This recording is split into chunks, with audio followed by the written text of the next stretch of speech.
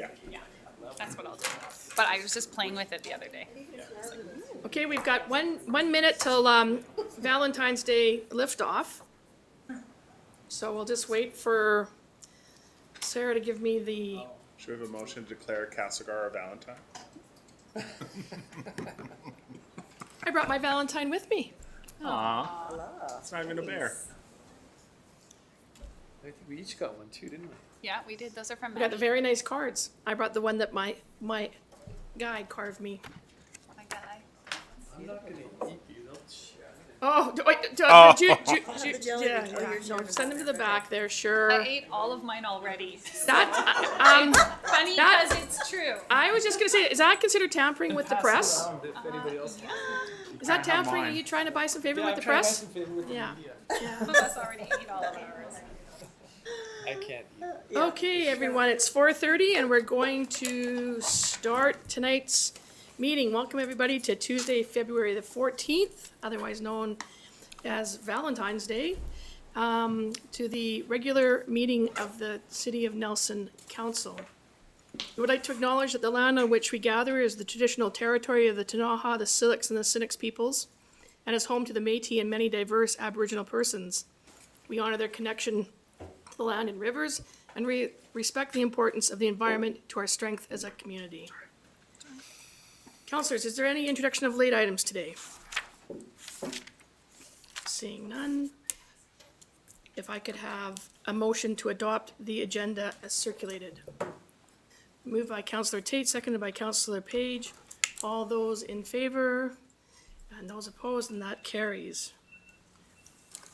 Moving on to item number 5. It's okay. Adoption of the regular minutes. We have two sets of minutes there. We have the regular council minutes of December the 6th and the regular council minutes of January 9th. Could I have a motion to adopt, please? Moved by Councillor Woodward. Seconded by Councillor Pinero. Anybody see any errors or omissions in the council minutes? Seeing none. All those in favor? Opposed? And that is carried. Moving on to item 6. So our first item, exciting tonight, is the giving out of the award of the 2023 Cultural Ambassador Award to Robin DuPont. The City of Nelson and its Cultural Development Committee established the Cultural Ambassador Award in recognition of local individual artists, groups, or collectives who have achieved a high standard of excellence in their artistic discipline and who are active not only in Nelson's arts and cultural community, but extend their talents to other countries and communities. Previous ambassadors are Jane Byer, Roy Ney, Marilyn Hatfield, Alison Gervin, Slava Dorval, Eileen Delahanty Perks, Ian Johnson, Bessie Wapp, Amy Bohegan, Lucas Meyer, Hiramoto Ida, Anne DeGrace, Angelica Worth, and the Corazon Youth Choir. This year's award was adjudicated by an external jury of previous cultural ambassadors and comes with a $1,000 honorarium. I would like to call up Sydney Black and Joy Barrett to be part of the award presentation.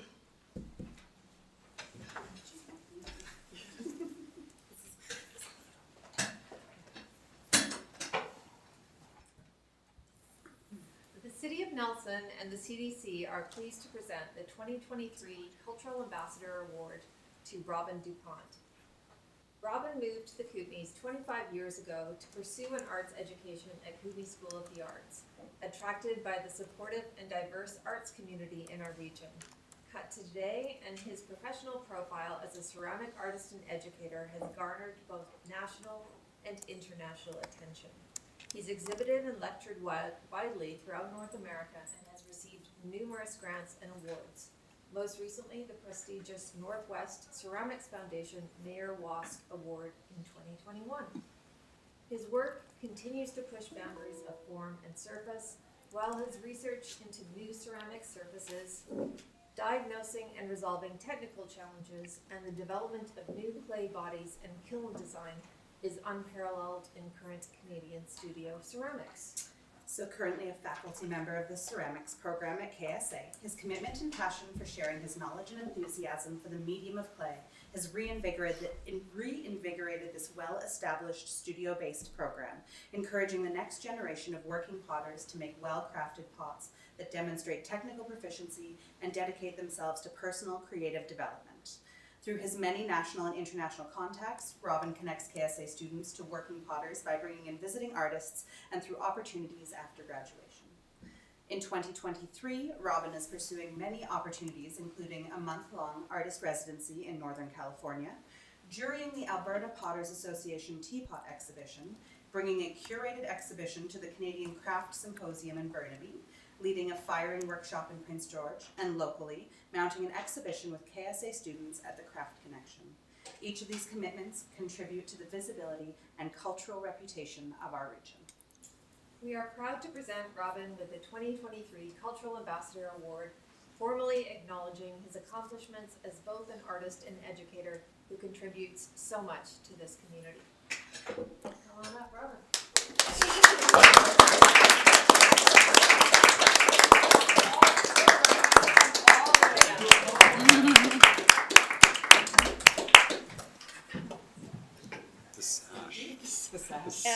And we gotta bring. Get the sashes. You're in the middle here, we do that. And we need to adorn you with your new. With your sash. Anoint you. You have to wear that constantly. All day, every day. Get to bed, like Everywhere. Tiara. Where's the sea here? Keep going. Culturally appropriate. For the sports ambassador when you won? Knocking over water? No, not water. Whew, thank We're God good. the water's We're not good. there We're yet. good. So I'll get you guys to hold that in the middle. There you go.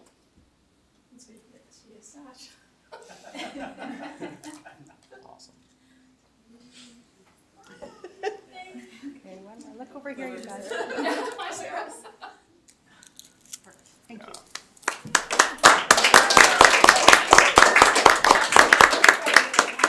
So far, you get to say something, please. Okay, this is an amazing honor.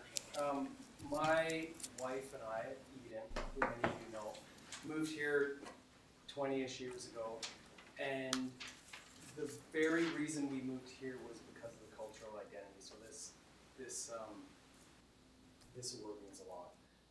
It is a bit strange to hear someone read my accomplishments, because there's people here that definitely contributed to those accomplishments. So I kind of stand on their shoulders. But thank you so much, everybody. Welcome. Congratulations.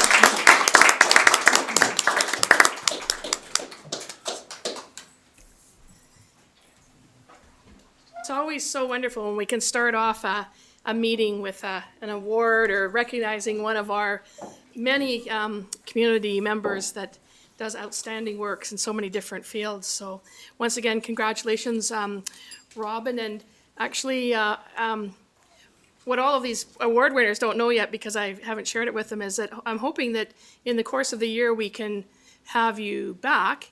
And what would be really lovely when we arrange that for maybe in the fall, you could bring, if you have some smaller, I always say bring a piece of work, and I think, I wonder what size he works in.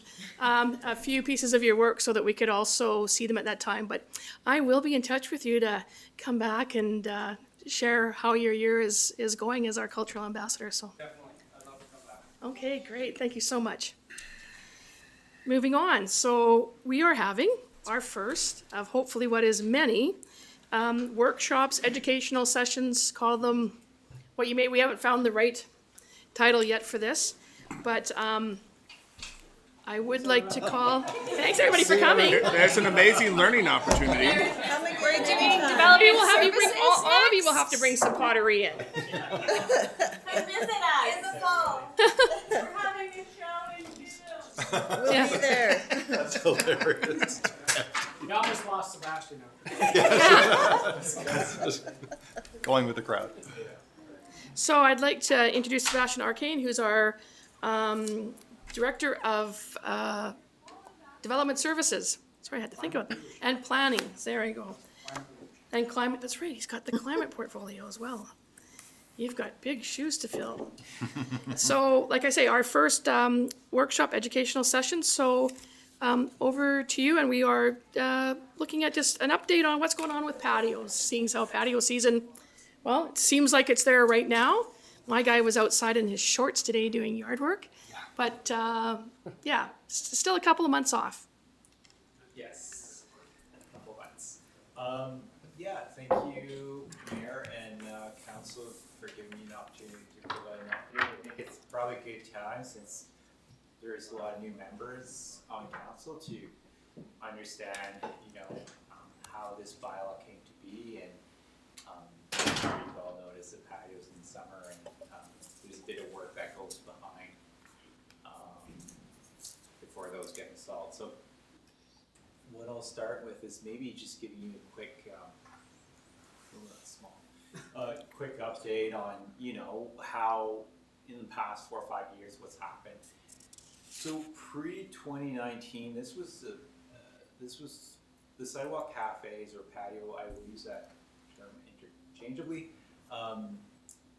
They were governed under a city policy, and because it was a policy, I think it was a bit more cumbersome in terms of the paperwork that went around approving them. So they were approved for 3 years, and then essentially is everything working? I was just wondering if someone could email the presentation around, because it's. Okay.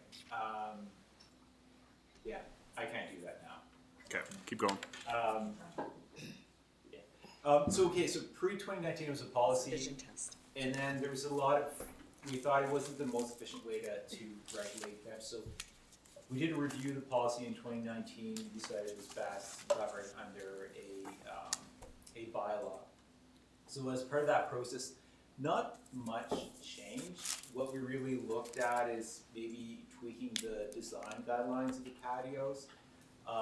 Every patio that was approved pre-2019 was grandfathered. So other than that, not too much change. Actually, I think at the time there was a push to increase the hours of operation, which we did, and there hasn't been any issues to my knowledge of that. 2020, pandemic, lots of regulations. We as a city looked at how we could support businesses in general. And for the patios, one thing that was identified was a bit less restrictions on outdoor dining. So a lot of municipalities kind of came out with the expanded patio model. So we did that. We waived the fees for patios as well. Yes.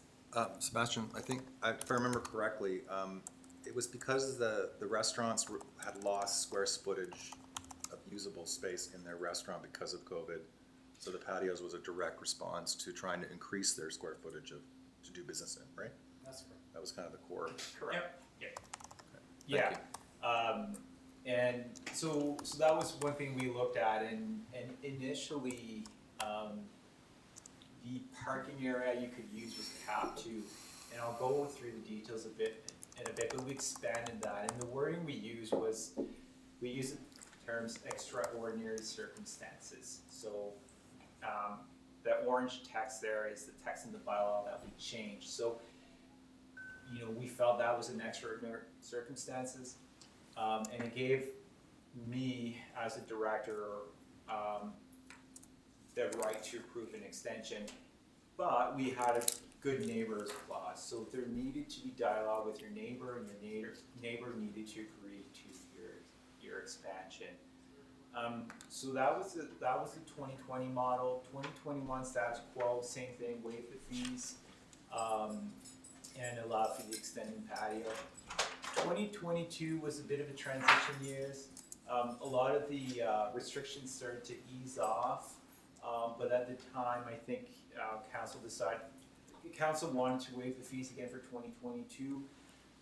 In terms of the patio expansion, we clawed back on that a bit, and the idea was that, to make sure that those that really wanted to expand had a need for it. So what we noticed in 2020 and 2021, yes, some of these patios were completely full, but others were just built up, expanding, taking more room, but weren't necessarily fully utilized. So it's a bit unfair when you're competing with public space.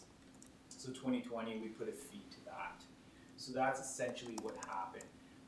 So now we're in 2023, and we'll talk a bit more about that, but that's kind of the background. So what does the bylaw actually regulate? I think it can be summed up with 4 key components. Design. So we're looking at what do these patios look like? And the design element was taken from our downtown urban design strategy. So we had already direction there, and that's what we used to create this design guidelines. So we're thinking about, what does the railing look like? What does the furniture look like? Different materials that can be utilized. The idea at the time was not to make these patios look the same. It was more so to allow the business to be a bit creative and to do their own branding by their design, provided they followed certain parameters.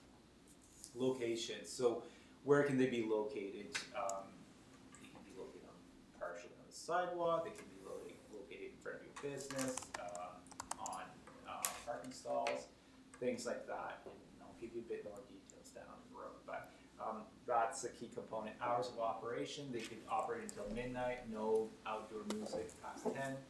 Period of operation, essentially they could start May 1st, provided May 1st to October 31st.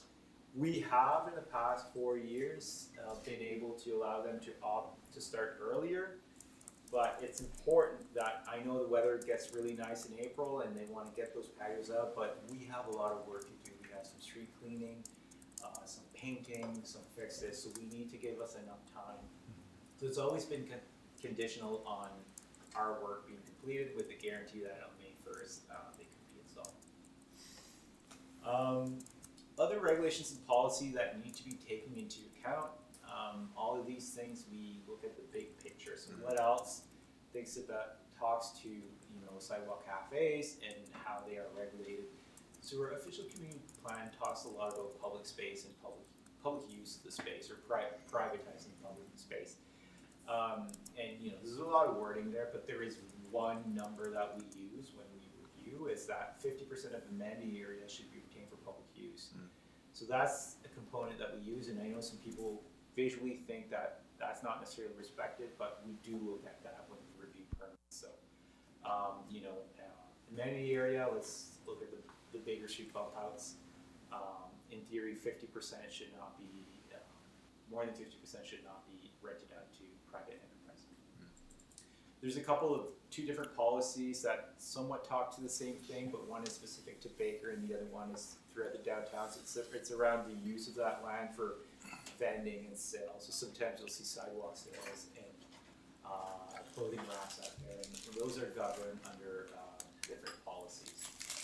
As I mentioned earlier, the downtown urban design strategy, that is a big component to what was utilized to craft the design guidelines. So there's a lot in there. Essentially, if you haven't had a chance to look at it, I would encourage all the councillors to have a look. It's on our website.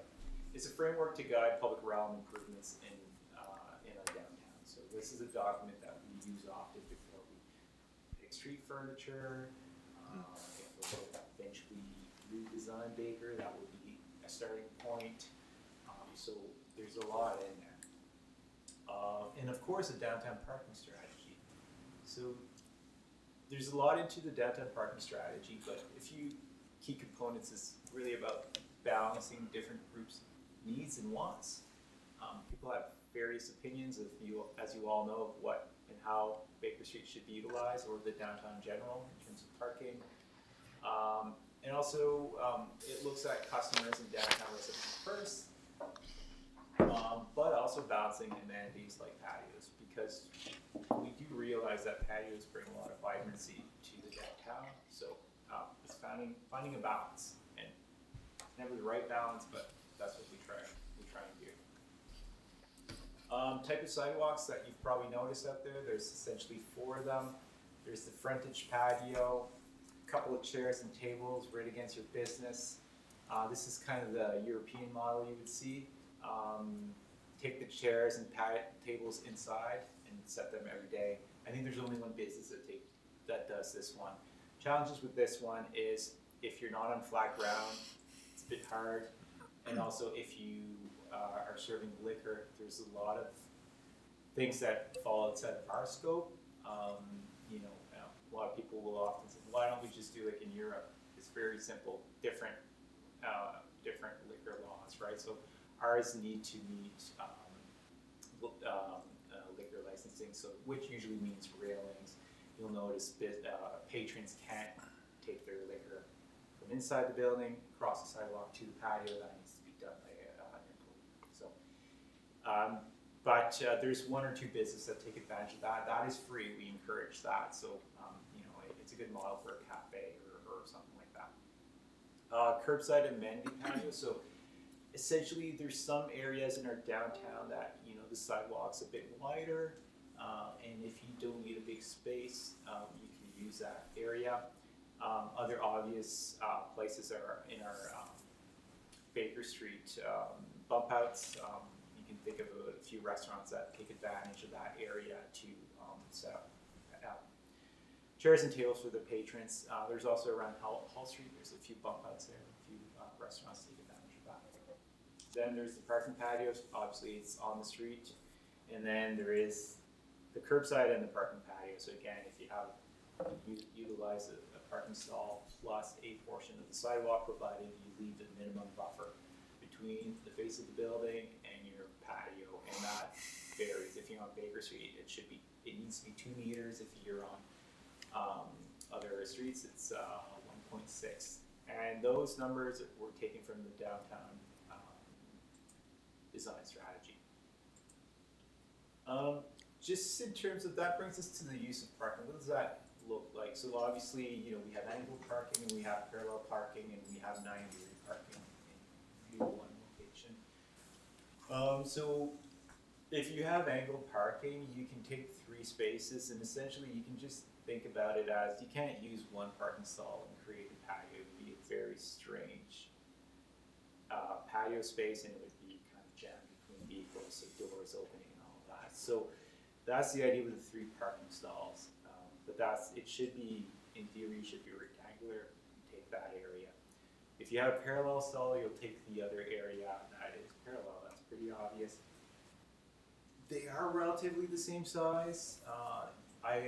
Yes, the 3 angled stalls take up a bit more room, but that's just the way it is. If you use 2, it just becomes way smaller.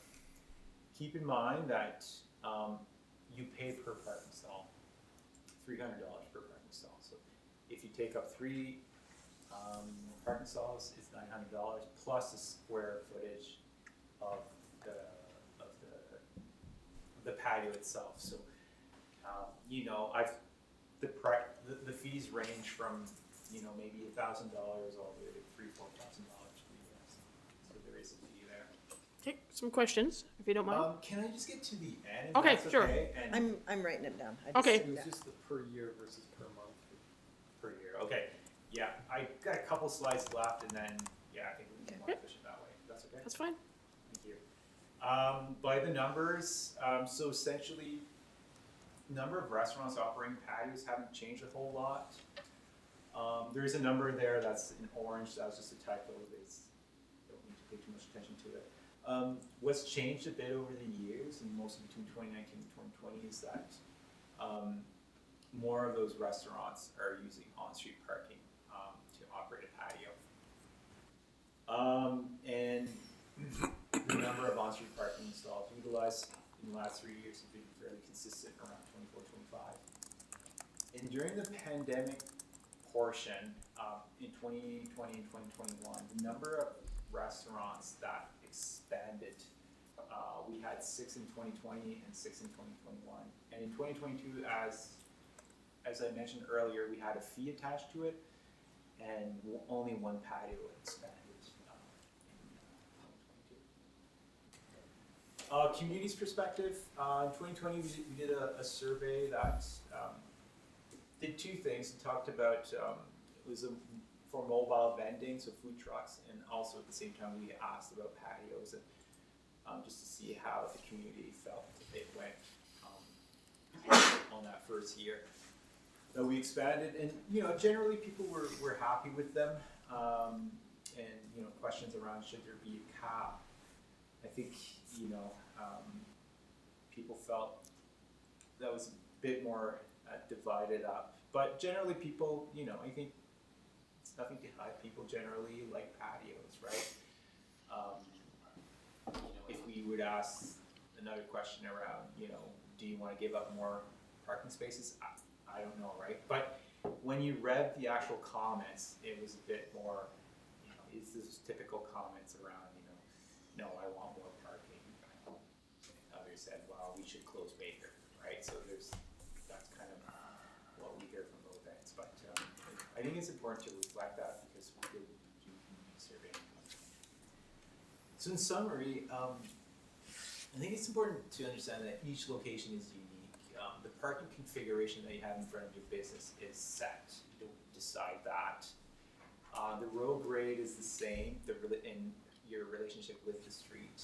Some businesses have very narrow frontages, some have very wide frontages. The sidewalk width is always a bit different. Do you have a bump out? Do you have an amenity area in front of you? Not everyone has it. And just the nature of your location has more potential pedestrian traffic or vehicle traffic. So, I would say that each location has pros and cons, right? The bylaw itself is not perfect, we recognize that, but we're trying to basically create a consistent and fair set of rules for all businesses. So something that everyone can work with, and hopefully it's not an ad hoc thing for every business, because then that's a bit of a slippery slope. So I know maybe some councillors got some phone calls around that we were changing the bylaws in 2023. That's not quite accurate. There's no changes to the bylaw. Other than there was a sunset clause to our fee waiver, that as of 2023 we would no longer waive fees. And the bylaw, the wording extraordinary circumstances is still in the bylaw, but I don't think there's any restrictions for restaurants to operate. So I was not planning to use that rule as an extraordinary circumstance. And also in 2022, only one restaurant paid to get that extra parking stall. So to me, there wasn't that need, and or the buy-in from the neighboring businesses to sign off on giving them the okay to encroach further.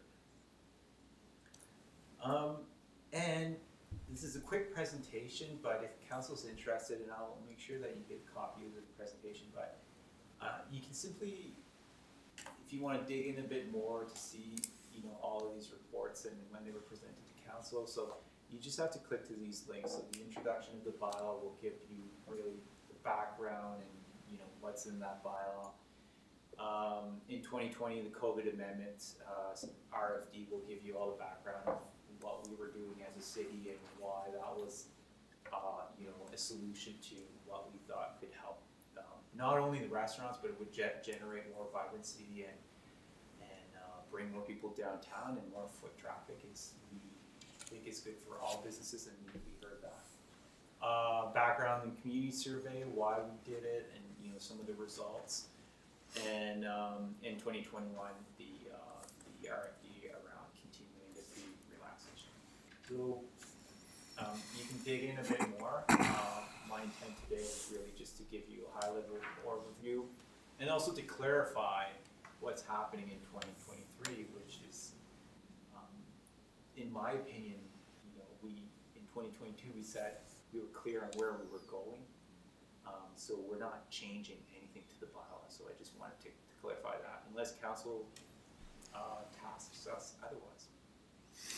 Okay, so I have a couple of councillors here that would like to ask some questions.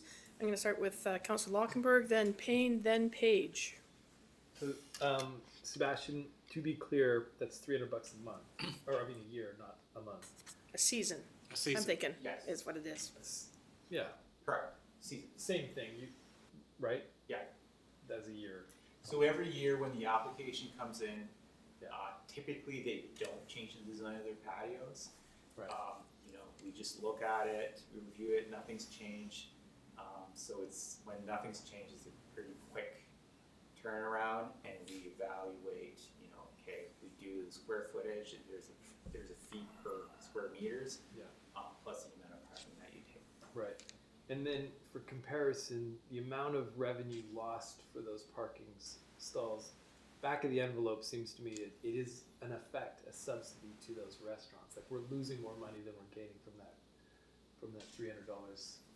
Yeah, I don't feel comfortable giving you an answer unless someone else Yeah, I has. think the intent was for us to be cost neutral. Obviously, you know, in some locations you would have had in that particular meter probably Yeah. higher revenue from that particular meter, but we would have looked where these patios are and what we generate on average, and you know, it didn't seem fair that we should set, you know, have one price for this meter. You know, if it was a private business, obviously the prime location leases out more than the less prime, but we really used an average to try to be cost neutral. And I don't know if we've looked at that in recent times. You know, obviously our meter revenue fluctuated with COVID. Yeah. It's starting to get back up to normal levels, but we could look at that again. But that was the idea. It would be cost neutral to us. Okay, if that's the idea, can you confirm? Because my back of the envelope math does not add up to $300 a year per patio, because that would be equivalent. 300 per stall. Sorry, 300 per stall. Yeah. That doesn't add up. Yeah, I mean, it would be more than just looking at the patios, because we do lease out parking stalls to other businesses as well. You know, hotels, car dealerships, and things like that. So. And we use the same rate. Yeah, essentially, yeah. Okay. Yeah, Do they you pay mind? per- Yeah, we can relocate. Because I would love, even if we don't raise it, we think that's kind of the benefit is, and I like the patios. I think they're great, and I would hate to see raising it to the place where restaurants start to pull back, because I think they're a really big amenity. But I would love the communication and the clarity with those restaurants to be like, this is a subsidy in effect to you. If it is, I'd love to know that. Yeah, and yes, we'll do a bit of digging. Just a caveat on that, just to manage expectations, is based on my recollection is that given that we have an old technology, we pick up the coins, right? So it's a bit harder to.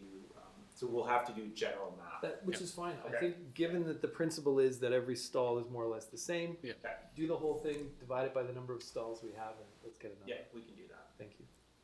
Chris can do it. Actually, I was thinking Councillor Tate could do it, but, you know, I did. Councillor, I already did it. she's already doing it. Councillor Lockenberg, did you have a secondary question? no, that's Okay. Councillor Payne. I guess the one point I want clarity on is, so if you're on the angle parking side of the street, you're paying for 3 stalls. If you're on the non-angle parking, you're paying for 1. So it's just luck of geography determines whether you're paying $300 a season for your patio Yeah. or $1,000 Yeah, I per can season. answer that. It depends. Some patios only take 2 angled stalls. It depends on the frontage. In theory, you know, if your Okay, frontage. but that is how it works. So you're gonna get more linear along the curb square frontage if that's, or Well, I think, you know, or if you're on the. an angle parking stall is deeper as well, right? You got a full car length. So Yeah, it gives you do gain more area. But yeah, it's not perfect. I guess it's location. Everyone's different. I just want clarity on it, Yeah. just want to understand it. And the other part that I'm not clear on, number one, it'd be great for me if with each of your 4 patios, you could just give us an example around town of which is which. That would help me, because I know I'm trying to think of, excuse me, the Baker Street bump out. Not sure of. I know the Vernon Street bump out is where Findley's has their little set of tables there. And at Hall Street, I don't know does anyone have tables on those bump outs there? Up at like in the. Pitchfork? Pitchfork. The Adventure used The Adventure the used bump the out corner. on the south side. I'm not sure if they're still using it. Yeah, well, yeah, we'll see if they put in a new application. But, Yeah. And then I guess my last question is just on sidewalks. How do we charge for that square footage? The Hume seems to have just put up a structure recently. was approved by council. In front of Mike's, yeah, I'm just interested in being new. It's How do we charge $48.50 for per that? square meters. 48. And there, that looks like a fairly permanent structure?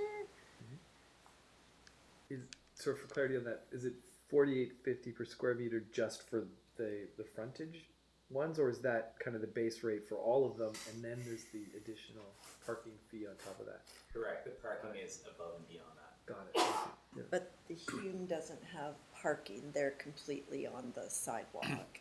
Yeah. And that's annually then, since it's a permanent structure?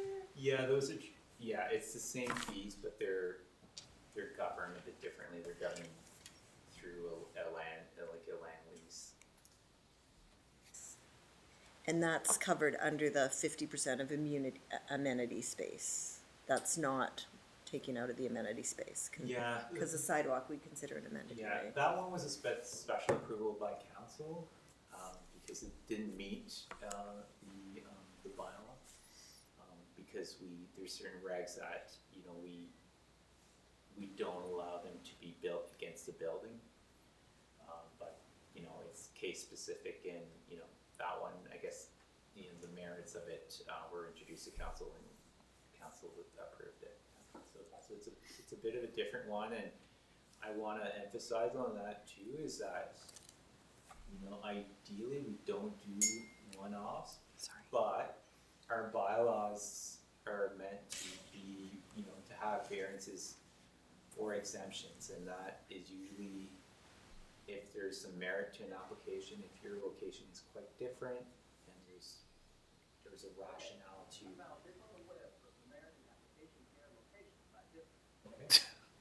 It's you. Is that me? Yeah. So there is always that opportunity if we don't want to look at a bylaw change, we can look at certain areas where maybe it makes sense to take up more than one parking stall, but take less sidewalk because the sidewalk's really busy there. I think those discussions can be had, and that would be brought forward to council.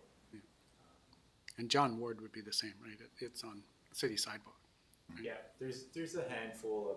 In Jackson Hole?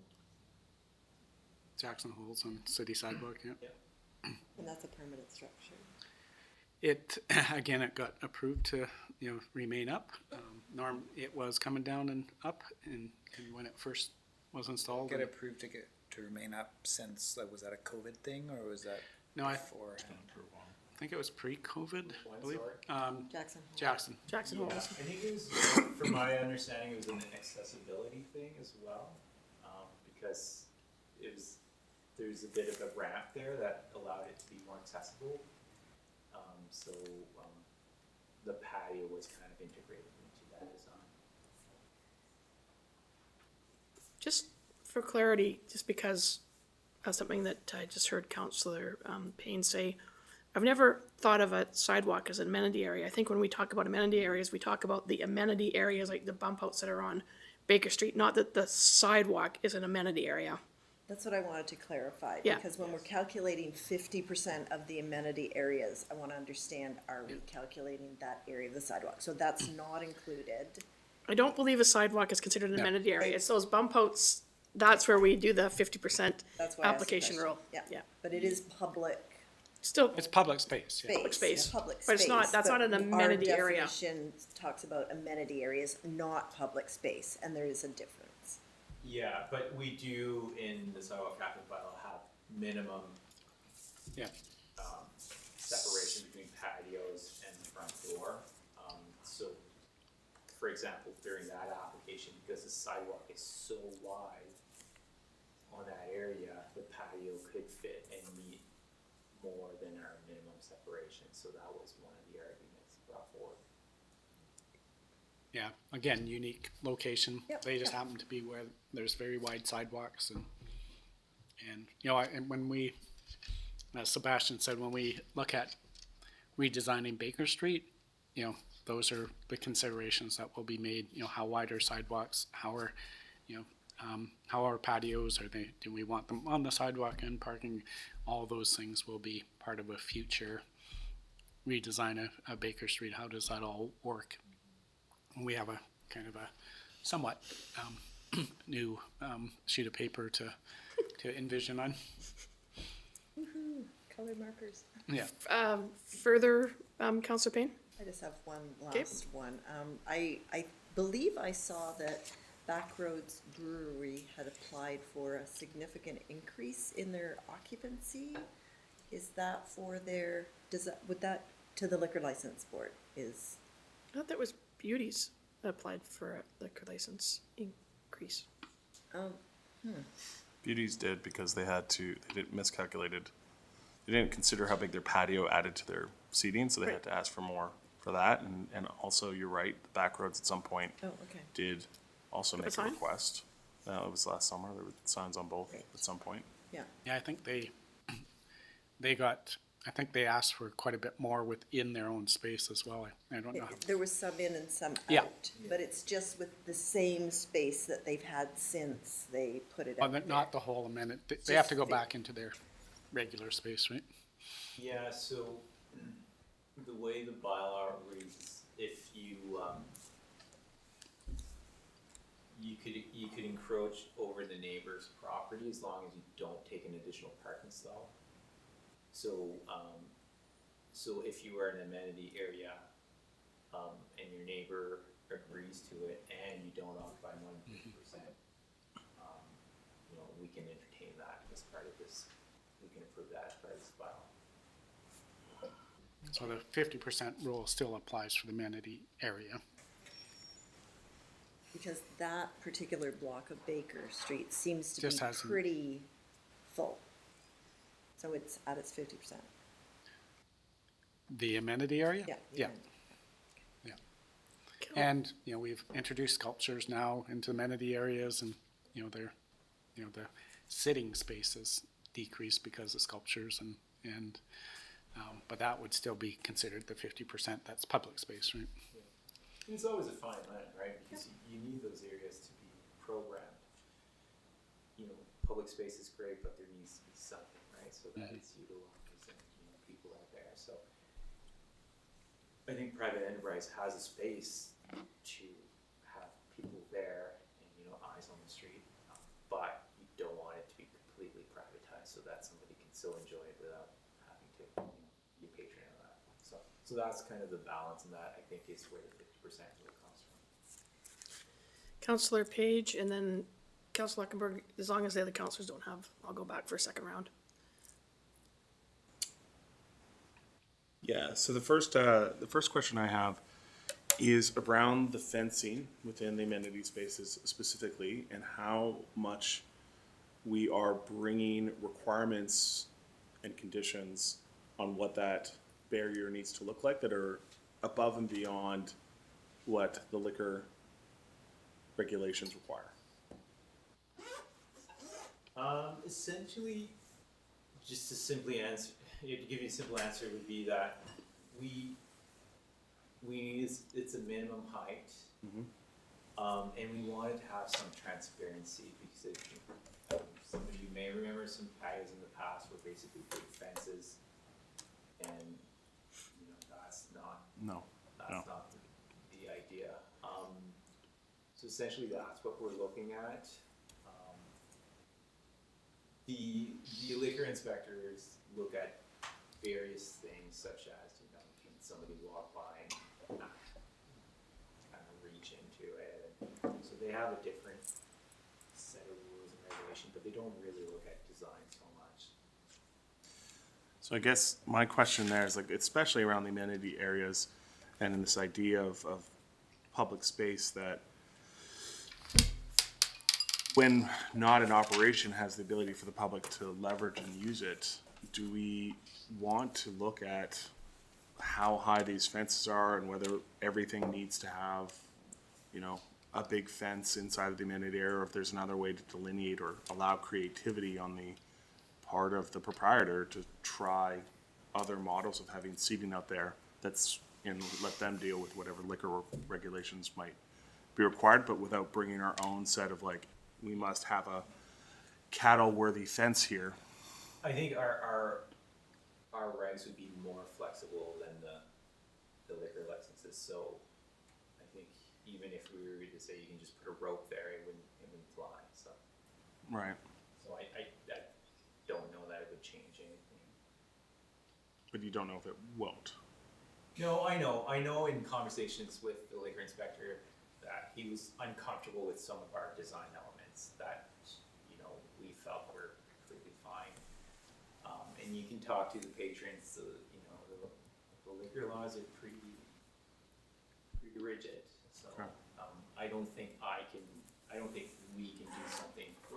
I guess what I'm trying to say is that our rules are not creating something that is above and beyond what the liquor board. I'm very comfortable saying that. Okay. And then supplemental? Yes? So, on the conversation of the expanded patios, we do have a couple years where the economic subsidy allowed for more and they pulled back, but does it not make sense for us to revisit the language and allow the conditions that would exist before for people to apply, and if the neighboring proprietor is okay with it, and if the coverages are met, that we do envision that at times people may want to play around with a bigger or smaller patio and Yeah. therefore not necessarily hem them into the front of their frontage? Yeah, I think if that's the intention, I think the conversation needs to be had at the Chamber of Commerce. And we need to hear the opinion from everyone, because from my past few interaction with that group is not everyone was in favor of having larger patios, as they felt, you know, certain locations have, you know, better visibility, and, you know, therefore if you increase those locations, it takes away from others in other locations. Like I said, I don't know that we'll find a fair balance, but if council wants to explore that, we would start there. We could start having engagement with the business community, see generally what their take on it is, and not just the restaurants, of course, the entire business community. And then we would have to gather that feedback and present it to council with proposed amendments. Because at the time when we did that, it was really a knee-jerk reaction. We wanted to do something quickly, and I remember having all these conversations saying, make sure whatever you're building is just temporary, because there's no, you know, as far as I know, we might not, you know, allow these in the long term. So we were pretty upfront with that. Here we are 3-4 years later. I think it all lasted longer than we expected. And, you know, the intention was to go back to the previous model. I haven't heard any direction from previous councils that wanted to make this a permanent thing. So I'm working under that kind of premise. But if someone wanted to do a variance, that would just go through the process it goes through, and we would see the variance request. Correct, and, you know, I don't want to sell the variance as it's a rubber stamp. There needs to be a rationale for it. Well, right? no, council would make that decision. That would be a process Well, that we'd- would go through. Again, probably recommend that if this could potentially impact others and their other choices, that really you should, as Sebastian said, consult with the chamber, get that wide perspective. Otherwise, you might be piecemealing this and you end up with making a decision that affects a whole bunch of people in one-offs, and that's not always great planning. I think both the downtown waterfront plan, the urban design strategy is really how do we encourage people to, you know, circulate throughout our downtown so that you get, you know, benefit from, you know, the retailers, the other people, as, you know, if this patio's full, then I walk down the street to, you know, the next place, and, you know, I might pass a retail shop and go in and grab something. That's, you know, we're really trying to circulate people in our downtown, not concentrated on Ward and Baker. So that's, and as you know, then hopefully circulate them down to the waterfront and that they're here in our community longer. And so I think there's a bunch of community planning. I appreciate the pieces in. merits of those pieces should such a decision ever come to council, but the process would be that they could they could ask for a variance. And council could look at that as a one-off Yeah. or ask for this to be considered in Yeah, the if we larger ever scope. got there. Pardon? If we ever got there. If they, yeah, I think they have the right to come ask for Yeah. a variance. Thank you. One more, if I may. Sure. On the permanency, so we have a few examples we've obviously highlighted around town where there's a semi-permanent or permanent piece there. I recall our conversation when the one on Ward Street was approved specifically around ensuring that some of the design elements, because I think it originally was envisioned to be a concrete slab supporting the structure, that changes are made there to communicate both to the proponent and to ourselves that these weren't permanent in the sense of permanency, but just some of the stuff I heard here. Now, we obviously would have a longer term lease, but do we still see this as a semi-permanent structure versus something that will be there in perpetuity? And there's obviously a great example of one, just another 12 feet down the sidewalk. Yeah, no, I mean, it's a lease of the land, right? There's no permanency in that. Right. Right, but I think, there's a business decision to be made I think, it's, might not be there forever, but will it be there for 10 years? Likely, but if we had to do some road upgrades or things like that we had to, to work in there, then we would have to revisit that agreement and potentially work out some sort of solution moving forward. But when we go through that decision process, I think, yes, they are not permanent, but I think there is. We need to understand that these aren't meant to be placed and removed every couple of years, right? Right. Yeah, just thinking of the situation we had a number of years ago with stairways going up to other properties, and gets that sense after a while that this is part of their building, and then it's not part of their building, and we get into these Indeed. corners. Yes. Okay, those are my questions. Thank you. And just and maybe I'm just dreaming, and the city manager can correct me.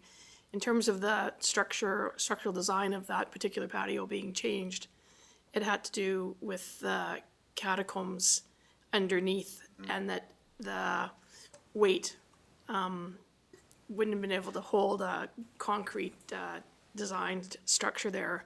So that is why it's designed the way it is, with sort of matching railings to go with the rest of the building, but not a concrete footing, is my distinct recollection of the discussion at the time on that particular patio and why it is designed the way it is, which at this point would be, in what you're saying there, is it would make it probably easier to remove if that was the decision of some future council or the property leasee.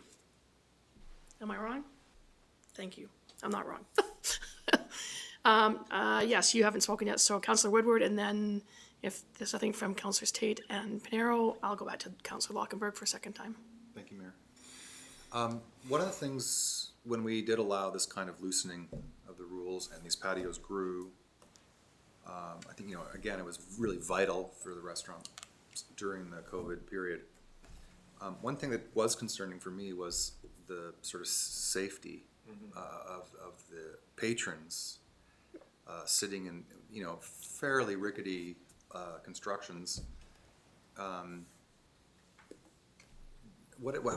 did you view that? I mean, it was kind of, we really loosened the rules, but I just kind of felt like, yikes, like if the car lost control, if, it was really about a car kind of careening into these plywood and 2x4 constructions.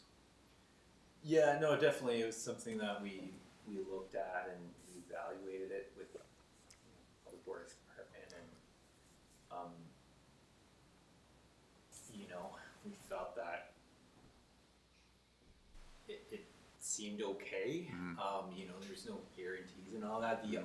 the opposite to that was start to roll up big concrete barriers to protect them, but then our design guideline specifically says no concrete, so it's kind of like, well, what do we want to do, right? And you know, Baker Street there's a lot happening. People that are traveling on Baker Street should be moving extremely slow and paying attention.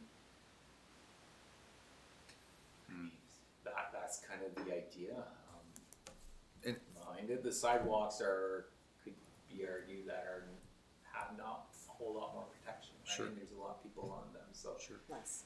yeah, you know, it's not something we take lightly, but you know, we did tell the patio owners if they wanted to provide that concrete, and I think there was only one of them that really visually stood out. That was an option for them. They decided not to go that route. Just as a supplemental, Yes, would that, moving forward, would that sort of health and safety, but safety issue be more part of setting up a patio and a parking spot, or would we continue kind of to sort of rolling the dice a bit? Yeah, I think the main difference between the ones we saw that were temporary and those they're being phased out versus the ones that are permanent. So the temporary ones were essentially on the pavement. The other ones are just raised a little bit. So I think visually it seems like it's a bit safer. So yeah, so the temporary model will no longer be permitted. They need to be in some sort of I don't say permanent, but some sort of structure. Sure. They're not just floating on the pavement. So I think that creates a bit more. I think ultimately, you know, we need to start thinking about Baker Street redesign and how those areas look like. It's probably more of a flex space where sometimes it can be parking and sometimes it can be, you know, amenity space and sometimes it can be patio, but it would actually be slightly raised and would not require these very big investments from restaurants to build these patios and also provide, you know, security by placing bollards and things like that can be removed. But I think right now that's just not what we have. So Thank you. Councillor Lockenberg. Thank you. Rapid fire 3 questions. First is Pitchfork. There was the issue with their patio. It grew bigger than it was supposed to. Are they still? Where are we with that? yeah, they have the same 50% amenity regulation, right? They are in an amenity space, so. And so they're all good. Yeah, they've clawed back to their. Great. I think in 2020, 2021 was when restaurants really went everywhere they could by providing these temporary barriers, but Right. they've moved back to their, you know, where they had proper setups. Okay. So second question is the outdoor heating. So there was the issue around the gas heating that was going to be temporary. There was a lot of debate about that. Are we in a position? Have you heard? Can we get back to the vision for electric, or those electric heated seats? You know, those alternatives rather than the gas heat. Yeah, at the time I did send out alternative options to businesses. No, there wasn't really any interest in it. To be frank, we had never said yes or no to heating. I think it just happened, and there's a lot of restaurants that had it for many years and never really realized because it was through the canopy and, you know, Right. you really see it. So I think if the intent is to no longer allow it, I think it should be, you know, in a bylaw format. Okay, so that might be one of the updates to the bylaws to move that. I do know that a couple of municipalities have gone gas free, and the alternative is sort of almost electric blankets or electric heating, and that apparently works really well. Yep, no, they do exist. For Yeah. sure. Okay. Well, then, in the third quick question is: did we have a sense of have they the restaurants just simply move their customers outdoors, or did they really just kind of expand their customer base to fill inside and outside equally? It's a good question. I think it probably like anyone else here. You walk down Baker Street on a nice day, the patios are full. So in Yeah. reality, people don't wanna go in, I don't know, I'm generalizing. I don't think But, that's true. you know, I think people are just wanna be outside, so I understand why the businesses want bigger patios. They just, you Right. know, they wanna seat more people, and they are on a Friday evening when it's nice out, they're all full. Okay, so the motivation for that question was just to get a bit of an understanding, are the restaurants making more money from these patios, or it's just providing a better service? So Yeah. it sounds like it may be just providing a better service. We don't know. Which A usually, bit of both. I mean, it usually leads to more money. You wanna, Yeah. if you wanna go to a popular place, you wanna be out in the patio, and there's no room, you go inside and sit there, and other people make a choice of going down to a different restaurant. Depends what side is sunny, and is it really hot, and I'm gonna sit on the shady side if it's, there's a whole number of factors, I think, in people making the decisions on that. It might be useful when we get into the fees part of it in future update to have that information so that we can probably try to get to a place where we're not overly burdening the restaurants when they're just, because personally I love them. I think they're great. I do think they're a better experience. And if the restaurants are making a lot more money, they can afford to pay. So just something to consider. Technically, we need to be cost neutral in Right. when we do things, so we can. But currently it looks like we're potentially subsidizing on the parking side at least anyways. We'd have to look at it. It's always like difficult to come up to a perfect mathematical equation. Sure. I think on average, a parking stall is about $133 a month. Yeah, okay, that sounds about right. Some of the periods gonna be higher than in the average, and obviously our fringe parking meters are less, so are we looking at just the area where patios are we looking at, on Lake Street here where, we get less parking or right? So we'll do some more work on it. I don't think we're too far out. Okay. We can refine that. Seems like if people can't park on the street because of a patio, they're parking down on Front Street instead, or something. Or on non-metered parking, Or they walk. walk into the upper areas. Residential area. Potentially, Yeah. but I mean, yeah, I, there's probably a few people that would wanna walk that far, but there's definitely people that would just park, they're just paying for parking somewhere else instead, so, I think that restaurants, from my understanding of the restaurant industry, nobody's exactly killing it. And if there's people on their patio, that probably just means that the inside is usually empty. So, they're eating, which is great, but they're just eating outside instead of inside. If you give people the option of eating outside or inside on a beautiful sunny day, they're obviously gonna pick outside, and I know that when I wanna do that, I just go to the place that's got availability outside. So I doubt that they're making a bunch of extra money. And I think that it's also like, if we are moving forward on some sort of bakery design as well, like this is kind of the reality, isn't it? Like getting people used to the idea that, it's more of a shared space for everybody and less of a car situation. So I think encouraging these things are good. Councillor Tate, you had a question. Yeah, easy one. Are the patios with canopy and roofing type structures, are those just governed by building code, or is that part of the urban design strategy? And can we get that looped into the urban design strategy? Because we love our beautiful streetscape, and so it'd be good to have some kind of consistency or rules around that. Yeah, no, they are, the bylaw says that they are to be retractable, Okay. and, we try and keep on top of these things, but. Yep. Okay. Yeah, but, it is part of it. But there's no like height or anything, just that they have to be retractable. I was just curious. Yeah, I mean, we have a general look at design guidelines and just to make sure it meets streetscape, and general intent of not only the bylaw, but the OCP in terms of the design elements, so. There is general wording around making sure that, it meets, it matches the business and all those things. Right.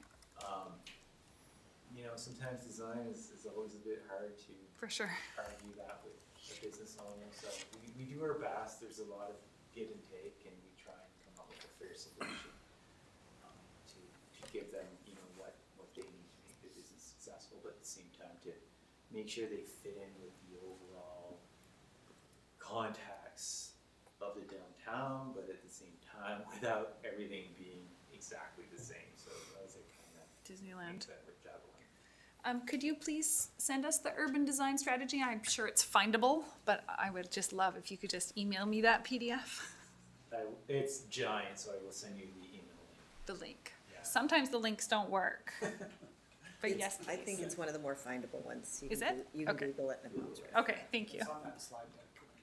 Yes, I think it's in this last, I think you put it on, did you put it on the It's not. links at the end? No. Okay. I would have checked that. Oh, no, you don't have that in the, did we somehow get this spontaneously when I wasn't looking here? Thank you. Thanks. Okay, I'll look for it. Thanks. Okay. But yeah, so you're gonna get the slide deck from tonight. Yeah, we got it Oh, already. you got it? Okay, I wasn't looking for it. And it's not one of the links. That's Okay. why I asked. Thank you. Okay, oh, one more question from Councillor Payne. So I just am going on the assumption, because we have an agreement with these businesses for their patios, that becomes their property, and therefore anyone on that property is insured by the business owner, not the city. Okay, good. Yeah, they have to carry liability insurance Yeah, for public lands. perfect. Thought that was the case, but you want to check. Okay, seeing no further questions, I just want to say that hopefully there have been a few restaurateurs that I know have reached out to probably every councillor around the table to discuss concerns around the patio, and hopefully they'll have had the opportunity to listen in tonight or can review it. And so just to be clear that we haven't changed the bylaw. The bylaw is the existing bylaw. What we haven't applied for 2023, if I'm hearing correctly, is the extraordinary circumstance clause, as we have, well, we started to in 2022 look and thinking that we were coming out of COVID, which is what prompted the extraordinary circumstance clause.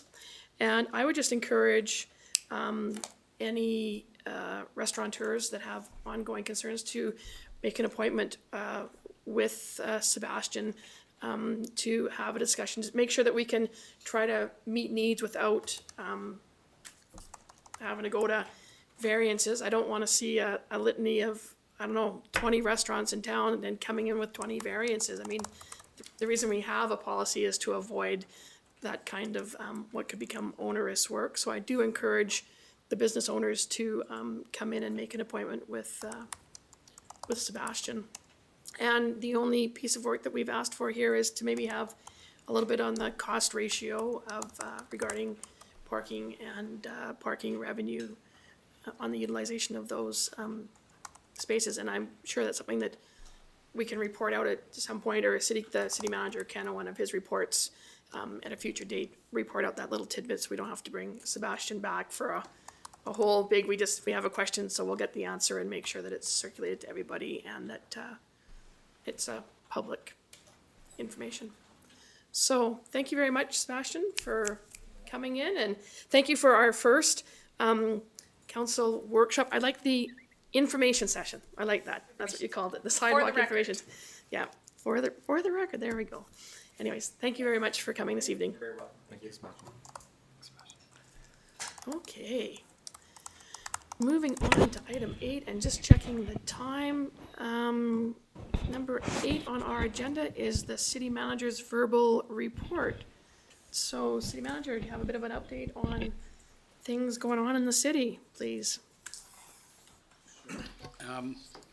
We're busy. Seems to be lots going on. We had a emergency management committee meeting today, and I think it was more of a refresher introduction to our emergency management plan, and that would be a good workshop to have with all of council, because again, refreshers good for everyone, and especially those that are new to it. What is our emergency management plan? What does the EOC do? How do we, where are we with the priorities of that? And I know some of that was covered when they came and presented, but I don't think we actually likely went through the bylaw and what it means and what people's roles. I know John is looking for training for elected officials on what the role of elected officials is in that program. We are continuing to work on the Civic Center project. There should be a grant request that will be coming to council on the accessibility portion of that project, so they're working on that.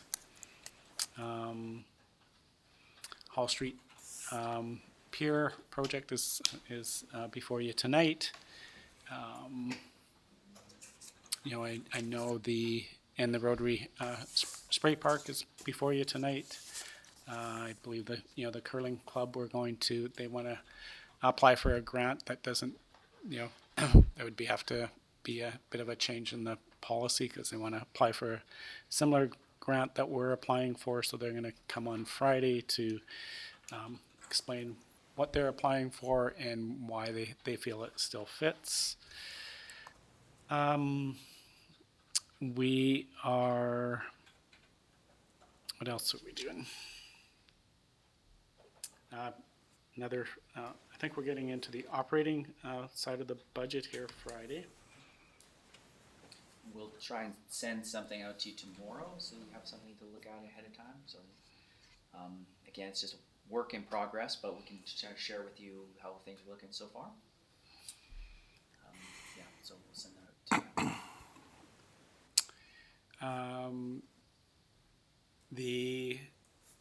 John and our emergency management team will also come. I believe we're looking at April, May, where they'll let you give an update on sort of where they're at with the cold weather response plan. They've been doing some work on that one, and there's definitely some work there, but they feel they can work in partnership with the nonprofits on that. We're still going through many information requests for our rate applications. We discovered that there were 3 interveners on the reconsideration for application for COSA, so that added a number of new information requests on that one. The general manager position, we have shortlisted down to 3 applicants that we will bring in here, I think starting the 23rd of February, so I think 23rd, 24th, and one the next week. We met with Selkirk College around transit, and basically, the conclusion of that was we really need to sit down and understand, what their projections of student population looks like. The other interesting thing that came up in that meeting, what does the 100 new residents at the Castlegar campus do to ridership? Are some of those people living in other communities and will no longer have to do that? They'll be able to stay right on campus and not use transit. Is there opportunity to, tweak some runs to better accommodate students? And we did look at, the ridership, and certainly the number 99 we're not at capacity in any of those runs. We have not left anybody behind on any of those runs. So we don't, and I think they met with the provider from the other direction, from the trail direction. I think they believe they're in the same position, so it doesn't appear that right now, but I think Selkirk is expecting that their international numbers will get back up to pre-pandemic levels, and this new student housing isn't going to be in play until I believe in 2024. So there there's definitely we're going to have a meeting with both the 2 operators, ourselves and Next Gen, and the RDCK and ourselves and Selkirk and BC Transit, just to look at are there tweaks that could be made? You're pretty well a year out when you're adjusting schedule, so we publish a schedule once a year, and we can't change that schedule mid-year, so we really need to understand kind of where that demand is and what their, what the college's projections are, and is there any flex in the schedule that we can adjust some routes here and there. Certainly shared, adding new buses is a much bigger, and new service hours is a bigger thing than adding, just looking at the schedule and can we change the schedule, and can Selkirk, are their class times, can they be somewhat adjusted to make that work? And the other big player is the school districts. Our buses come in and provide that service to the, our local students within Nelson. I have a question from Councillor Woodward for you. Thank you.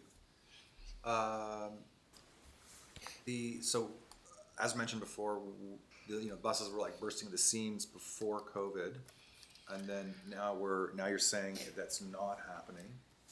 I'm just wondering, did people decide to get a car or choose a different way of getting to school, or are there less students going to school? I think What's there's the difference? less international National students. So that's the key, is less international students. Well, that's what we believe, Okay. but we need to sit down with the college and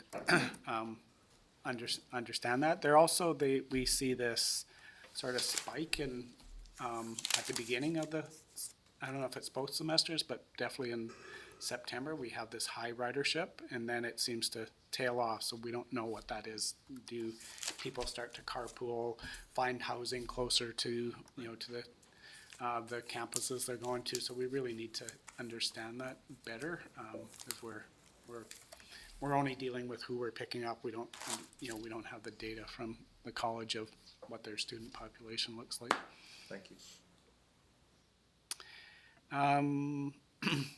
The other thing Sebastian and I had a call with CP on their lands. As you know, they have some surplus lands there. And, that initial discussion is, could those be made available? Under what conditions? Would that be short-term leases, long-term leases? Would they be interested in selling any of these lands? What's the contamination on those lands? So it's really an early discussion. There seemed to be some openness to at least start those discussions and share information on what lands they see that could possibly be made available and what that looks like.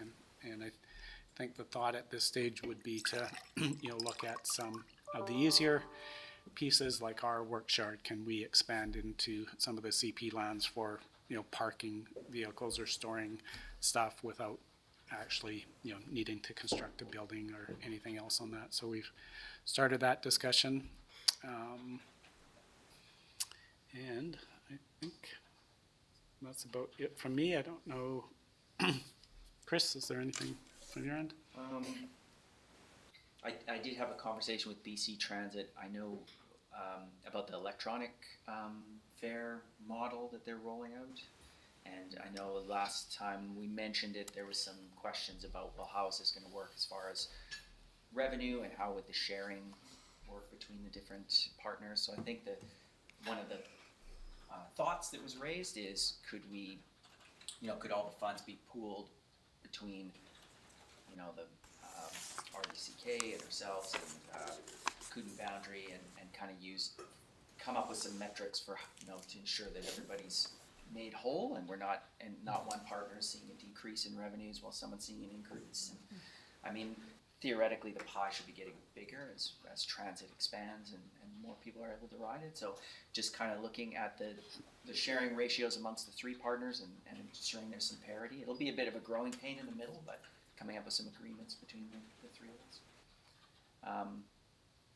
And if anybody lives here in the city, you should have your water and wastewater Already paid it. invoice in the mail. Got it, thanks. Already paid it. You did, all right, good. Well, and if you haven't, in the next day or two, then, give us a call, come see us. But So when is the discount Yep, March period? 15th. March Okay. 15th. $1,210.86. Okay. I think is what I paid For today. all the water you can use. But use it wisely. And all the garbage I can throw out, I guess, I don't know. Just- Well, you gotta buy a tag too. yeah, buy a tank. So, Speaking of which, as we introduce recycling and compost, I think something the RD should look at is, you know, how do you incent people to do the right thing? Because right now, as, you know, both our system and the rural system, you pay whether I have a bag this big or this big, I pay the same amount. And I know in my household with recycling and the food cycler, I produce a bag of this big once a month. Now, should I pay the same price as someone that produces twice as much? So, and should it be convenient that I can, you know, I'm going, do I go to the transfer station with my little bag, or what do I do with it now? And, you know, maybe there's some way to, you know, really incent those programs to be doing the right thing by making it convenient for me to get rid of my little one bag at a different rate than if I had the large garbage bag. I think we should just be careful about that oversimplifying, just in case we need to just step out of our own probably comfortable worldview, because there will be adults who have medical issues, there'll be families with pets and young children, and it can be easier for certain people to get just a small little amount of garbage, and it can be more challenging just based on your circumstance. So just to be careful not to oversimplify that. I know it can be. You producing water garbage. I had the same thought. Careful about not oversimplifying. anything further from either of you? Please do. Okay, so we have 10 minutes before we break for dinner. Any counselors like to give a report today? I'm assuming I'm on the list, so let's see if anyone else. Yeah, I have a small one. Okay, we'll go, he spoke first, you're second. I can go too.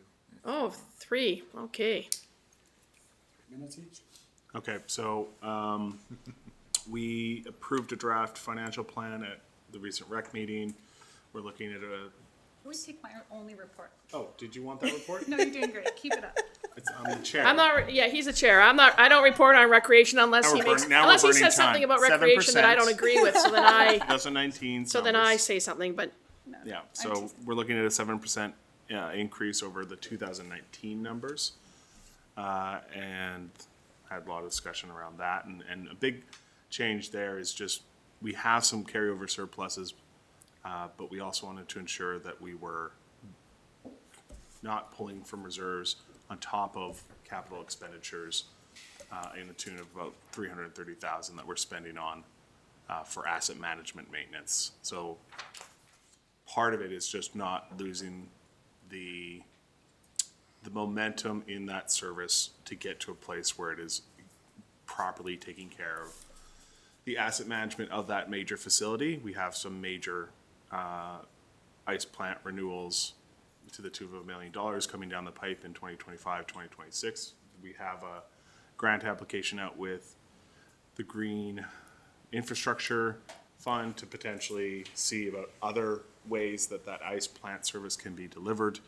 And again, the 7% is across the 2019 numbers because those facilities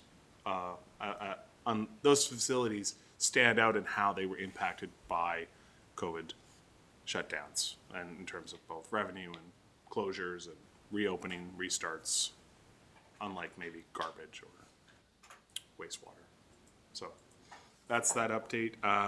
Also, On that, just really quick, do we have can we translate that into a per 100,000 or, yeah? oh, $20 on a $500,000 home.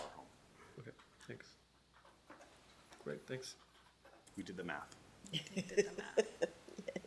we have Kate there, the math gets done a lot now. Great. Thank you, Kate. Then I have to keep up with her, so I have to do math. Yeah, I just wait for you two to come up with the number and I just smile. Anything further, Councillor Page, or? I think that's it. Yeah. No, we have a board meeting coming up on Thursday. So Right, so at the cow you'll have a bit more. I'll have more. Councillor Lockberg, you're next. Just really briefly, I was at the Climate Caucus Summit last week. I think Councillor Payne was there virtually as well. Overall, it was great. A lot of networking, a lot of trying to coordinate local governments, local government leaders to do everything from bulk purchasing and procurements and sustainable procurements and other things. The key thing I wanted to share was I've been invited to join a roundtable led by Renewable Cities on catalyzing policy and action on affordability, climate, and the value-added economy, with a focus on affordable housing and transportation, industrial and economic development, and encompassing climate action. The key thing that'll be really interesting, it's being led by Arjun Singh, the former UBCM president, is around housing and this notion that the Renewable Cities did this research project on where big opportunities for urban growth and renewable housing are. And they've identified across the province 500, I think, major areas of development that were not previously identified, including, I think, the NDCC parking lot. So a lot of it is just parking lots, and you don't take away the parking, you build on top of the parking, so you can maintain the existing parking and add housing on top. A policy that we may want to consider bringing later to our UBCM resolutions, which is around investing as a province in more modular homes, manufactured housing. We've got some Made in BC solutions on essentially factory built housing. So you have assembly line manufactured Lego style housing projects that are turning around rapidly with an emphasis on mass timber based modular housing. So this is something the province is looking at, but it sounds like any additional support from UBCM members to encourage investment in the research and development of this technology applied to affordable housing would be helpful. So that was the key takeaway, and I'll report back after this roundtable in March. So just interesting enough, talking with Selkirk today, their new student housing is modular. Both of them are. Great. It's coming from Europe. It's coming from Europe. Yeah, right. Okay. So Just Yes, crazy. Councillor Woodward. So would that be like building relationships with Kalashnikov then? definitely. Because that's kind of what they're moving towards? Kalashnikov is still being used as the example in these discussions. Like when they're referring in Lower Mainland, when they're talking about mass timber and so this could be potentially a center, the supply chain from mass Kalashnikov to some manufacturing facility. In the Okanagan, there is a large closed shop. I don't mean it doesn't have a union, but manufacturing plant for quite stylish homes already exists in the Okanagan. So these places that do the manufactured homes assembly line style as opposed to a mobile home, they exist. So there are a few places in British Columbia that produce these homes now, which is new that we haven't had. And I guess and a key example always that comes to my mind, because it has been for years, is the P&E home has always been a manufactured home for the last number of years that I can remember. And I mean, Yeah, right. yeah, you can go on the P&E website and see what that house looks like, but if you've never seen one before and see that they can be quite impressive structures. But to be clear, the manufacturing in the Okanagan is not mass timber. It isn't. Yeah. But I mean, in terms of that ability to build houses like that, and then if you could get that link in, then Yeah, that'd be great. I mean, that would be ideal. Mass timber to a manufacturing facility would be great. Yeah. That's it. We just need somewhere for the people who work there to live. To live, right. There could be a feedback. Councillor Pinero. Right. So, yeah, I'm kind of transitioning here into being better at this. But my notes have not transitioned with me, so I did have the opportunity to go to the Emergency Management Planning Committee with Kevin earlier today, and that was awesome to see, just get an overview of how our community responds to emergencies and the mechanics of that. And also, there were some great discussions about how we can be a little bit more, how we can fill some gaps that do come up and do exist, and if our ability to do that. So that was really great. I'm looking forward to more of those meetings. It was really informative for me. And I also had a few community groups approach me just to kind of give me a breakdown on what they do and what their thing is, basically. And so I thought that was valuable just for myself to have a better understanding of what the community looks like. And as I'm new, many of us don't pay attention to things that we don't pay attention to before we get in this seat. And so actively trying to kind of expand my worldview, as it were. So I met with Doctors and Nurses for Planetary Health and also the Kootenai Climate Hub, just around some of the things that they're working on, and it was really great to meet with those people. The Kootenai Climate Hub has a webinar on the 17th at noon. It's free. It's called Visions for a Better Public Transportation Network in the West Kootenai. And if anybody is listening and wants to register, it's at westkootenaiclimatehub.ca, and you can register for that there. As well as I will be going to something put on by the Blood of Life Collective on the February 25th and 26th, and that's a Synaxed event, an educational sort of interactive event with various workshops. So tickets for that are available to the public as well at bloodoflifecollective.org. So just if anybody is out there and is like me, kind of curious about these things, then that's where you find them. Thank you. Okay, it's 6 o'clock, so it's time for us to, for me to ask for a motion to recess. I just want to know, is there anybody else that's got a report that they really want to give tonight? Because we'll continue that on after the break. We do have a very full agenda. I don't want to, though, take away the opportunity for councillors to report, but is everybody okay? Nothing urgent. I can slide it till next Okay. meeting. Okay, then we will, I see Councillor Page has moved to recess. Councillor Woodward has seconded. All those in favor for recess? And no opposed, so that carries. So thank you, everyone.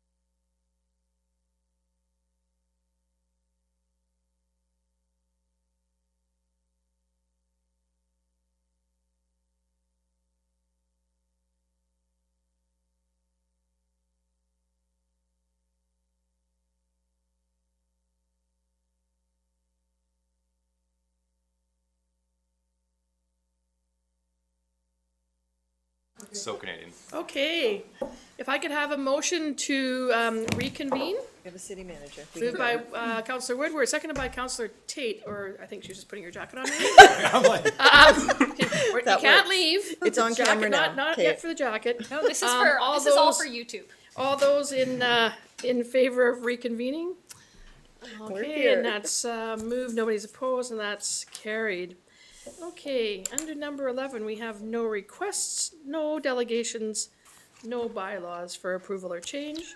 Moving on to item 14 on tonight's agenda is recommendations from staff, and the first one is the spray park at Art Gibbon's Memorial Park. At the July 28th, 2022 Committee of the Whole meeting, Nelson Rotary Daybreak representatives presented the proposed spray park as a Phase 3 initiative for the park at Art Gibbon's Memorial Park in Rosemont. To date, the fundraising and in-kind donation of work by the Nelson Daybreak has, Nelson Rotary Daybreak, has facilitated a considerable amount of development in the park. As part of the discussion, council requested that a recirculating style of spray park be evaluated for the park in Rosemont. A recirculating spray park utilizes less water than a conventional flow-through style spray park. However, a recirculating spray park presents water treatment challenges and costs. In this report, the different approaches to water use at the proposed spray park are evaluated, and a recommendation is provided. A council decision on how to proceed is now requested. So we have in the hot seat Colin Innes tonight to do a summary, I imagine, and to be here to answer any questions that council might have. And just to acknowledge, I do see members of the Daybreak Rotary Club, Mark Milner and, Lauren. oh my God, I can't believe I just forgot your name. Mr. Westridge. Lauren Westnich in the back. My apologies, Lauren. You're looking so good and young now that you've retired from real estate. Anyways, over to you, Colin. Okay. Well, good evening, everybody, and thanks for having me here. Back in June of last year is when Rotary had come and had presented their proposed Phase 3 initiative at Art Gibbon Park. And Rotary has done a whole lot of work in the park here to date. I think members of council are quite aware of all the transformation that's accrued up there through the hard work of Rotary Daybreak. As part of the presentation, they presented an idea for a spray park to add to the amenity that's available into the park. And very much a spray park, of course, is something that kids really would love. And so this really brought forward this initiative here. And so in looking at this, council had asked for us to consider whether using a flow-through style park, which is a conventional style spray park, and we have a flow-through style park in Lions Park, versus taking a look at using a recirculating park. And so I went and did a bunch of research. I was able to talk to two different suppliers of park making equipment and get some really good information out of the two of them. And so to really, I guess, sort of really simplify things down, using a recirculating park, of course, is going to use way less water than you would with a flow-through park.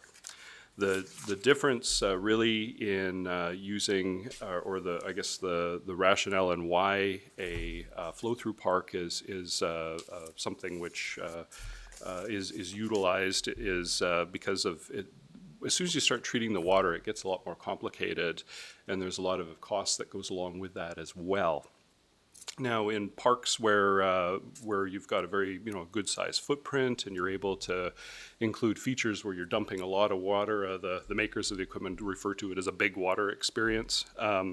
Then going to a recirculating style is something which is probably going to be, you're going to really want to do that because there's so much water that's required to use those features. With the park that we're talking about, this is a very, it's a very nice park, but it's not that big footprint park. It's not that kind of destination park where everyone's going to it strictly for a water park. I think this would be a really nice thing for kids, but the kind of the added complexity of having to do all the water treatment really takes a lot more staff time in order to be able to operate it. as well as there's a lot more capital cost up front in operating the park. So in the report, I had kind of detailed out that the amount of staff time that each style of park would use. One of the other things that I had looked into was the idea of being able to capture water that was used in the spray park and then to be able to use it for another beneficial use. That is something which can occur, but it becomes very complicated when we move into that. You would think that would be a little bit more straightforward. Unfortunately with that, because you're now reusing water that hasn't been treated, but could have become contaminated, the environmental regulators say, okay, hang on, before you go do that, we need a liquid waste management plan in order to be able to do this. And really the kind of use where they would really like to see something like that would be, if you had a car wash next door to that, and the water could be going into the car wash or could be being used to irrigate an orchard, something that's got a controlled environment where not just anybody can come into contact with it. That could be looked into with a greater level of diligence if you so would like us to chase after that. But in looking at it, it looked to me like that's a sort of a style of something which is not very typical and would probably take a while before we could see whether that was even really a possibility with our regulator. After going through evaluating the various pieces of this, the recommendation that I'm putting forward is for a flow-through park. And as I said, a lot of this is based on risk of biological or bacteriological pathogens that can be in the water, as well as just the amount of staff time and cost that it takes in order to operate a park that's really a small water treatment plant. I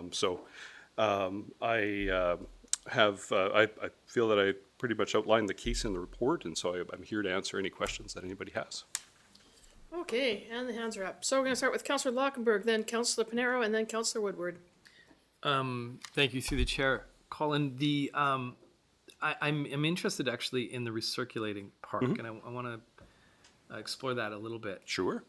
In part because I'm thinking about that huge differential in volume between the two parks, and that, if I'm understanding correctly, that water goes into our waste management plan. So we're actually talking about a sort of a long-term cost. If this pushes over a tipping point in stressing that plant and driving us to need to upgrade that plant earlier. So in a tipping point scenario, because it's so significant that it does sort of factor into that, this could, in effect, the flow-through could be millions of dollars in forcing us to deal with the plant earlier than later. So there's a potential risk there.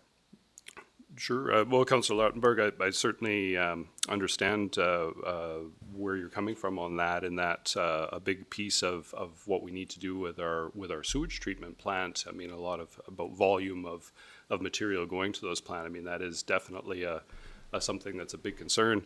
I guess the reason why in this case, why I didn't really see that as being a strong factor that would sway me more towards that was, I guess I'm looking at the condition of our plant and our need to be upgrading in the big picture anyways, and I think we're already there with that.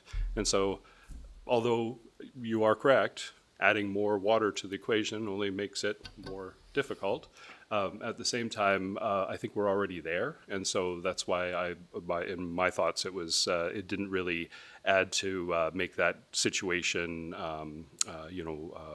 worse to a great extent in the grand scheme of things. So it's supplemental on that. So you're saying we are over that tipping point. This is a non-factor because the plant has to be upgraded anyways, and the upgrade is going to have a lot of excess capacity. So this 10,000 square meters or 8,000 square meters or whatever it is not really a factor to whatever new plant we build. It's going to have so much excess capacity that this doesn't really matter.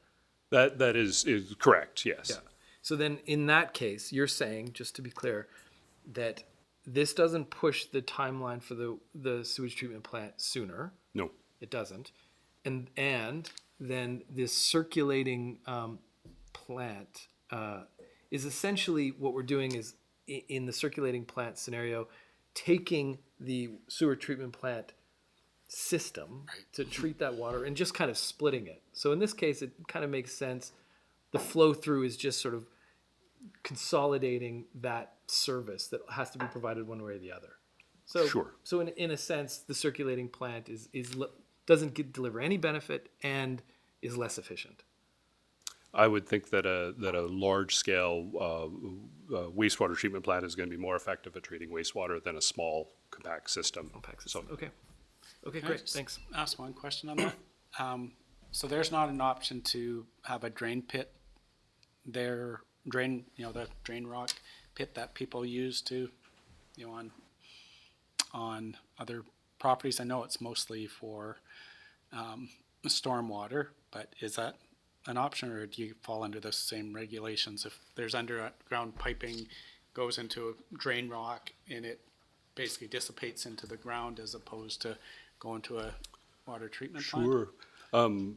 That's a great question, CAO Cormac. I hadn't looked into that specifically. If it was going underground, there may be a better case that could be made because of the less chance of there being for somebody to come into contact with it. So that is something that we could look into doing. That being said, that does all of a sudden put a lot of water into the ground at a point, and there could be some implications that go with that. That would have to be something that we'd look at, just because that water has to wind up somewhere. Yeah, or maybe a combination where it's not all going to the Sure. plant. Anyway, we could look at some on-site. Do some more You know, 'cause research it's on almost that. like a whatever we call it, a rain garden or something underground, and retention, right? Mm-hmm. Councillor Panero. Yeah, so having read through this, it just seems like a flow-through system is obviously a lot more efficient in a lot of ways. Is there a possibility to, like you're saying, there's a possibility of using that water again for other things, and there's complications with that as well, but if we were to limit the scope of what that water is used for, does that take away any of those complications? Like, for example, if it just went into the excess went into a tank first before it went into the system again, and that tank was always full and Public Works can use it to water plants or whatever, it's not being used by the public, and it's not coming into contact with people because it's being used for specific purposes that don't require that. Would we then have to treat it still, or is it maybe a little bit more doable in that situation? Councillor Panero, that's a great question. You could potentially not need to go and have more treatment that's required for that. However, though, in order to get to that point, you're still going to have to go through that whole process to do like a liquid waste management plan, because it truly is, as soon as the water is being used, it's being viewed by the regulator as being sewer water. It's been used, and so they're very careful with that. And I think for good reason. You wouldn't want somebody to be ingesting water that they believed was clean and may have some fecal contamination, whether that's from a user of a park or from a bird or something that's caused that impact. So that is something that can get looked into, but as soon as we're not discharging it to the sewer, or we're not actively treating it in a recirculating situation, that's where we're having to go into that whole other regulatory piece and follow up with that. And so there could be an opportunity there for us, but there could also be a lot of barriers that get thrown at us as well. And so there's no way of mitigating that by sort of really pigeonholing our use of that water to certain things, that aren't, like if it's a covered tank and only city trucks can access it, does that help? Or I think that process remains the same. Well, I think that obviously any mitigating circumstances are going to help with things. But that being said, it's still going to be something that's going to require a bunch of regulatory burden for us to get through that to see where we get to. And that is something that can be done. I didn't do a deep dive on it just because we were mostly looking at the two different style of parks here or whatever, and so I didn't do a deep dive on the beneficial reuse beyond seeing that there was a bunch of regulatory pieces that we would have to go through in order to get there.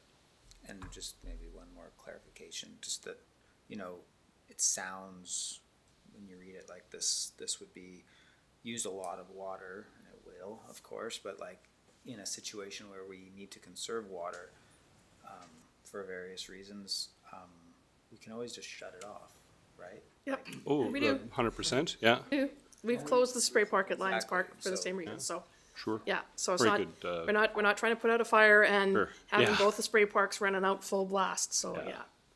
Yeah, or It- the hours of use could be shortened. There's a bunch of soft controls that you could use in order to control that. That's a good question. Councillor Woodward, you're next. Thank you, Mayor.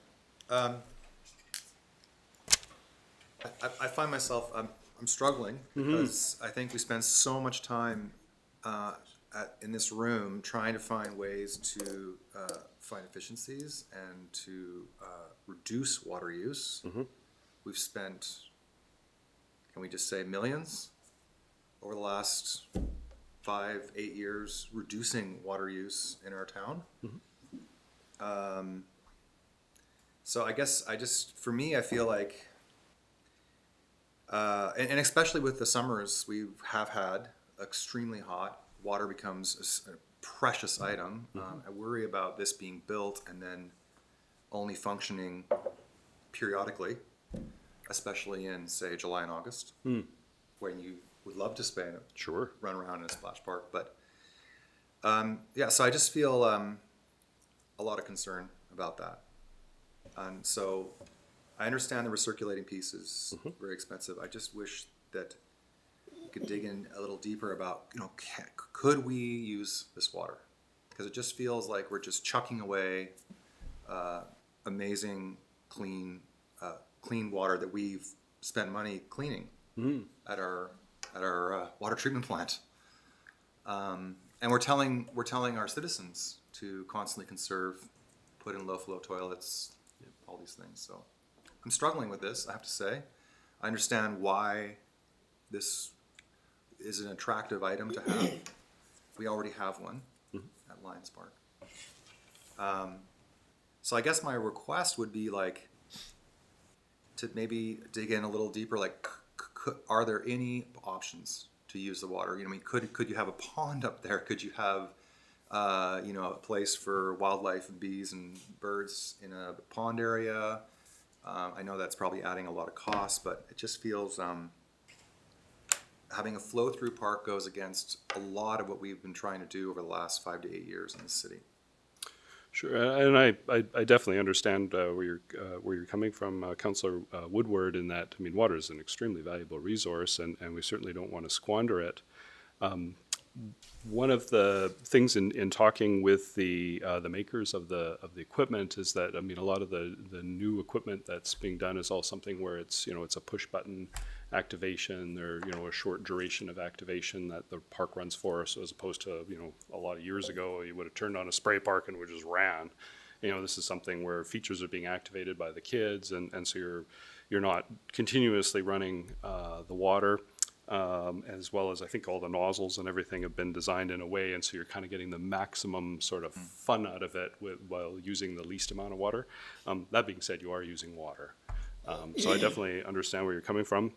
There is more work that could be done in looking at the other option. I don't know what the time frame that would be associated with that would be. It could be a little bit longer for us to be able to navigate all of that. To find out what would be required of us and what we could possibly do with it as a good beneficial end use. Okay, thank you. Councillor Payne, then Councillor Page. I think this is a wonderful amenity. Thank you for all the work you've done in investigating the possibilities around what we can do here. I'm looking at a map right now, and I do hold water extremely precious personally and from a community point of view. But I am looking at a map of Granite Point Golf Course, which is right next door. And they have a pond right next door, and I assume at certain points of the year when it gets drier, do they irrigate the golf course? I would presume that's part of management of providing a good experience for golfers. So if they're buying water, well, are they buying water? Are they metered? They're not metered. They're not a metered business yet. Well, They have a well. They have their own water. They have a water license themselves.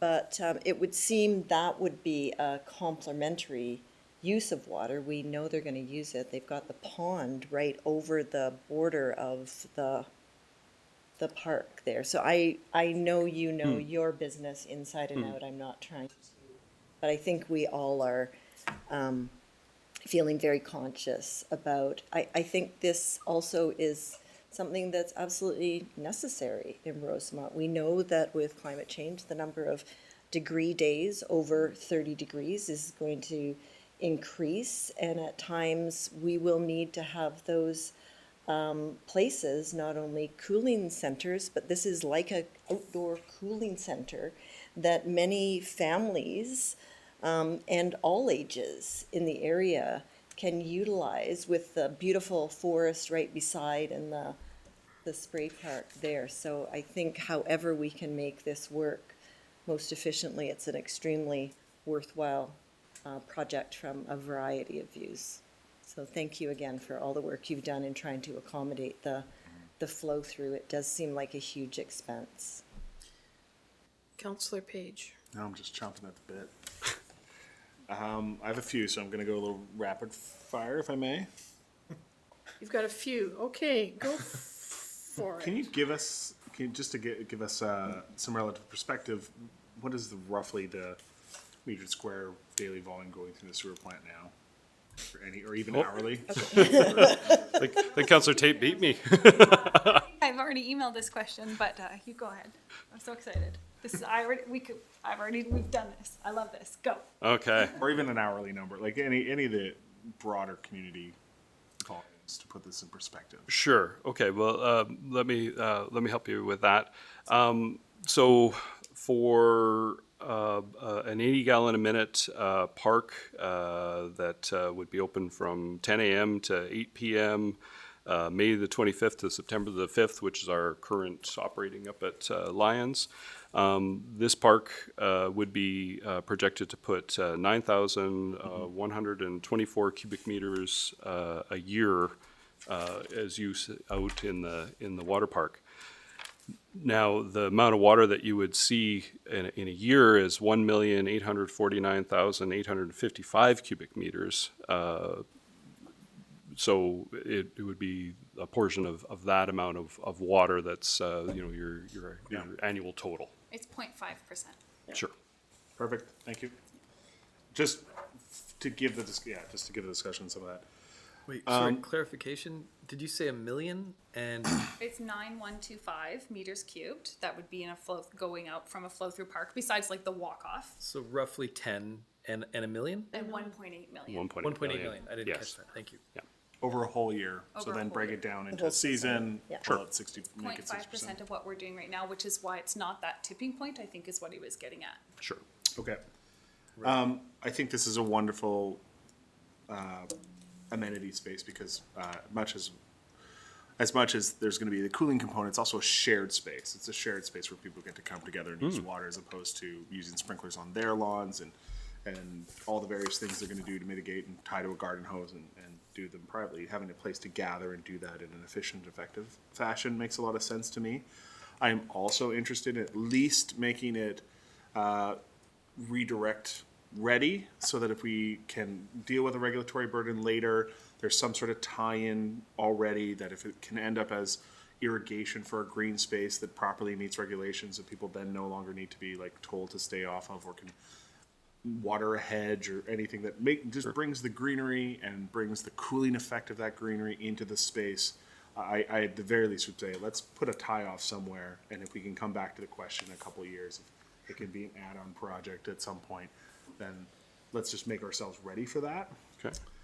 And then the one piece here, you touched on it with the all ages component, and I looked at this and I think, how can this be intergenerational? How can this support not just children running through? Of course, children of all ages, including seniors, can run through the spray park, but have we considered, and maybe this is more a question for the Rotary, but like benches where there's misters that can be turned on, like places where you can observe, but you can also be part of the cooling that can go on. And that was a piece there that I just saw. I saw the equipment and the play equipment, but can we mist some street furniture around that area, or have somewhere you can like lounge and be cooled off as well, no matter Well, that's an interesting idea, Councillor Page. I bet you if I was to talk to the different suppliers, I would imagine there must be something that would exist like that. That would strike me as something that would be Complementary. yeah, complementary to that. I haven't done any investigation into that, but I would think that there would be something along those sort of lines Okay. that Well, could get looked at. I leave it to you to see if it can be explored. Otherwise, I support this. Councillor Tate. Thanks so much. Thanks for fielding the numbers questions. Whether we make a decision with a flow through or the recirculating this at this time, I think it's important to acknowledge that the yearly cost is $50,000 to $60,000 in operational costs. And what I like about that is because we're always playing with the budget, and so that's would go permanently into our Yeah. Just, operations. But yeah, just to clarify on, that helped me. Yeah. and right now, we do not charge our parks for irrigation or the spray park in Gyro. We don't charge an internal cost, because this would really be an internal cost. Sure. We haven't traditionally. I think Colin was trying to give a sense, if we charged at, I guess, the same meter rate, we'd charge other metered customers that. Sure. that- What I wound up doing in order to arrive at a cost was what I did is I took the total operating cost as well as the total capital cost for the year 2021, and then divided that by the total amount of water that year. Okay. And so what I wound up with for a cost per cubic meter in making that approach was $3.55. If you were to eliminate the capital cost in there and just look at it from an operating cost, that would change. It would be come in at 78 cents per cubic meter, so it'd be severely or substantially reduced. I was trying to capture, it's hard to put a value on the water, and so what I was trying to do was have, this is the full input that we put into it, and this is what we got out, and so I just did that as the total cost. If you rerun the numbers, just because you had asked, and so I was like, I wonder what would the impact would be. It makes for a stronger financial case for using a flow-through approach as opposed to a recirculating approach, and from what I could see, I think it took using the numbers that I provided, valuing water at $3.55 a cubic meter. I think it was about 33 years to break even, and you never do break even with it when you do the projection out using the lower amount. Thank you. My point is, when we build amenities like this, there's a huge trickle out effect, because if we want to attract businesses to our community, we want the people to want to live here. And if we want to have walkable neighborhoods, all the different neighborhoods, not just near Lions Park, then we have to invest in those neighborhoods. And I so appreciate, and I said this a number of times before, how much we rely on our service organizations for this sort of work. So kudos to you guys, times a million. Thank you so much for not only fundraising, but also bringing it to us, also helping us maintain, also helping us source and all of these pieces. And I think whenever we say yes to things like this, we're saying yes to the future of what Nelson looks like and what we value as a community, whether it's walkability, accessibility for cooling spaces, what we cherish in our town, even at $60,000 a year operational costs. Yeah,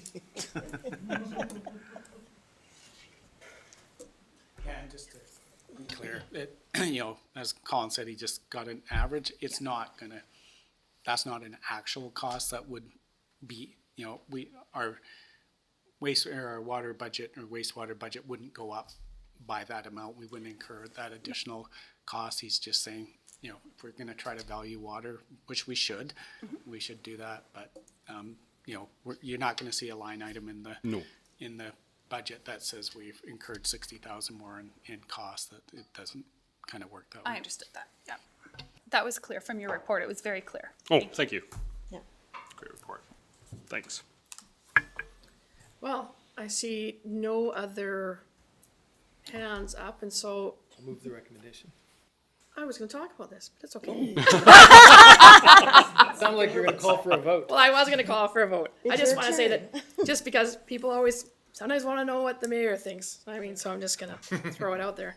I think the flow-through system is the way to go in regards to this, and I think that, as Director Innes has pointed out, that there's so much more advanced technology, and this isn't like the leaky underground plumbing that the city's had for 100 years that we've now gotten fixed, where there's constantly water seeping out that we don't know anything about. And I think that as this project goes forward, we're going to be able to really capture the latest and greatest technology.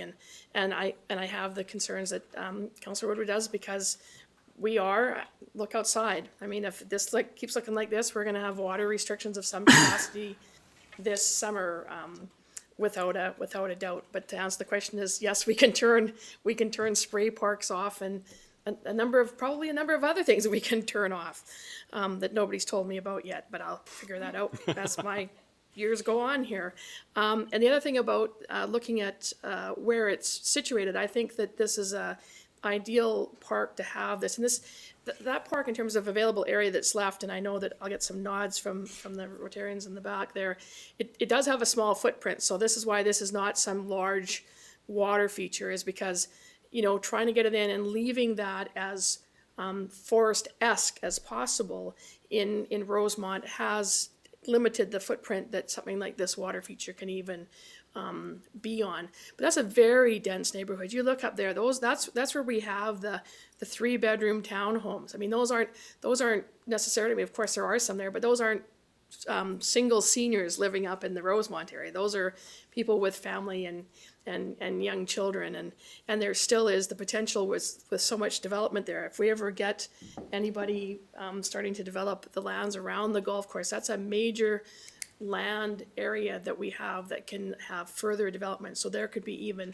more demand on this park. And for me, to go along with what Councillor Tata said, is that parks are free.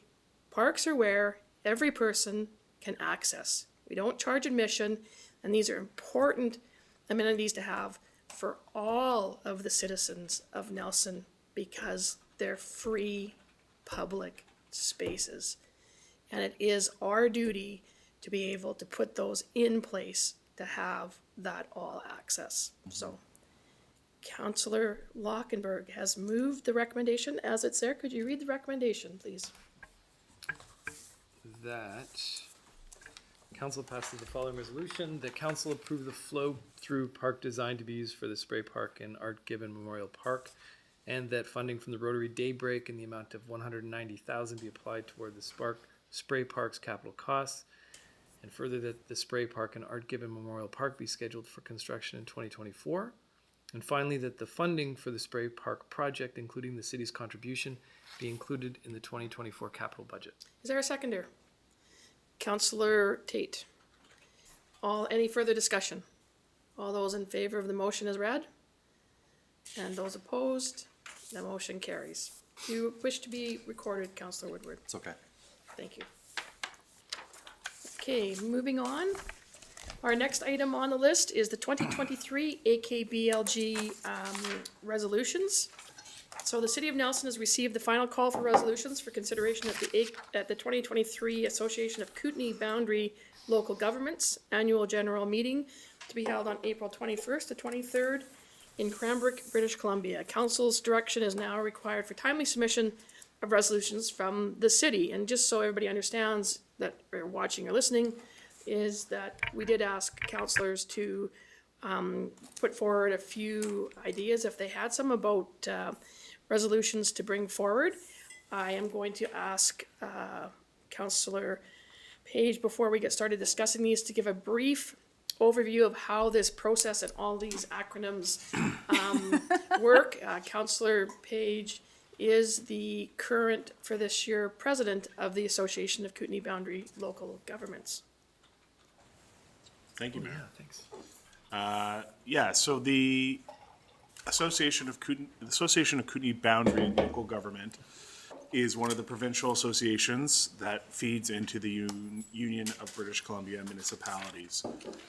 The Union of British Columbia Municipalities is advocacy organization that works closely with the province to shape policy and deliver programming benefits back to local government. And these local regional associations are where we all gather on an annual basis to debate resolutions and policy pieces we feel are important to take to the broader union of the province, and then therefore take them off to the province off to the government of the day to shape policy. And so it's an important process in the governance realm, and these resolutions often become talking points. Sometimes they take many years to see little or no action, and other times there's a lot of buy-in and they come back down and we get good direction. So that's the broad scope of it. Our whole purpose here is to have discussions about things we think are important in our community and then take them to the broader Kootenai boundary representation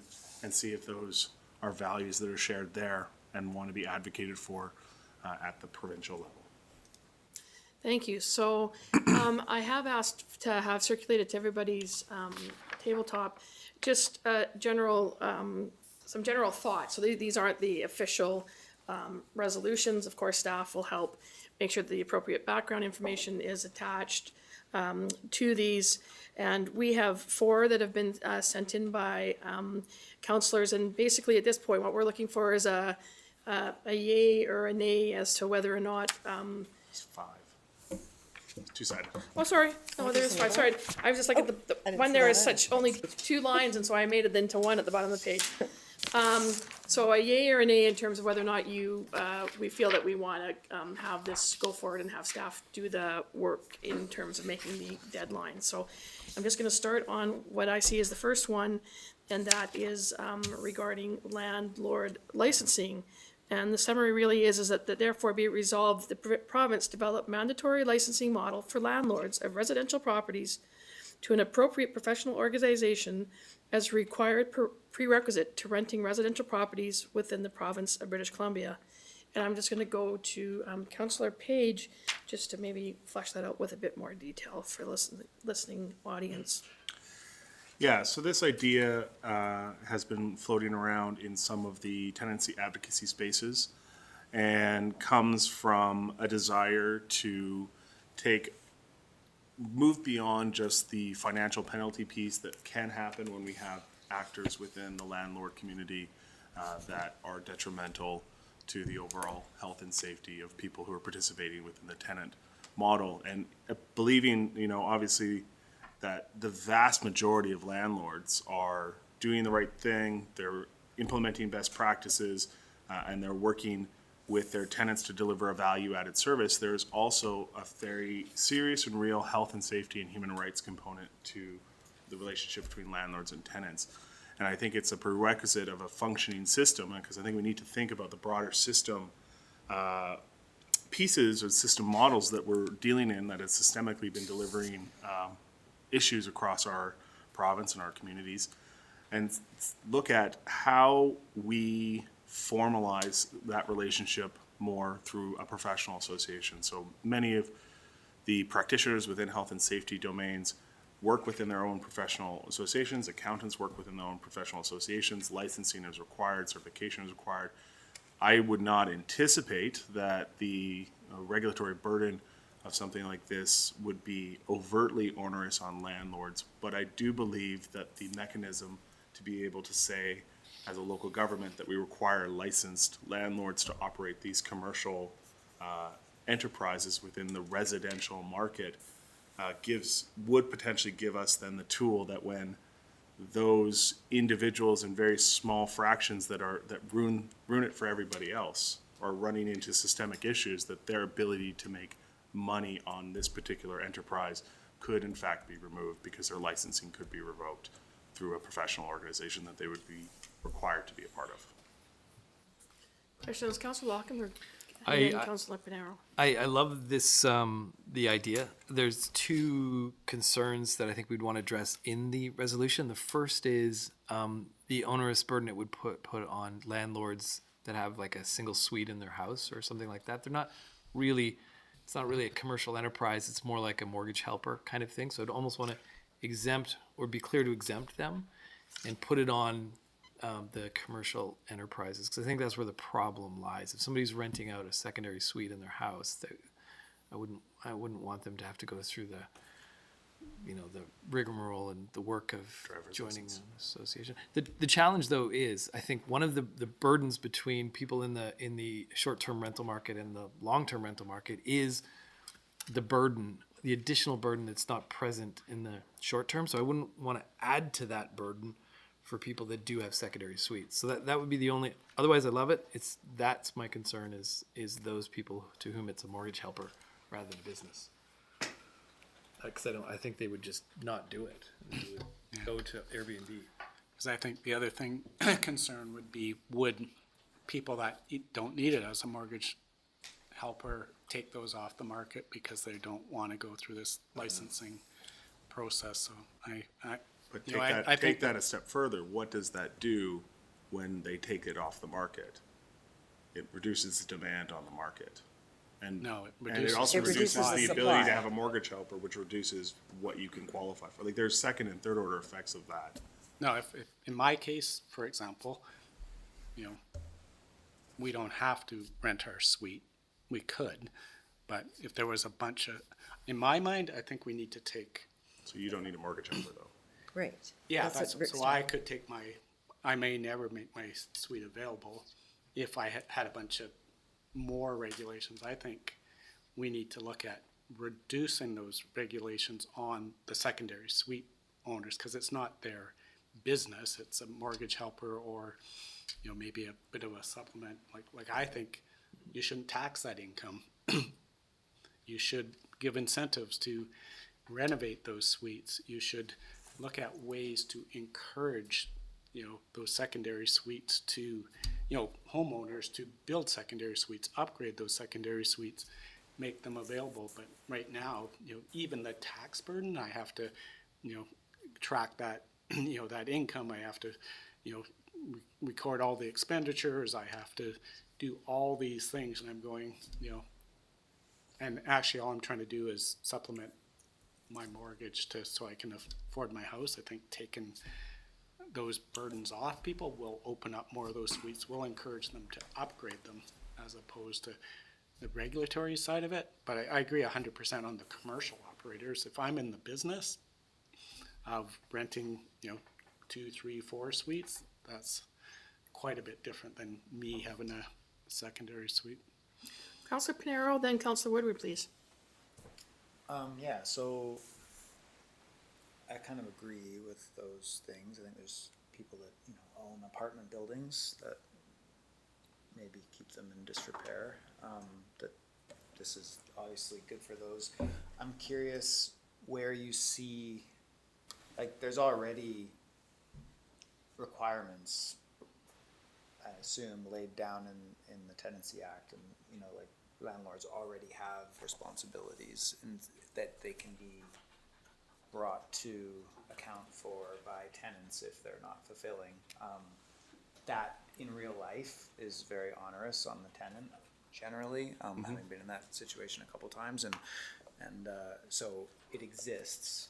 It's not a perfect system, and I think that it is still abused quite a lot. So I'm interested in this as like a supplement to that, but I also don't want it to be redundant, of course, because there's already requirements that exist. It's just a matter of I guess finding the areas where they tend to fall through the cracks of those existing rules and beefing it up a little bit for those specific situations. And I don't know that like renting a room in your house is necessarily the same thing. I don't think if you are a slumlord renting a room in your house, it also means that you are also living in that slum. So I think less people are Roommate situations I would just say that this is something where roommate situations don't quite qualify as landlord. Yes, exactly. So that This would just be- to clarify again, I think that we're probably on the same page there. And then just like I said,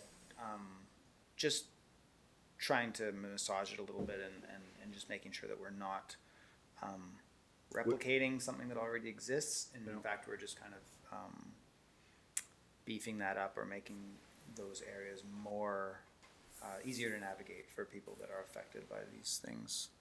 Councillor Wood. This is just bringing us out of this conversation a little bit. I'm concerned about time because there's two more very large items on our agenda. We're talking about AKBLG resolutions, which are important, but I feel like we could easily get into the weeds on every single one. So I'm really concerned that this could suck up like 2 hours of our I council hear you. time. So, I'm just gonna allow this to, okay. you were gonna be the last, so, Okay. but you're I'm speaking just to saying, time. whatever we're doing here, because these are just resolutions that go to AKBLG. They may not get voted in. They may not move anywhere. So And then UBCM, but they get voted again. yes, but I'm just saying, I think brevity here is really important. That's just my Yep, 2 no, and cents. that's fine. So, like I said, I was gonna wrap this up. I just had a clarification on process. Sure. In my understanding that we're just sort of generally approving Just- these, yeah. then they go to staff, staff. they do the background, then they come back for us to do final approval? You will see them, We don't have time. we don't have time. Okay, So it was just like, generally, like what we're still looking for a general approval. They can see them. Can we not send them out to everybody before you? Yes, and you could approve, like you could pass a resolution endorsing All all of of them? these. And then. And they would write up staff the- Put them together, and then we'll send them out to you guys. Yep. But they would probably all go. So on this one, So are on- we looking to exempt secondary suites? Is that the consensus? well, that's what I would very much like to see that secondary suites are exempted Sure. from this. Yeah. So there you go. I think that answers the main, so there you go. Sure, could we ask if anybody has any objections to these or amendments to, easy amendments to these, and then move it as a block in the interest of time and brevity and the fact that, That's an idea. okay, it's really Councillor Woodward's idea. Yeah. But I'll No, you know piggyback, what? And give me that's- those coattails. Okay, and that's fine. So it's just important so that because we're doing this work on behalf of the sort of public, I do want to take the motion to, no, we don't need to go all through all of them. And that's why I started with that one, because I knew it would be the most contentious because, like, it's the concept. I think so another one is shared ethics commissioner office. And this is because of the fact that we have to, as local government, look at doing code of conduct within the 6 months, when we first come into office, for 6 months. And the idea here is that not everybody has the expertise within the House. Thank you, Rotarians, within their organizations to have an ethics officer. And so this is asking for the opportunity for a shared, but the government, this is a government regulation, so could the government give us a shared ethics commissioner, particularly for those smaller municipalities and regional districts that would need some help in developing an appropriate code of conduct, and then hopefully we'd get some provincial standardization. So I think everybody probably doesn't have a problem with that. The accessible plan funding, that we've asked for this many times about the fact that there be a more consistent streaming of grants from UBCM to local government, because it's always confusing. As you've heard us talk about here many times when you're around the table, it's like, do we have the grant? Do we not have the grant? Do we have the grant? Can we start? You can't start to do anything, because the minute you put the shovel in the ground, then you can't get the grant. And so we sit in limbo, and some councillors want to have, and as we all do, peace of mind of knowing that, yes, we're going to do this project, no, we're not going to do that project. And as we wait for grants, it becomes a bit cumbersome. So once again, asking for clarification there.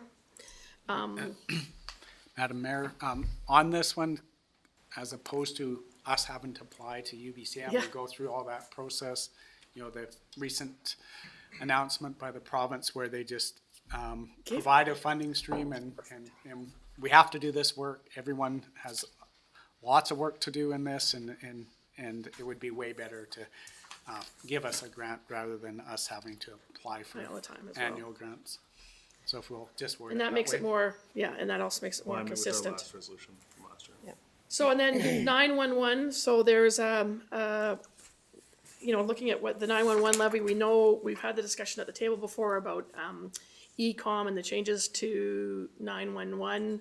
And I know that at this table, there's different points of view. I mean, this is the one that says, put the levy on.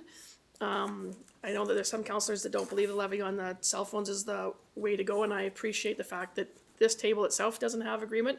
I don't know whether or not that should exclude it from going forward in some manifestation. I would just pull it and quickly discuss it separately, if we may. Let's talk about the next one and then come back. Yeah, sure. And then, because I think that we need to do something about that problem, but how we do it, So we're gonna pull we that might not one, get sorry. agreement on. And then the last one here is about looking for, basically therefore be it resolved that the provincial government provides sufficient additional funding to double services in BC rural regional transit systems. And as everybody knows, we've talked about transit for a long time. I don't think we have any problem supporting this motion going forward. So we're gonna go back to the 911 levy for a few minutes, and Councillor Lockenberg, you would probably like to start. Councillor Page submitted it, so he gets to go second. Yeah, so my challenge with this one is I agree that the 911, the way the 911 was funded before with a per home sort of levy on it made sense. It was progressive in the sense that if you owned a home, could afford a home line, you would be paying. But with mobile phones, it becomes regressive because it puts the onus on families that have multiple phones and multiple plans. So if it was on a plan basis, like on a family plan basis, that would be fine, but it becomes quite regressive in a lot of families where you have kids that have 5 phones, because you would be paying 5 times as much as, and there's no income measure because now phones are, everybody's got a mobile phone, so there's no income, it's not applied against income at all. Whereas, Could have put a suggestion. yep, maybe. Per address, or with an opportunity for households under a particular income threshold to apply for exemption. Like just throw a couple things in there. Yeah. Yeah. Anything that would sort of rebalance that progressive, both Maybe of those sound is really it good. per plan? Per Depends on the plan might house. do it, because most mobile family plans are on the same plan. Yeah, I think per plan is think- the. We're not. I So think we're don't getting say into, most, yeah. I think where we're getting too much into the weeds is in the actual terms of implementation at the end of the day, you know, understanding that there are more mobile phones than there ever were landlines, that's a matter of rating the fee structure. It's essentially not being proposed that we take the exact fee from landlines and put them on every single cell phone number, but that the province in fact make that switch and change that model number. But that's, Over. sorry, Councillor Page, that's the issue. What I would argue for is that it just be taken over by the province and funded from the province, because then it becomes an income tax base or income base, so progressive the way other core services are. This is a common good or a public good. It is not a private good. So if I own a cell phone, I don't automatically, in some sense, benefit from emergency services. So it's in no way tied to the mobile phone, except that happens to be how I transmit the request. But I might be transmitting that request on behalf of somebody else. So you just separate it, because it's kind of irrelevant. It shouldn't be tied to the phone at all. It should be tied to the public good, and we fund public goods through a progressive tax system, i.e. income tax. So my argument would be just have the province fund it. Just take it over, fund it through income tax from the province, and leave it at that. That's just. Councillor, that's fine. Councillor Payne. How much is the levy on landlines now, do we know? I think it's something like $1 or something, something a month or. I have a landline. Okay, and when we compare the number of landlines to the number of cell phones, it's gonna end up being what, 10 or 15 cents per, and that's Well, per month? The problem is our revenues have dropped substantially since we've initially had the 911 levy, because So the so many revenue comes to people have. us. Yeah, it comes directly to Okay. us. Who's to us? So Thank you, I'm connecting now. right. Yeah, it funds our, and this came up through NG 911. We have Yep, to spend okay. all this money to convert to this new system, and our revenues that we used to collect to do that. Now, to me, right now, it's flowing through obviously the telecoms to the customer. They're the collector that funds us, so, is the belief that it should still come through the telecoms. They should still charge their customers. How they do that, you could be a little more general. Or should the province tax telecoms with a special levy that they collect from the telecom? Ultimately, they're going to charge the customer for that. But the result. So I think, do we believe the province should use it through income tax, or do we believe somehow through the telecoms they should, you know, pay for this 911 service. I think that's probably the general two pieces. How they do it, I think you can figure out the details later, but Yeah, so I do understand that the funding needs to come from Yeah. somewhere, but I do just want to mention that I personally believe that having 911 on my cell phone is a definite service to me and all of my adult children and everyone else who's out there, as opposed to when I used it on a landline and had to be near the landline. So it's a definite, to me, service enhancement, especially when you think of some of the features that are available through that. Like if I push the button on my cell phone to turn it off 3 times, the police showed up at my house one time because I didn't know what I was doing. That was a mistake, but that is one way to call for assistance when I wouldn't have gotten to my landline phone. I wouldn't have been able, maybe physically as an older person or someone in distress, to do that. So I just want to say that I do believe it is a service to everyone who has a cell phone. So whether there's a small fee around that, but yeah, having the province pay, number one choice there. So I have a But small- you're still paying for it then when the province pays for it, just remember, No, you're still no, paying for it. I small wording totally change. understand that. Okay. So, yes, wording So change. therefore be it resolved that the province implement a 911 service levy on all telecommunication services to the benefit of all disparate operators in BC. Right? Yeah. We're gonna 911. I think in general, I think the idea would be to put this forward in some capacity and let the debate flow through. I mean, because I think we're gonna see multiple jurisdictions putting this through, and what I mean by that is that there's gonna be lots of associations. This 911 is being discussed at the RDCK table. It's got huge impact. We discussed 911 at the police board table. I know this is of interest to all municipal police forces. This is, BC Ambulance wants to know how this is gonna work. I mean, there's a lot of things that are connected to this 911. So some work has to be done. The CRTC is mandating this, so we only have so much time to pass around the hot potato before the, rubber hits the road and we have to have made a decision on how we're gonna deliver this service. So this is a time is ticking thing. So I think that the debate over this AKBLG and at this UBCM, I think you're gonna see a lot of debate on this issue. And I think that somewhere along there will come out the best fit, not necessarily the right fit, maybe for some people, but the best fit will come out. So as long as we have a comfort level with that, so I'm seeing Councillor Page telling me that he's moving all 5 of these to go forward for staff to flesh out a bit more and send off to AKB. Councillor Woodward. May I, I know. I know, and I want to go deep into the weeds on this one. No, Okay. the funding model, what we did this already, the funding model for emergency management responsibility. So therefore be it resolved, the UBCM encourages the province of British Columbia to create an annual funding model for local governments to be more adequately prepared for and respond to local emergencies. So I'm just thinking in general, going to the emergency management meeting today, how complex it all is and how having provincial funding to help municipalities like us be more prepared, especially around climate change issues. So I'm not exactly sure how to word that. You wanna send the one from last year back again? Well, yes, Sure. that'd be fine. It's an easy to do that. Yep. I would just say maybe adding,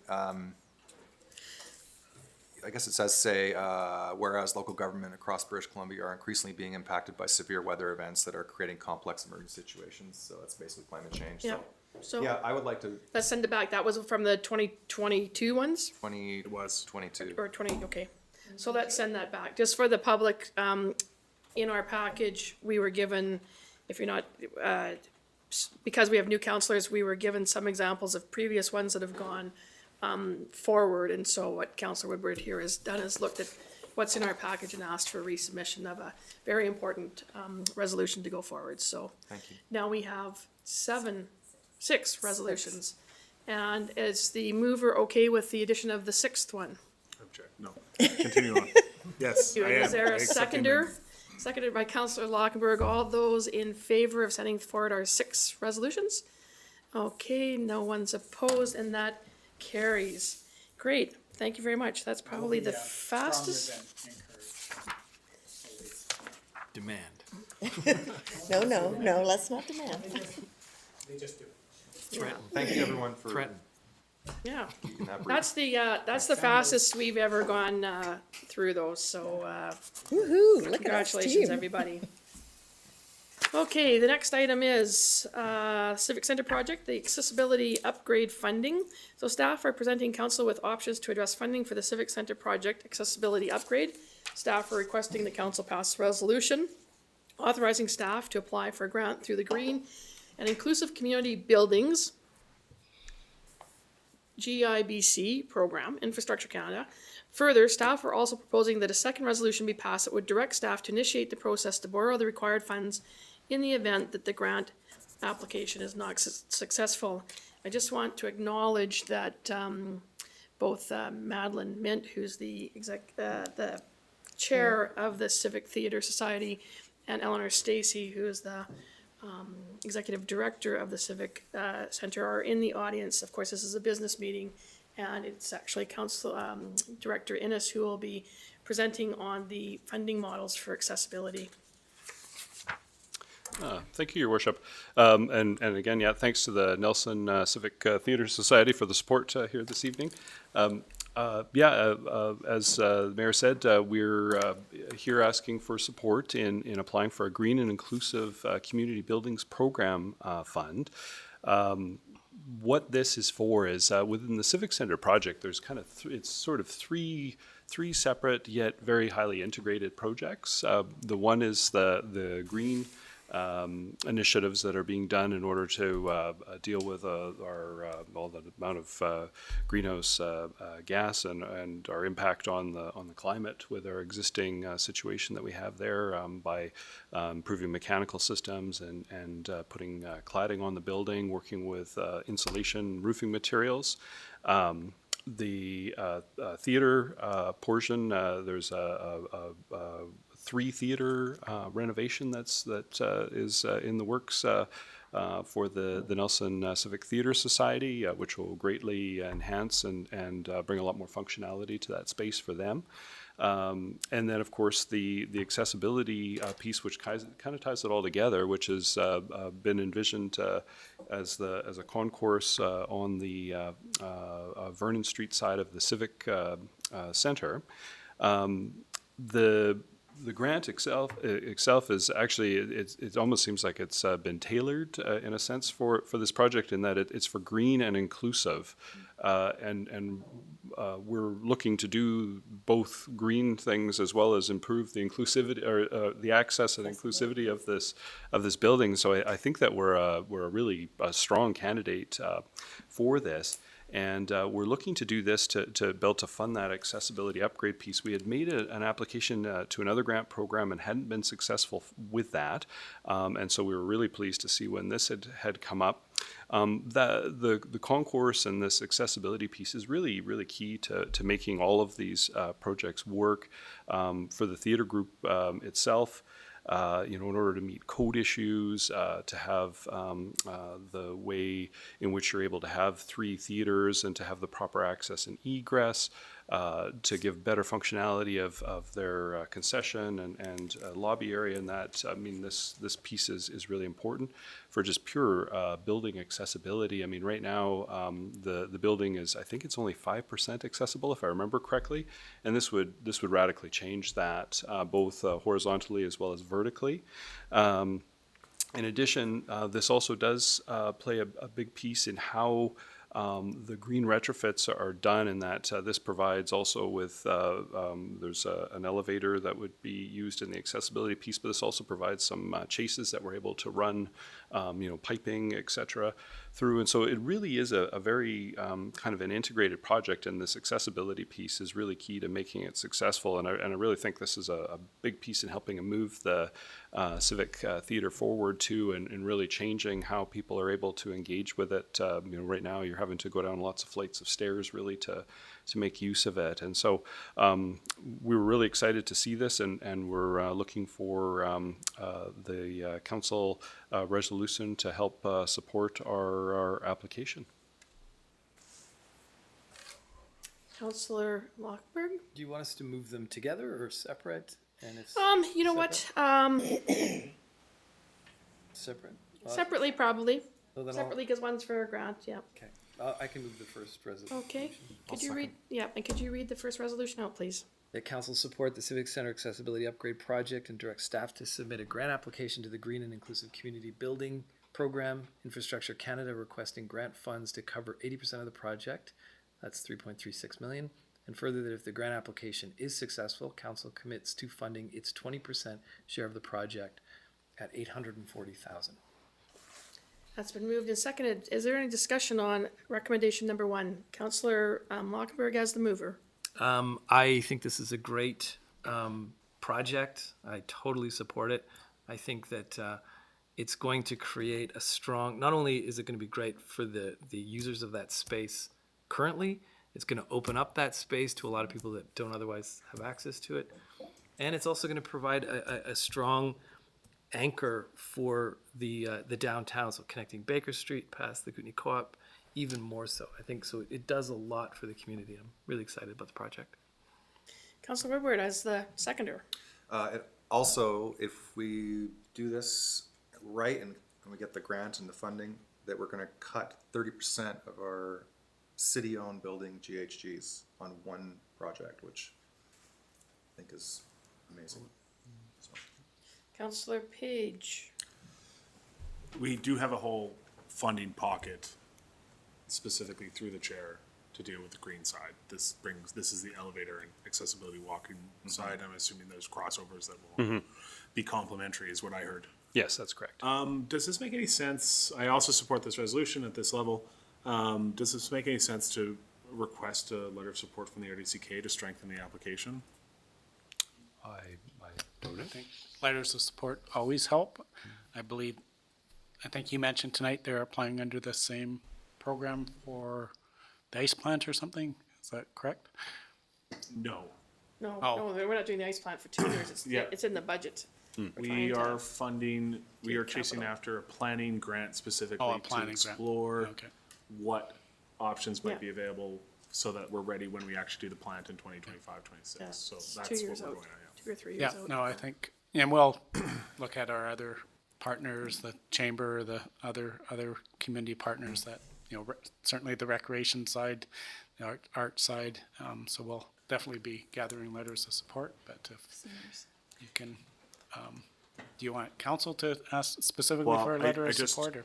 I'm anticipating that when two local governments come forward and say, Yep. this is an important project, that's more powerful than when a local government and a chamber come forward or a local government Oh, and an arts absolutely. council And come it's a forward. regional facility. It is. Absolutely. And I think it moves that conversation along Yeah. as well, but that was my question, is if we do wanna. So the question would be is that the RDCK, you probably can't get a late item there for this meeting. We do have a recreation meeting before your next meeting. We could, as the Recreation Commission, potentially, It has to get approved by the board anyway. I know it has to get approved by the board. I sat there for 4 years plus. Getting sassy. I'm saying is it could go from, it'd go from the Recreation Commission meeting, and then it would be in the next Yeah. board meeting, because I don't think you're gonna make it for this board meeting in 2 days' time. Yeah, of course. So perhaps that's how we look at doing that, because it is an important part of the recreational campus footprint, so Yeah. maybe that would be the easiest way for us to take it through Recreation Commission. And Councillor Tate, your thoughts on that? You are a member of that committee. Yep. And the arts component is a part of the definition of recreation in our terms of reference that we're working on for the campus. So that's great. Yeah, it aligns. Yeah, it aligns. Yeah. And I think also from, one of the components of this is it to be able to be used as a cooling center in those heat events, and also when we have smoke events, that it would also be, the filtering system would allow people to get out of the smoke and in a safe space. So I think from their emergency management side as well, it would be beneficial. It's definitely, the campus is definitely a muster station for any kind of, I would say, I hate these words like catastrophic, but any kind of catastrophic thing, as long as it wasn't an earthquake, that would be probably the only thing that could maybe destroy the Civic Center. Is that's always a muster station for the town and for the members of the regional district if they're having to evac out of their areas. So, Councillor Payne, and then Councillor Woodward. Awesome project. I was excited about the project the first time I saw the Civic come and present it to council. That's got to be 5 years ago now. Am I? A while. It's been a while. It's been a while. It was pre-COVID. So, and it just keeps getting better and better with all of these things. The one question that I do have is I'm interested in the timing around this, because we didn't receive the first accessibility grant. How much longer? Is this going to delay this? It obviously is going to delay it somewhat going forward, but I'm interested in that timing because I do understand the sensitivity around the Nelson Civic Theater Society. So we're in, it won't delay design. Okay, Yeah. okay. So And I don't, is it based on when we submit, or we can incur expenditures? To be honest, CAO Cormac, when I looked through the package, it didn't have anywhere in there where there was a prohibition of doing work in advance, and in other Okay. grants they're very explicit about that, so they didn't mention that in this. Yeah, so we'll proceed with Well, that's design good news regardless then. of Okay. what the regs are. We have to Yeah. do that, and at this, it won't delay waiting on this. This is really, even if we have to just use it for the construction side of it, then we'll Okay. do that. Yeah, because I just want to be really sensitive to the business Yeah. model, knowing that industry is just really starting to do their COVID recovery, and the more exciting and beautiful and wonderful that building can look, the more attractive that's going to be going forward with the new concession and the washrooms and the elevators and all the exciting things that are part of that project. So I'm ready. So as long as that, yeah, I'm glad to hear that. Then we can shovel ahead without waiting for this next grant to come. Councillor Thank you. Woodward. Just a point of clarification.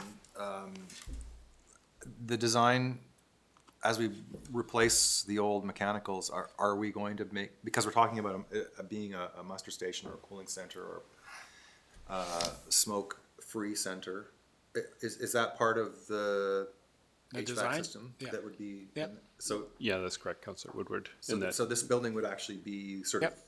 labeled as a place to go. Yeah, yeah. correct. Great, thank you.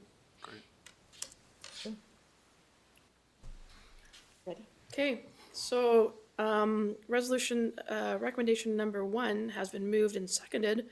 All those in favor? Opposed, and that carries. Is there a mover for recommendation number 2? Moved. So that's moved by Councillor Page, and could you read it out, please, Councillor Page? In the event the City Green and Inclusive Community Building Fund Infrastructure Canada grant application for the Civic Center Accessibility Upgrade Project is not successful, Council directs staff to initiate the process to borrow $4.2 million from the Municipal Finance Authority of BC to fund the project. Thank you, and is there a seconder? Councillor Woodward. Does the mover need to speak to this? Yeah. Yep. So, speak to it, or I'm gonna start with questions, because it's a very different component, and speaking to, through the chair, to Councillor Payne's comment about the providing certitude that this project will carry forward, that's the essence of this particular motion, is whether we go this way or that way, the project will happen, we know what we're doing, and staff has clarity going forward. That's the read I have on it. I'm still up in the air on whether I support that, and I would like to have an understanding to staff on what the debt servicing costs of this will actually look like if we end up having to fully fund it from our operations.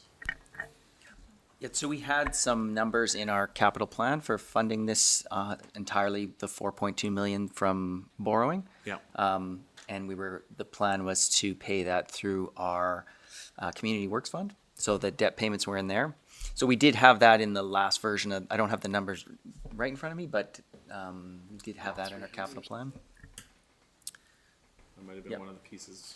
Yeah, Maybe I can missed pull that up while Did you nod off? we're Keith? delayed here for a You second. nod off. Yeah, so so the strategy that we have at this stage is not to put it onto taxation, but to use our Community Works Fund to fund that. So obviously, it ties up a chunk of that funding, annual funding, but that's what we have on the books right now. I do have it here. So it's $325,000 a year over 20 years. They pay the interest and principal on that. Over 25 years. Yeah, or 20 years. 20 years. Yes. Okay. Yeah. Good. Councillor Woodward was the seconder, so then Councillor Lockwood. Thank you. Would this impact our ability to continue to move forward with our sewer waste plant? Because that seems like a huge borrow to, like, I'm just, if we had to do both, can we We have do a lot both? of, we have Yeah. way sufficient boring room. We, councils in the past have been very conservative on our boring to allow us capacity in the event, regulations change, et cetera.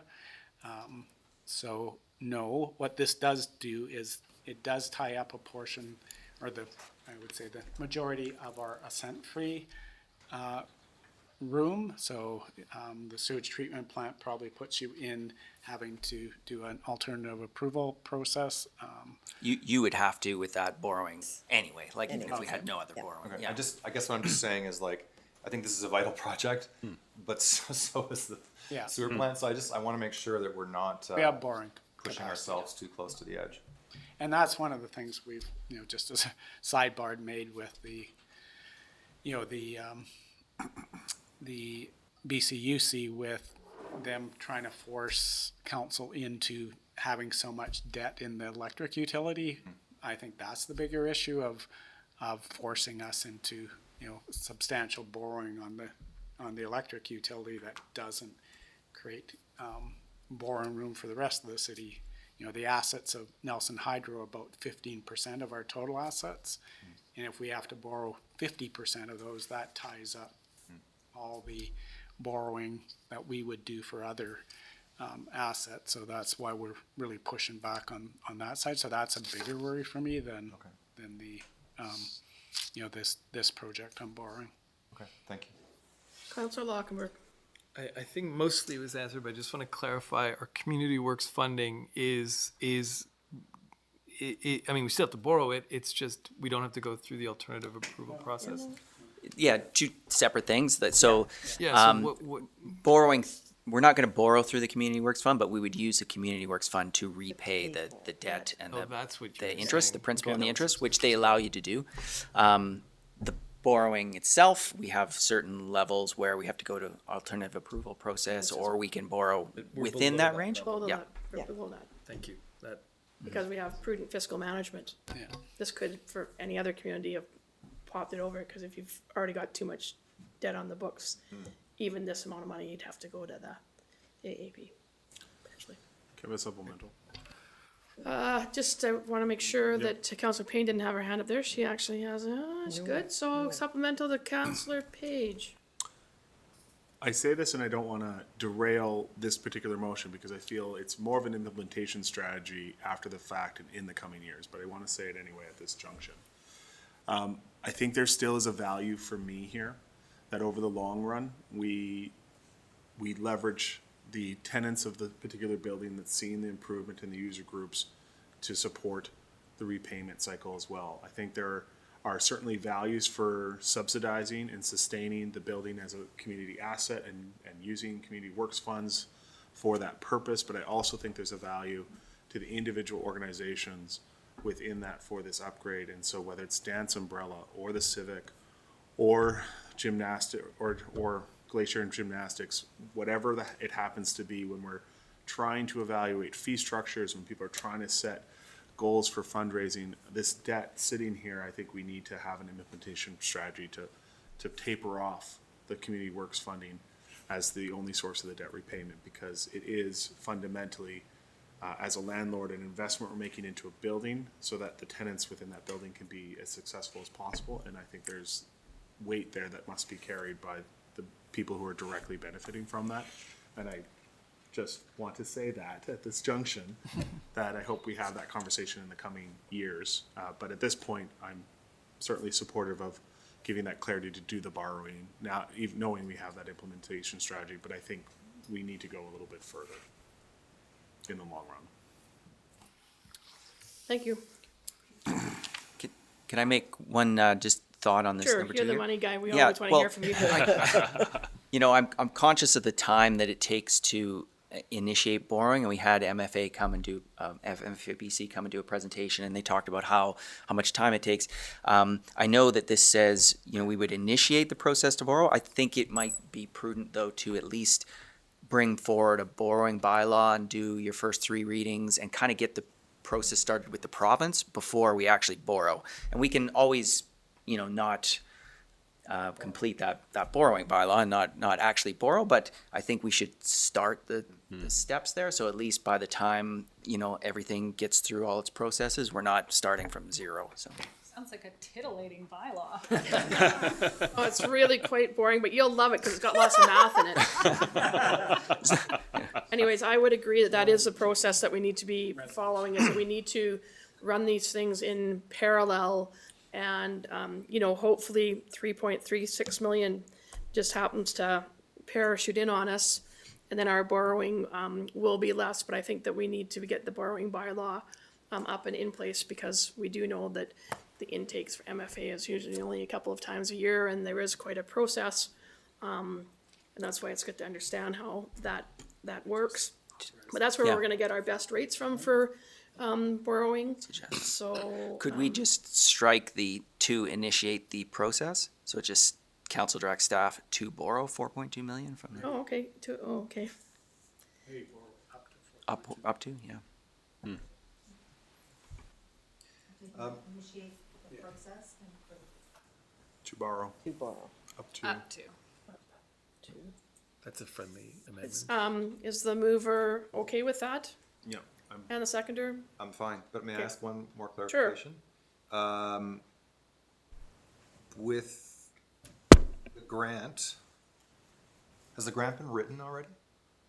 We're in the, Councillor Woodward, we're right in the process of putting it all together here. I just think drafting it's due the 28th, maybe, something like that. It's due in about a week, I think. Okay, good, well, that's great, because that work has been done. I just was wondering, like, if the grant isn't successful and we need to do all this bylaw work and the whole borrowing piece, does that then who does that? Is that CFO?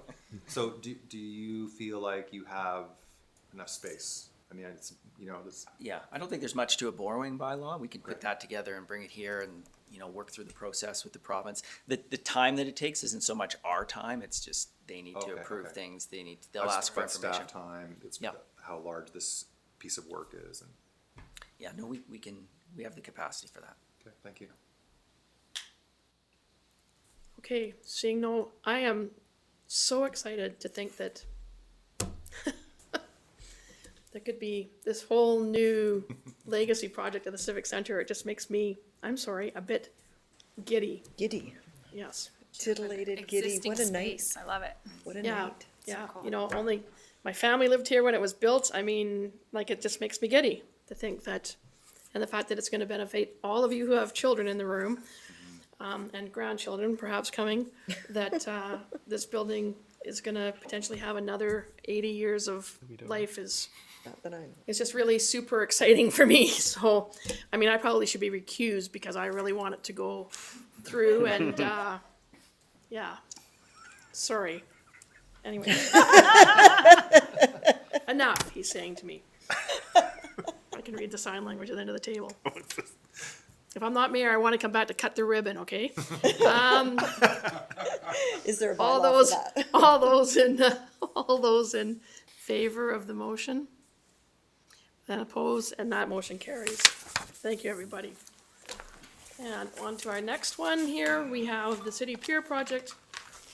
Analysis summary: annually, the city reviews the long-term capital plan. The review is to ensure sufficient funds and reserves cover capital expenditures.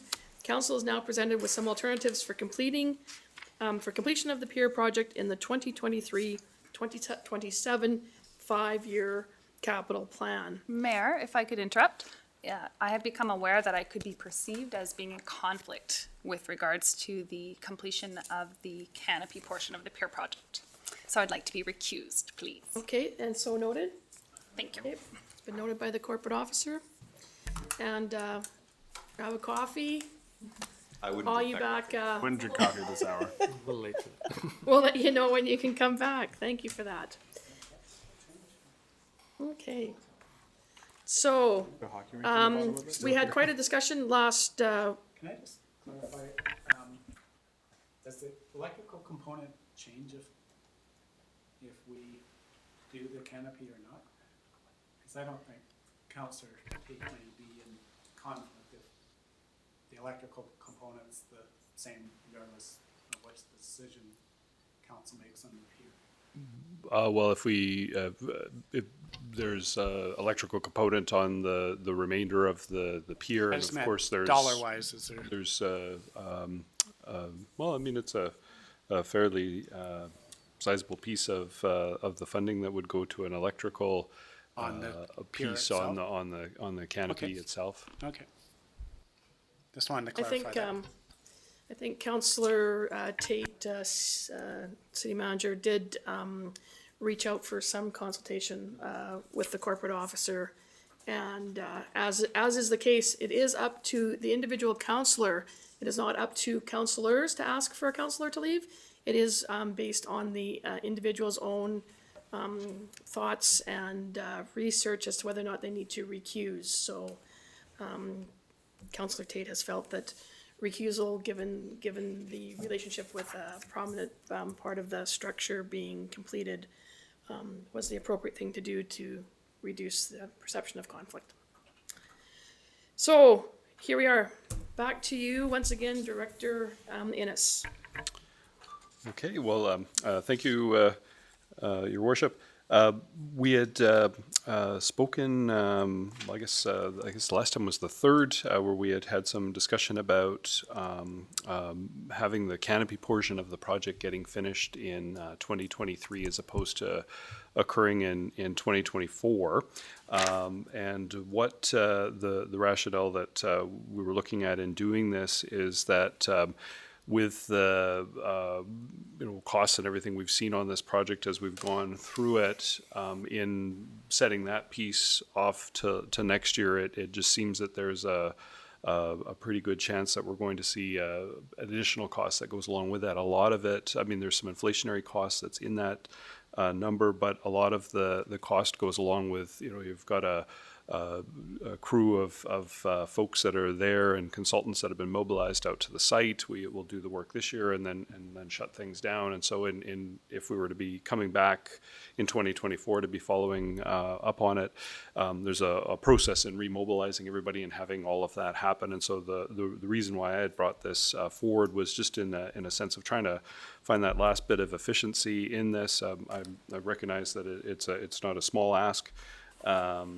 But I just, with all of the pressures that we've been under here in trying to deliver this project and within the inflationary environment that we've done this in, this was just a piece here where I thought, well, if we can do this, it could help offset some of that cost that we would see if we were to just be following up in a subsequent year. And so that's why I had proposed the idea.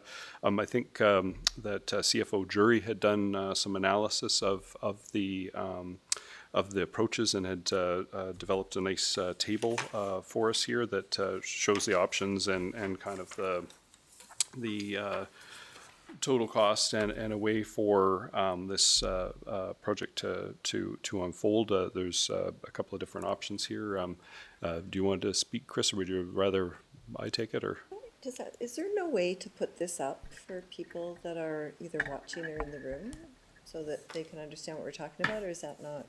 Well, part of the agenda. It is showing up on. The agenda is available on So you here. have to go, okay. Yeah. So if you're watching the recording of the meeting, then you would have to go to this. grab the agenda, yeah. Sure. Okay.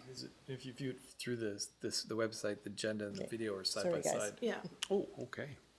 You can do both at the same Okay. time. Yeah, so really just tried to outline the 3 sort of options here. Of course, the first one is to just complete the pier as is, with, in absence of canopies, although there would be the base sort of structure there that canopies could be added at a later date. The second was to add those canopies in 2023 to the budget to complete. And really the purpose of the third one was, there are some additional costs in delaying, as Director Innes spoke of, lack of cost certainty. Really the only advantage of possibly doing it in 2024 is if there were other grants out there. But, if you can't get a grant for more than $200,000, then it's probably not worth it because you're spending more than that to delay. So there's some risk there as well, but that was really the only thought behind a delay, is there's some potential out there to try and obtain further grants. But then I've tried to outline maybe a few of the qualitative type pieces as well that aren't so, in the numbers and the dollars there to kind of think about as far as certainty over costs and when the pier would be opened. As far as the grants are concerned, there were 2 grants we received. One was the Syrup grant, which was for $1 million, and that was more geared towards, sort of post-pandemic, getting people back to work. So there wasn't anything stipulated in there that bound us to doing some canopies or not doing canopies. The other one was the CBT grant, and I have had some conversations with them. What they were funding was a community space. So, a widening of the pier, some seating, if that includes canopies or if that includes a floating, kind of swim area, they'd be open to a scope change. They can't give me a definitive answer on what that impact would be, but they would be open to that conversation. And as long as there was sufficient cost there to cover the grant and to create that community space, there's some potential for them to be able to shift the scope of the project and just say, okay, use the funds towards that. So really that's kind of where we're at in this crossroads, is just trying to determine the best course of action. As far as funding, we do have, I just want to clarify on this table one thing, because we had an allowance of $360,000 for the canopies. So on option 1, we basically sucked that up into the rest of it. So it's not like the canopies over 861.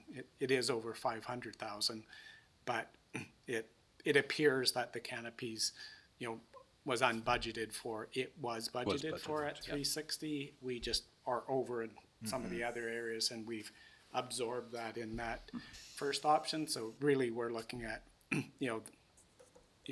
360 for overage in the rest of it, and then 500,000 for overage in the canopy portion. So I just wanted to clarify that. And the other thing is, again, we appreciate this is a large number and it's a large project. However, if you look at that over the life of this project and the value this is going to bring to our community, it's not a 1-year program. It's a 50-year asset that you're actually adding. So when you look at these costs over a 50-year period of time,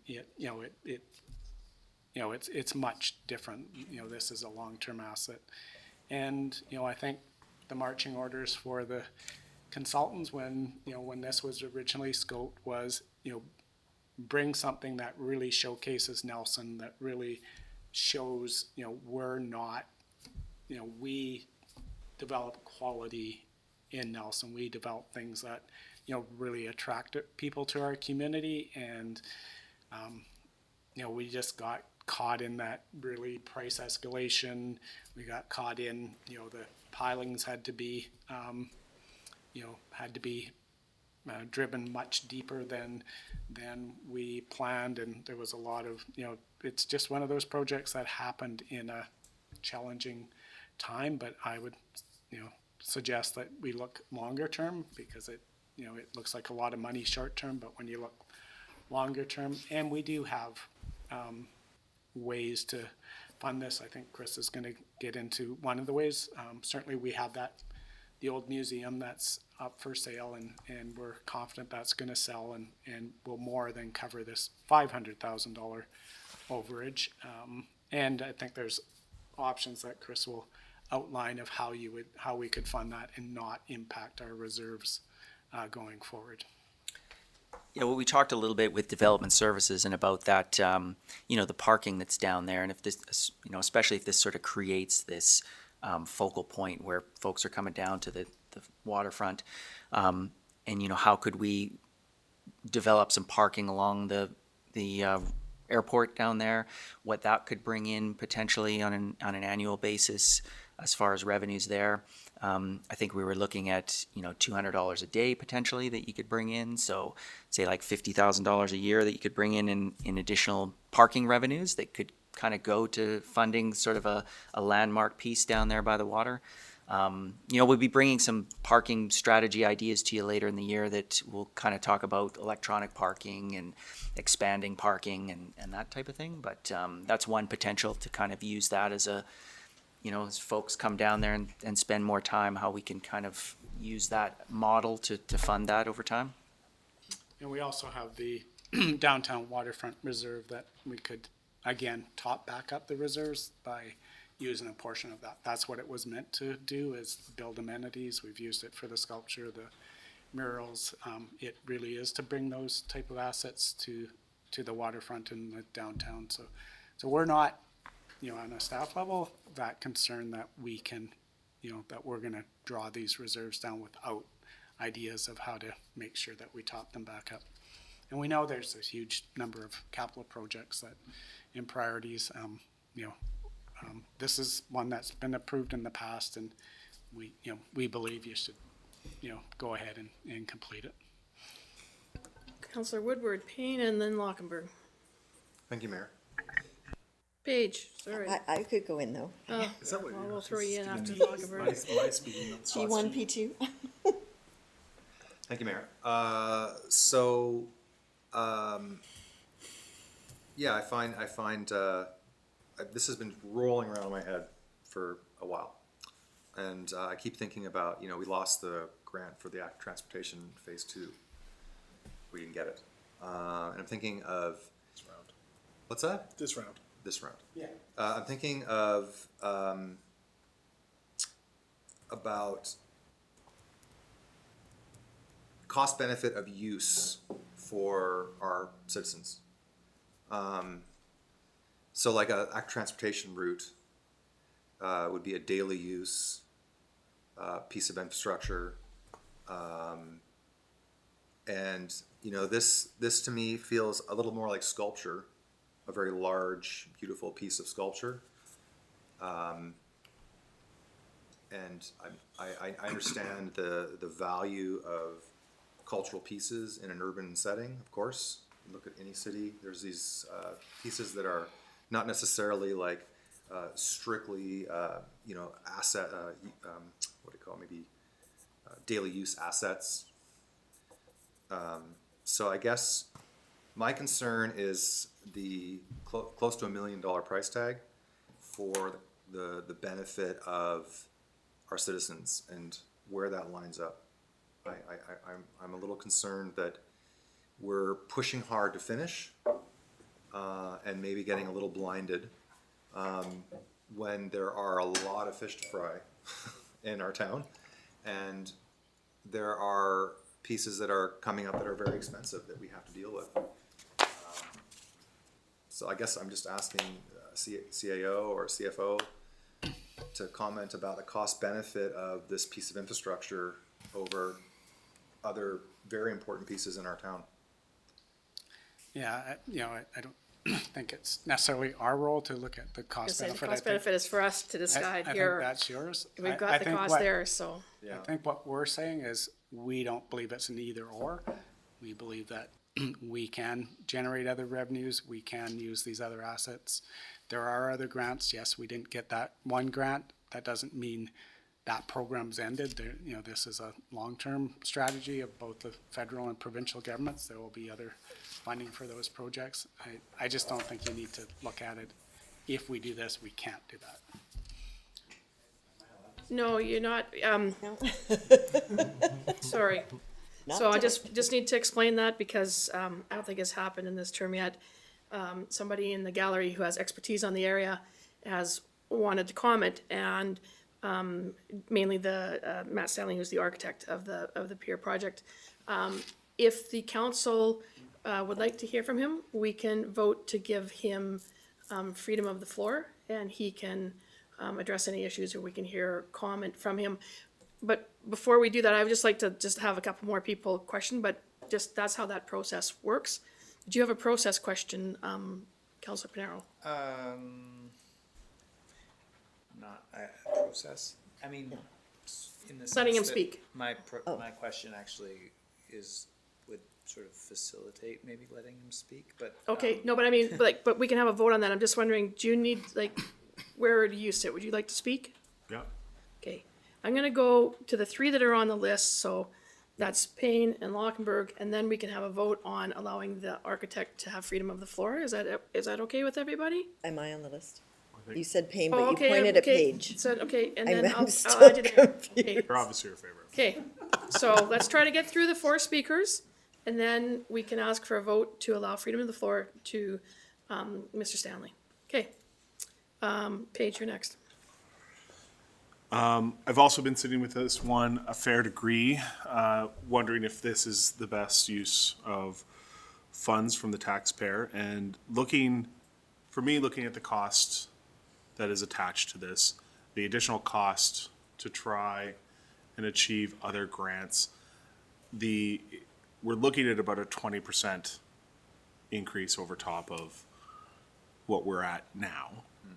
You put that canopy upon the entranceway to that pier, the amount of use that unlocks, to me, is a lot more than that 20%. The weddings, the music, the cover from the refuge from changes in the weather. We've heard all of this. We've had the pitch on community gathering spaces. What I find assurance in those discussions is unlocking other fee opportunities in the waterfront area along Airport Road in terms of parking and redirecting that to supplement what essentially would be, to my math, a 17-year payback on this particular $86,000 that of apparently $500,000, which is the canopy itself. And that canopy, I think, does drastically change the vision and completion of that particular project in that area. And where I would think I'm far more concerned is continuing to have a project of this size on staff's plate as they juggle and look for. I can think of Cottonwood Park, I can think of the plaza down at the Chamber. When these projects are held in limbo looking for cost efficiencies, the bandwidth that it consumes within staff and our project management and our organizations looking for that additional few $100,000s to finish something, I think that cost is not immaterial and realistically slows down the work of this organization and what it's trying to accomplish. And I think, however, some of us around this table, when this was put in motion, and I think in for a penny, in for a pound, I hope there's not some whole other part, there's probably some whole other part of that particular anagram that someone will serve back to me, but I think we're already here, and I think we got to get this project done. I think we got to give staff the clarity to get this project done. We've just done the very same thing over at the Civic to give that clarity. Let's finish, let's complete, and let's move on to having really fulsome discussions on the next project and what it's going to deliver and how it's going to impact these other material things. I think we would quite literally chop the head off this particular project if we were to delay and then put in perpetuity whether this canopy shows up and gets installed on here. And it may not happen in 2024. We may not get that grant. We may go after another grant. We could be here 10 years from now. There may not be a canopy sitting on that. I think we need to finish. Councilor Lockenberg. So we don't have a motion on the floor, and I'll put a motion on the floor and it may get voted down and we may go to the next motion, but also to reflect my position on this, which is to direct staff to not include funding in the capital budget for the canopy portion of the Pier project at this time. And then I'd speak to it if I get a second. Is there a seconder for that motion? It's been seconded by Councilor Payne. So I'm opposed to this project as it's presented because I do believe there's a zero-sum factor here, which is to say that this $800,000 for the Pier project, it's $500,000 over budget, but the total cost of the canopy is $861,000. So that's, yeah, 500,000 over budget on 300,000 is a significant budget overrun. But that's not why I'm opposed to this at this point. It is because whatever, if the argument is that the canopy is going to attract more revenue into the city coffers that will eventually pay for the canopy, that would be one thing. But what I'm hearing is redirecting funds that would otherwise be used for other things to pay for the canopy. So for example, the sale of the museum property, that's money that could be used to fund other projects, like in particular active transportation work. Paying for parking or along the airport, that money could be used for other services as well. So there is a zero-sum factor here. Money that goes to the pier or to the canopy is not available to go to other projects. And me personally, I think there's much higher priorities than this canopy at Lakefront, period. Like, I'm not talking about delaying, I'm just saying it's not necessary. And there's two particular reasons why I don't believe it's necessary in particular as an object down at the pier. I mean, if it got built, I'm sure I'd be down there and be like, oh, this is beautiful. I'm really happy it exists. But at what cost to other projects? First, I believe that this project is in part separating us from the beauty of that space. So the open sky in particular, that sense of expansiveness is something that I like about that area. And I like about, in general, I think our amenities of closing in structures and building structures is not always, it's not always a positive in our public spaces. And in this case, I think you could also create a more dynamic solution so that, for example, you could use canvas sails that could create shelter, that could be, you could erect them, they could be used for some public events and then taken down by default, or as the default. And then in addition to that, the other thing I don't like about this project is the lighting. I think its presence on the waterfront at night, especially lit. So if it does go ahead, I would argue that we make it so that it's it protects our night sky. Having the lighting at night, I think, would detract from our ability to appreciate our night sky. So that being said, I would, argue that we don't do it. Thank you. Councillor Payne. Okay, so I just have a couple of questions of clarity. So, CA Cormac, you mentioned this was a 50-year asset, and I'm trying to understand that because when I did some research, I was not here for the initial introduction of this. I saw the pier being replaced every 20 to 25 years. Am I? No? Hope not. Okay, when was the last replacement then? Was it 50 years I think ago? it was good 50 years ago. Yeah. 50 years Okay, ago. okay, I wanted clarity, sorry, I was I was gonna say, reading- hopefully we didn't put in those metal piers to have the replacement 25 years. Years, no. Now I'm really scared. Yeah. But then they should last longer than the wooden piers that we've Absolutely. put in I before, so just then said that is, It's probably a Yeah. 100-year I just had a asset. question There's- mark, I there's just wanted to maintenance ask, with it, I'm yeah. just Yeah. clarifying. And then I think it's really important that we look at the concept of a landmark piece. And it is, the way it's designed, it is a landmark piece. And then I go to the thought of, is a landmark piece for the citizens of our town? Or is it for the tourists who come here? Or some combination and balance of both? And then I guess and there's definite benefits to that. If we had an extra $1 million and we were fully funded on active transportation and we're doing the non-market housing that we needed and many of those other programs, it's interesting. But when I look at what attracts us down to the lake, well, it's the lake. I'm not going down for the canopy or anything else. I'm going down to the water and the lake. So now we do have a beautiful coming together pier down there. I've been down to see it a couple of times so I can get a feeling and more of a sense for it.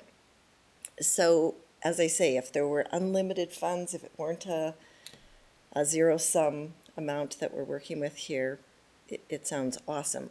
Having said that, we're talking about this canopy. So we currently have a design for a canopy. I think there's many benefits to it. I don't know what the options are for canvas. That sounds a little, maybe, maybe not. You could take it down in the winter. I think windstorms are going to be part of our future coming off the lake. But is there another way for us to provide those benefits that we need, the weather coverage from both rain and heat in the summertime, so we can fully use it?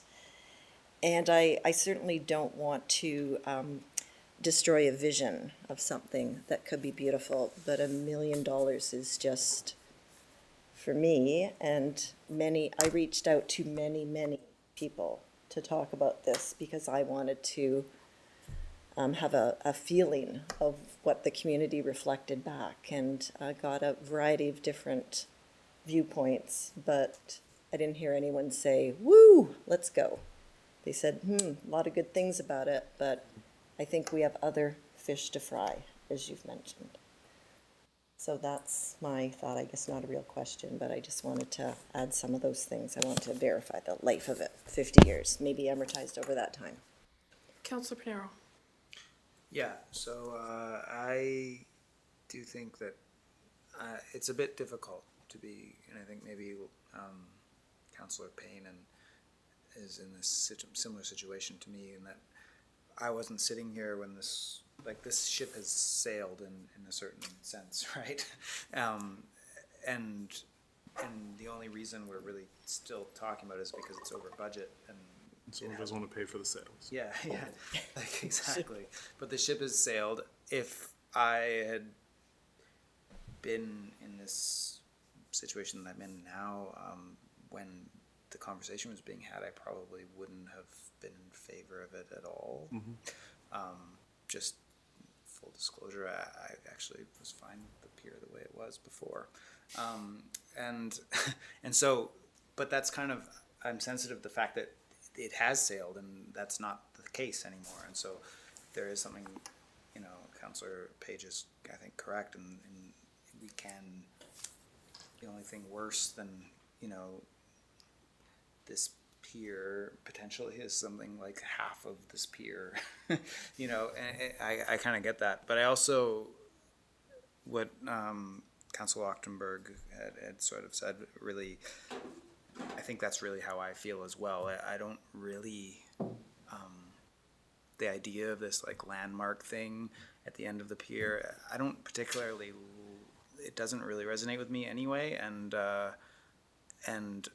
it's a huge cost. It's potentially, if we need to cover that pier, there's other options as and when we need to.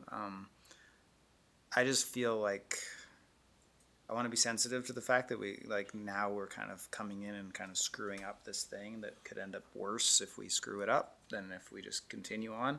But I do think that there's I feel that there's a lot of people in the community that are still skeptical about the use of this, what it's going to be used for, who exactly it is for, who exactly is going to benefit from it in its final version, such as it is. And so I just want to be, I don't want to, come in and kind of screw everybody's plans up, but I also do have to say that the whole thing kind of strikes me as a little bit off.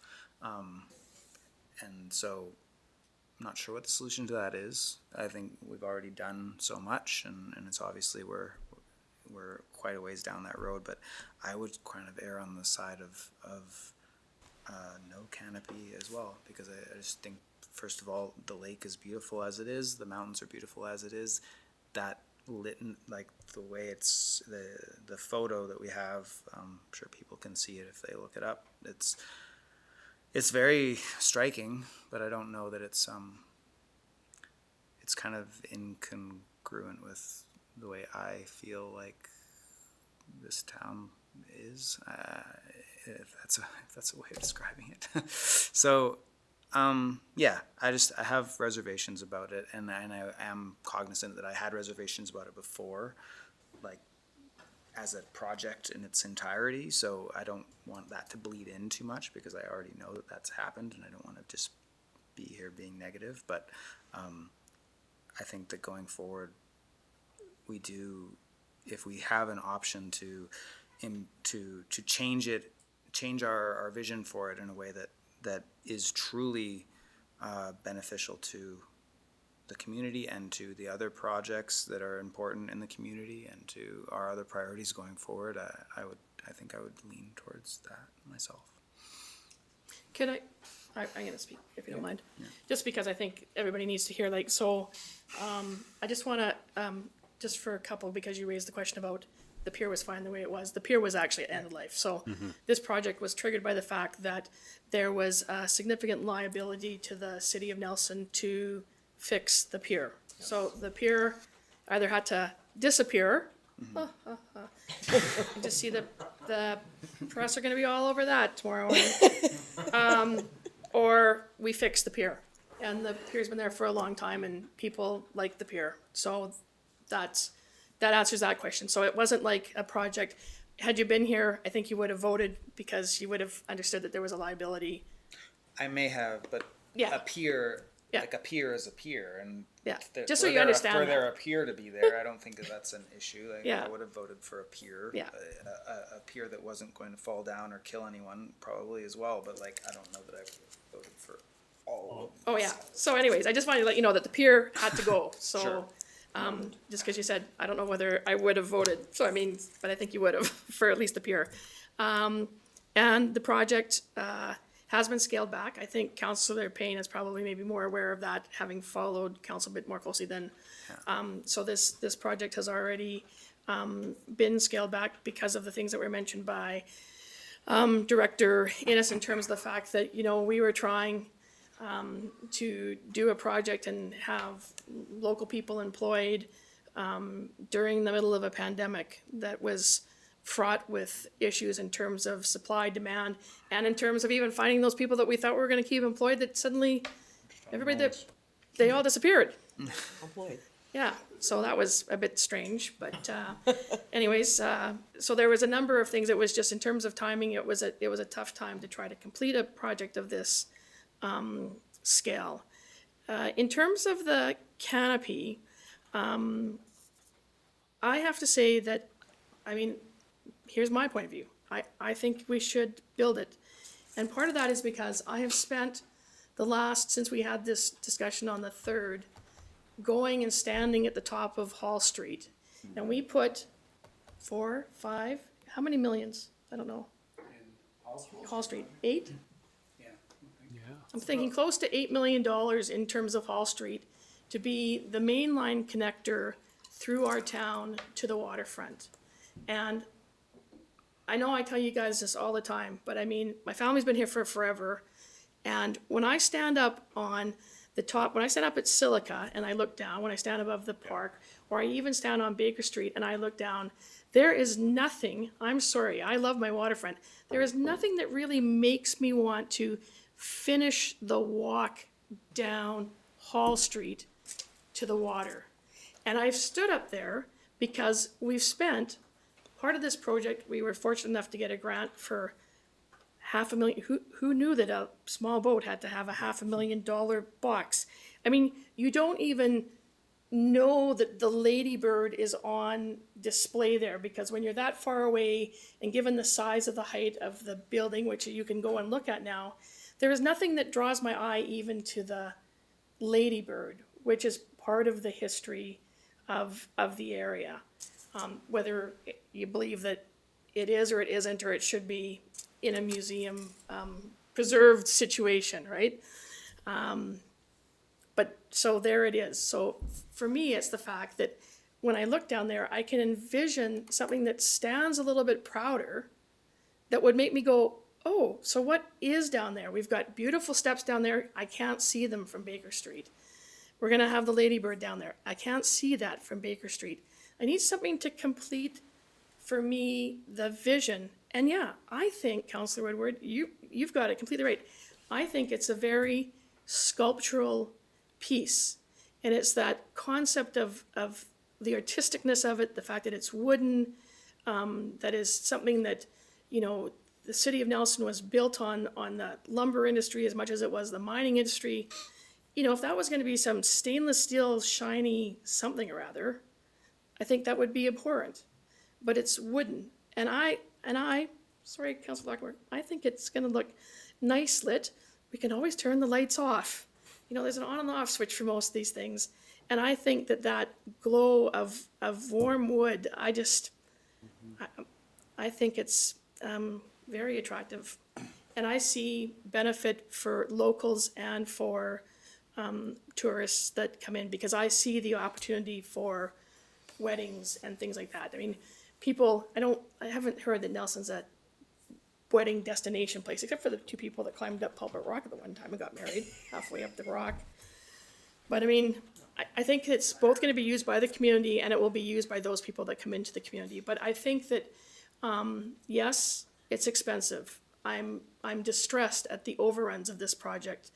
Perhaps it was overbuilt from the very beginning, but I think it's important to complete it because it completes the vision of Hall Street and all of the effort and time that we put in to trying to develop these sightlines that go through town and to draw people to the waterfront.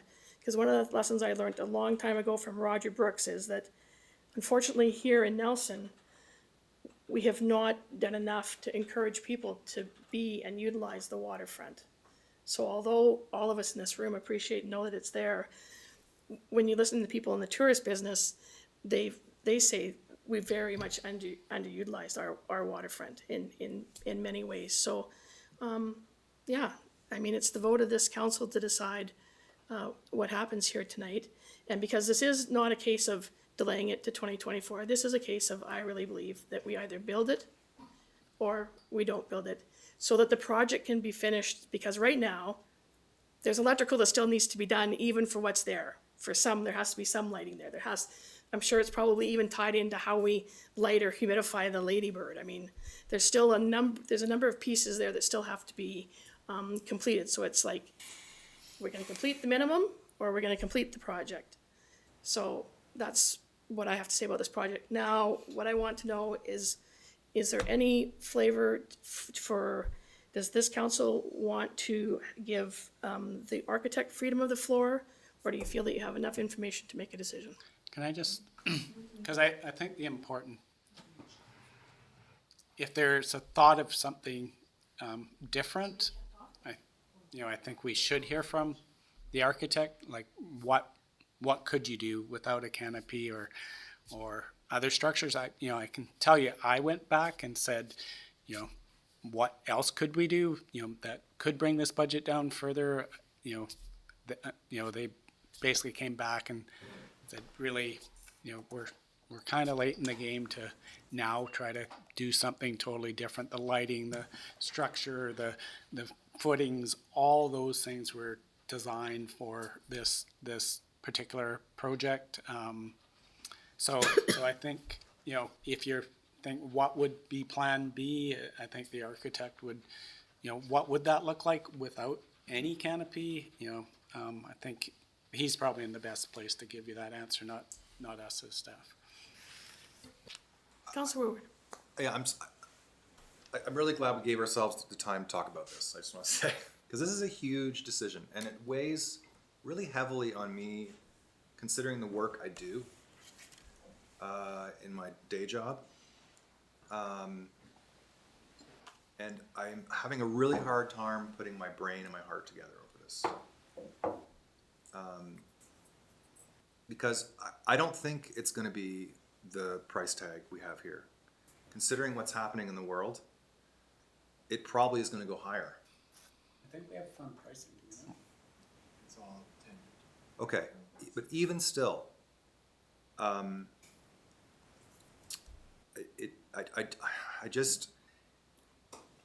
it's a huge amount of money. I mean, what are we, a $55 million a year operation? Is that right, approximately? Hydro? Yeah. So this is, $1 million, and this is a big chunk of what we deal with every year. So But that's not We're here to deal with big chunks. Okay, I'm just saying, like, it's a huge ask. And I think I'm just really struggling. I understand the sort of philosophy. I love art. I love sculpture. We're a tourism town. There's so many benefits. But there's a lot of poverty in our town. And there's a housing crisis.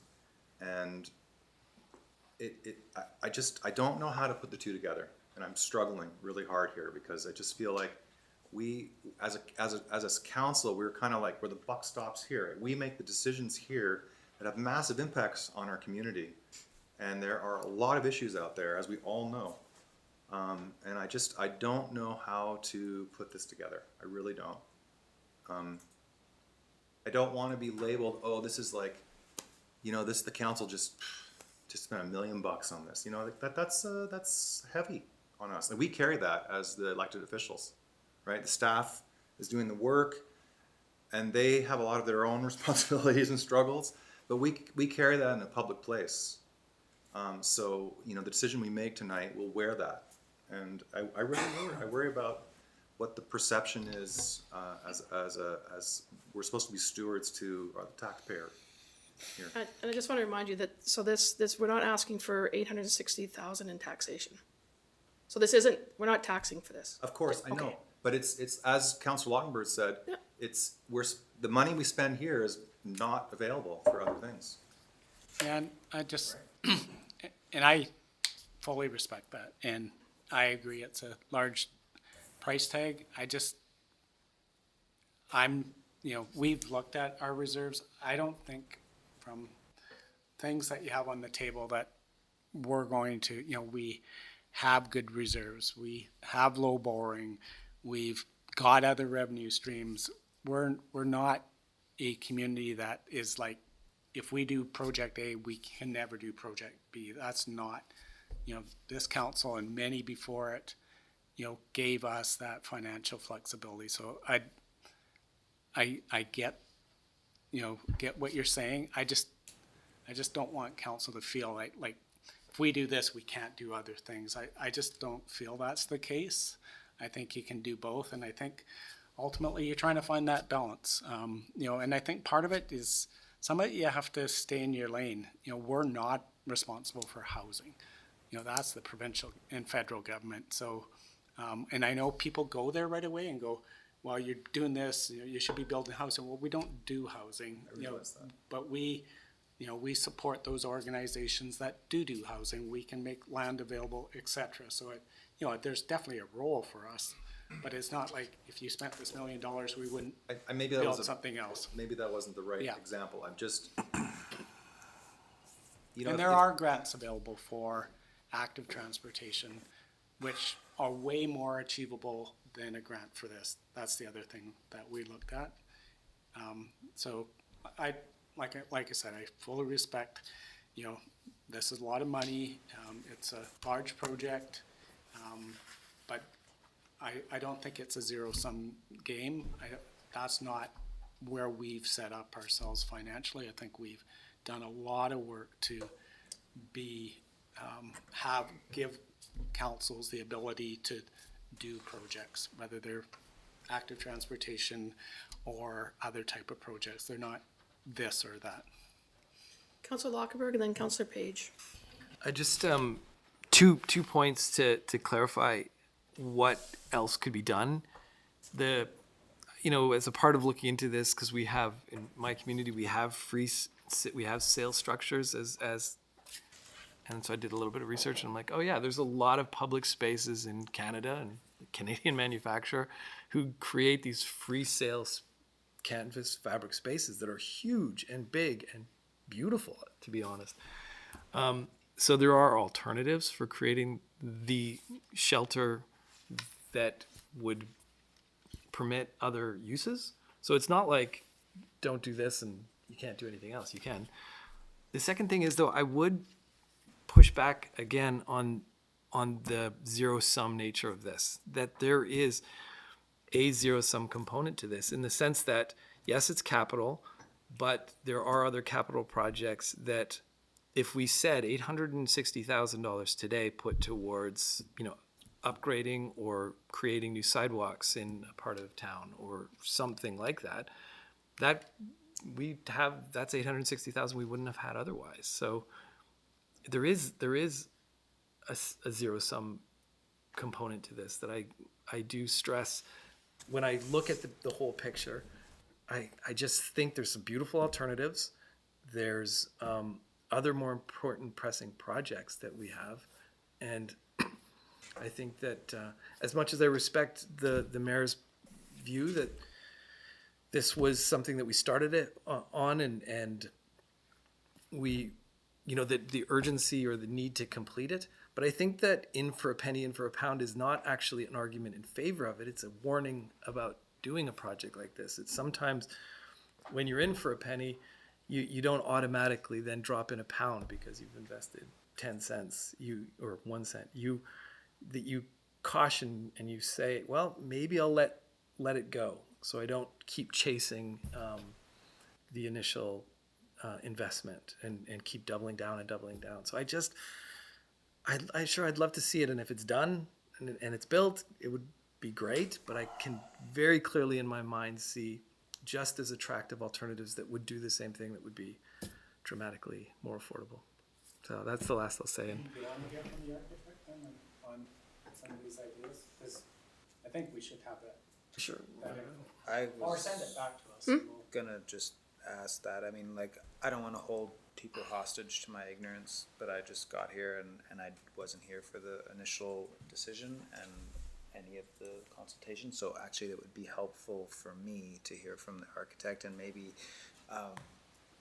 he could speak to other scenarios if they exist or if they don't. That would be helpful to know as well, right? So I would be grateful if we could let him speak. We okay? Yeah, so I need a resolution from council to allow To Matt clear the Stanley to speak. table of this resolution? Do we need to table it? So unfortunately what happened here is because resolution was moved and seconded, we can You can table it. for a moment. Sure. Yeah. So we can vote to table, then we can vote to allow Matt Stanley to speak, and then we can bring the motion back to the table. Somebody can lift it from the table. Or, because it's tabled, somebody can actually put a new motion on the table and, yeah, it gets complicated, but anyways. The So table is there a is getting motion big. to table the current resolution that's before us? Moved. Moved, it's been moved and been seconded. All those in favor of tabling? Nobody's opposed, so that carries. Okay, so motion to allow the architect Matt Stanley to have freedom of the floor. Move. Moved by Woodward, seconded by Panero. All those in favor?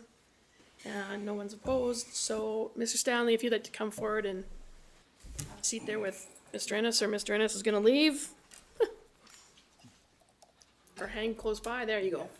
We have 2 chairs. And make sure that you have, the little button on. So that you need the blue button. On? Okay. All right, thank you. There's a lot to respond to. I do just want to speak about the vision of the project and about the direction of it and respond to some of the things that have come up. And I did last week sort of speak to the broader vision of the project, how it fits into city planning policies, and where the canopy fits in with that. And I think that that's an important part of this, is that the vision, the city's vision of this project right from day one was that this was going to be a world-class public space that was going to attract people from Baker Street down to the waterfront. And the way that that was going to happen was through diverse programming that was for season. And the canopy is at the crux of that. The canopy is what's making this space a four-season space. It's also what is attracting people, as the mayor said. It's the iconic gesture that is seen from Baker Street. It is seen from the Big Orange Bridge. It's seen from across the water. It's not only providing the event space in terms of the infrastructure for shelter, but it is also giving that iconic gesture that will draw people to the area. And it's doing that in a four-season way. So this is a space that's going to be used in the summer, in the fall, in the spring, and in the winter. And so this idea of creating diverse programmatic space for Four Seasons down at the waterfront is something that we don't have right now in the city of Nelson. And that was at the core of the city's vision for this project and the reason that they wanted to go ahead with this project. And so that's kind of a broad discussion about how the canopy fits in with the. So, may I answer? Yes, sure. So I agree with you, Matt, and I was here when you initiated this. Yeah. It's the cost overruns, right? I Absolutely. think that's the crux of the issue for me. Is I loved the vision, still do. I think it's beautiful. Yeah. But these cost overruns are massive, and we have some major projects coming up in this town that are going to cost millions upon millions of dollars. So I think the philosophy and the vision is exactly what it is. And back in 2019, I think, when you came to us, when we were looking for shovel-ready projects to get people back to work during the COVID period, I mean, it was great. Yeah. But I think, And I'd like to speak to that. Like, yeah. I'm not saying the cost of I'm rents are your going fault. to get to that in one second. It's not your There's fault. one other comment that I do want to address that Councillor Lautenberg has. It's a smaller item, but I know it's something that has been on your mind because you've brought it up in both meetings, is the idea of light and lighting the pier and the canopy and how that will affect.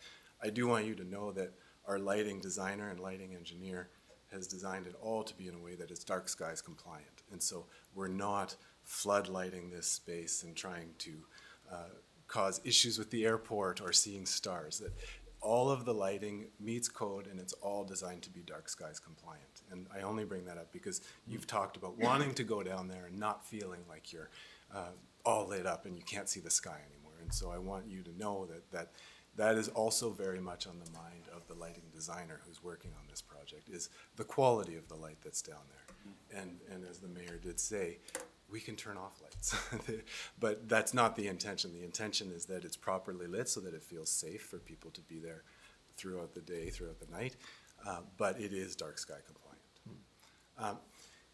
In terms of the canopy itself and cost overruns and those things, I think that the option to not do a canopy is really problematic in the sense that it starts to undo the commitments that have been made to the funding partners of this project, specifically to the Columbia Basin Trust through their grant, and as well through the province and the Civic grant. And so not only are we losing out on sort of the programmatic element of what that canopy is doing for the project, but it is undoing commitments to these funding bodies, and these are relationships that we should be nurturing. We should be nurturing relationships, long-term relationships with these funding bodies, and not falling short on the commitments and on the visions that have been presented to these people when they're providing grant opportunities.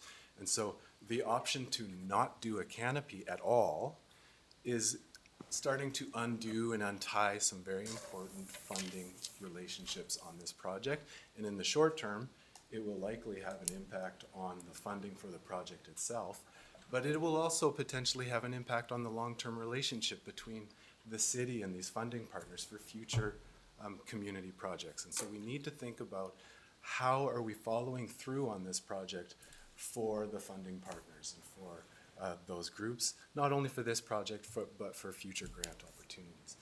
Also, the idea of not doing any canopy at all, it starts to undo the idea that this space has a diverse programmatic area that is for season. It will now be a pier and a ladybird in the winter where there will be very few people down there. It's no longer becoming a diverse public space that is used throughout the year. And so not doing any canopy starts to undo that quality of the space. It takes away from the success of the ladybird. It takes away from the success of all the money that's been invested into the pier as well. And so no canopy undoes that quality of the project. It also starts to undo the vision and the planning policies that the city has in place and all the effort that the city has gone into already to connect Baker Street down to the water. By not doing a canopy, we are starting to undo all those efforts. We're starting to ignore a lot of these planning policies that have been put in place for good reason, to connect our assets at Baker Street down to the water. And so not doing a canopy as an option is incredibly problematic. It has a lot of repercussions that aren't just about the $800,000 price tag on this canopy. It's not just about the canopy. It's about the spillover effect into relationships with funding bodies, the success of this public space as a whole, and as well as the city's efforts to connect Baker Street down to the water. And so I don't think we should be looking at no canopy as an option. We should be looking at the canopy as is in 2023, the canopy delayed to 2024, potentially looking for more funding, or some modified canopy in 2023.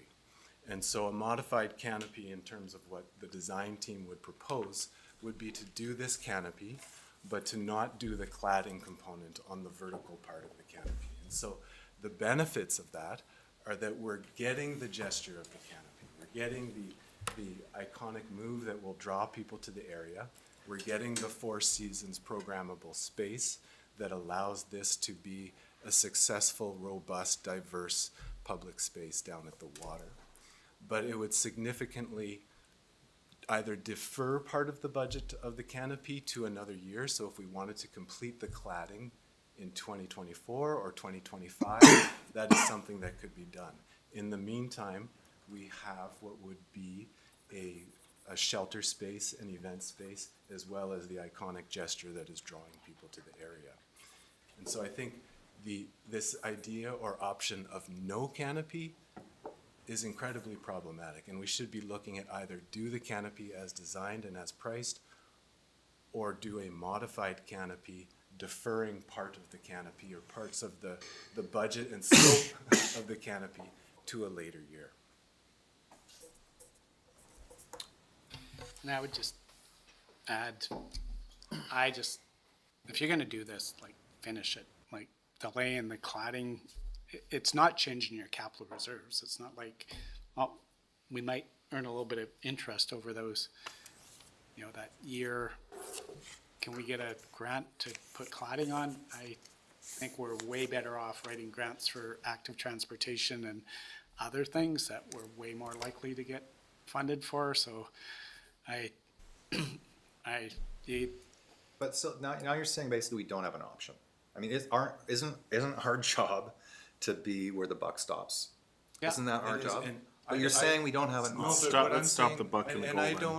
I don't want you to feel like you don't have an option. That's what you're saying, I want Matt. you to be aware of that it's not just this decision about, it's not just a sculpture that was added onto the project at the end, and it's a pretty looking thing that we can just remove and save $800,000. I'm here, my job here is to communicate what some of the broader vision is and some of the broader implications of doing versus not doing the canopy. I'm not trying to coerce you into feeling like there's no decision. I'm trying to load more information onto you so that you understand the importance of the decision to potentially not do a canopy. It's not just about saving $800,000. Yeah. And there was significant public consultation when we did the downtown waterfront plan, when we did the OCP, all of those things, that's where this came from. It wasn't someone chose to do this project, as you're well aware, right? It's been a long-term planning. It's been in there for quite a long time, and that was the marching orders when it was designed, is can you meet the goals? And the, if you look at the 9 or 10 goals in the downtown waterfront plan, this was one of those key focal points. This was the only way to connect the downtown with the waterfront. And yes, we have a long waterfront, but it's not accessible. The only place that's accessible right now is Lakeside Park. Everything else is riprap, and you cannot actually get down to the water. As I said before, I happen to have a boat at the Prestige, and I can tell you, it's an amazing asset just to be able to go on that dock and swim there, whereas you can't anywhere on our waterfront. It's very, very limited. And creating spaces to get down to the water, that was, again, a key attribute in the downtown waterfront plan. How do we make our waterfront more accessible to our citizens? Which is good. You go there. Did you have your hand up? Okay. Page and Payne. It's all been well put, and I was one of these people, to Pinero's point earlier, who certainly was not supportive of beginning this project. And council went along with this as part of that economic recovery piece and putting the mass timber on the waterfront. And there certainly were liabilities, and we certainly did know as soon as we pulled things up that we were going to end up cladding a set of pilings that within 20 years or so would then need to be pulled out themselves. So redecking it wasn't really an option, because the redecking itself was going to not last its full lifetime before what it stood on was going to come to a point we needed to address that as well. So we got in to the point of doing the new pilings, which will last us at least 50 years by all accounts. And the vision of being able to get on the streetcar from Lakeside and come down to its another focal point at an end point and go back and forth. You know, Councillor Tate put it really eloquently in context of the spray park. The opportunities for business and community to interact with that space, and you know, obviously Stanley has put even more on that in terms of bringing programming, all 4 seasons of programming to that space. You do lose the quality of the space, and therefore how much benefit the public will actually be able to attain. And so I think, again, we are talking about a 20% on top of what we've already committed to, and that's firmed pricing. So when it's done and we're finished. But if we take that 20% and try and save this cost here and take away that programming opportunity and take away that ability to have day camps out of the sun and have swimming that's going on, will of course still happen, but you'll have no refuge from the sun down there. And anyone who's been on Baker Street in the middle of the summer, or top of Hall Street at the start of the summer, knows what it's like to be out in the middle of that heat and not be able to have a refuge or have some programming or have a band or have a poetry of any kind, let alone in the winter. So it really does completely change the dynamic of the project to take this key element away from it. I heard around the table of the conversation, of course, and you know, there is a role for housing within municipal local government's purview. That is, we see many examples throughout the province, and we are pushing that work forward at our partnership tables. And I think part of this isn't an and or, it's saying we're going to finish this, we're going to make sure that the programming can happen, we're going to make sure that the public benefit amenity space will exist in that area too. It'll exist in Rosemont, it'll exist at Lakeside, it'll exist here, and you can come to it. But that when the housing conversations also come, that we are scoping the scale of our intervention to compare to this kind of intervention. To say, we will make these investments for 50 years so that there is a place to do this programming, and so that end point to these intersections of our community, be it streetcar, be it Hall Street, be it coming in from Castlegar and coming around the bend and seeing that we'll make that investment for the next 50 years for the city of Nelson, the residents of Nelson, in a public area with no fees attached to it, that you can use at any point in time. And when we get to housing conversations, we get to having to intervene and support the investments in those other social areas, we are also going to be willing to step up and do those big things there too, because this is where we do those big things. And I think if we were right at the start of this, we to be having a completely different conversation. We are right at the end of it. This is a house where there's certainly been cost overruns, and now we're talking about not putting windows in it. We gotta put the windows in it. I could make the roof analogy, but I don't think it's as salient, but I would make the living room analogy, you know, Sure. it's like making a house without putting in the kitchen, living room, dining room, the social area of the house. Sure. Councillor Lockenberg. We don't fall short there. That is, Councillor Page, are you finished? I'm finished with that little speech. Councillor I Lock- just wanted to follow on the house Oh. analogy because I do a lot of houses, so. Cool. Can I make an analogy then? It's like building a house and then deciding whether or not to put in the swimming pool or the deck. Like I don't think that's a more accurate analogy than the kitchen or the living room. And I would further say that when I imagine this place, I think of other boardwalks and other communities. Swimming pool's at the bottom of this pier. It's gone. There's a swimming pool. Okay, so maybe the deck or putting in some other amenity. It's a nice to have. It's not a must have.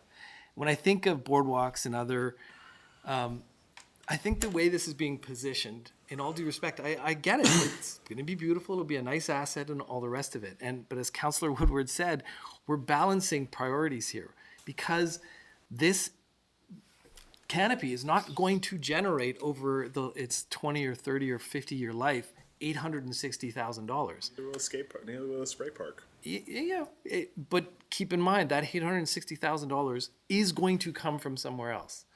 And so it's in that context that I question this project because I don't think, with all due respect, Matthew, I love your vision and your passion.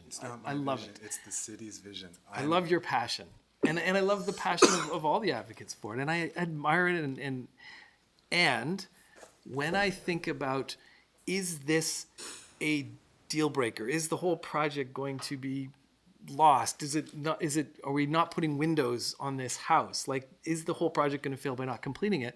I just don't see it that way. Like, I see it in the context of other boardwalks and other things that I've seen where you have, and I shared with council by email just a few minutes ago, these canvas free sale structures that are much cheaper, that do provide shade, that are resilient and can last maybe not 4 seasons, but can be raised for 3 seasons, or umbrellas, or you can imagine all sorts of other options for creating a great, canvas or whatever. Like, you can imagine other things there that would complete this project, not as beautifully, not as dramatically. What's that? Not as durably, potentially, but certainly could do a fine job of creating a usable space. So I just want to say, I resist, and when I hear it, I push back instinctively against this notion that the project will fail if we don't do this, or the project demands that we complete this. I think we can have a great pier, a great public amenity without it. If this council goes ahead to support it with some option, I'm sure that after it's built, it'll look very nice. And I'll be like, wow, this is great. I really like it. But again, that's not our job to look at it in isolation. It's to look at it in relation to the other priorities we have. And when I listed mentally in my mind of the priorities we have in front of us, what would $860,000 do? I can think of a few things that I would put above this canopy. And I recognize, again, that sure, we could fund some of those other priorities, but something is going to get bumped from the list, inevitably. Otherwise, it will eventually come back to the taxpayer. Well, So, can I, just on that one, like, we only have so much capacity and to deliver projects annually. And from our end, that's when I say I don't see it as a zero-sum game.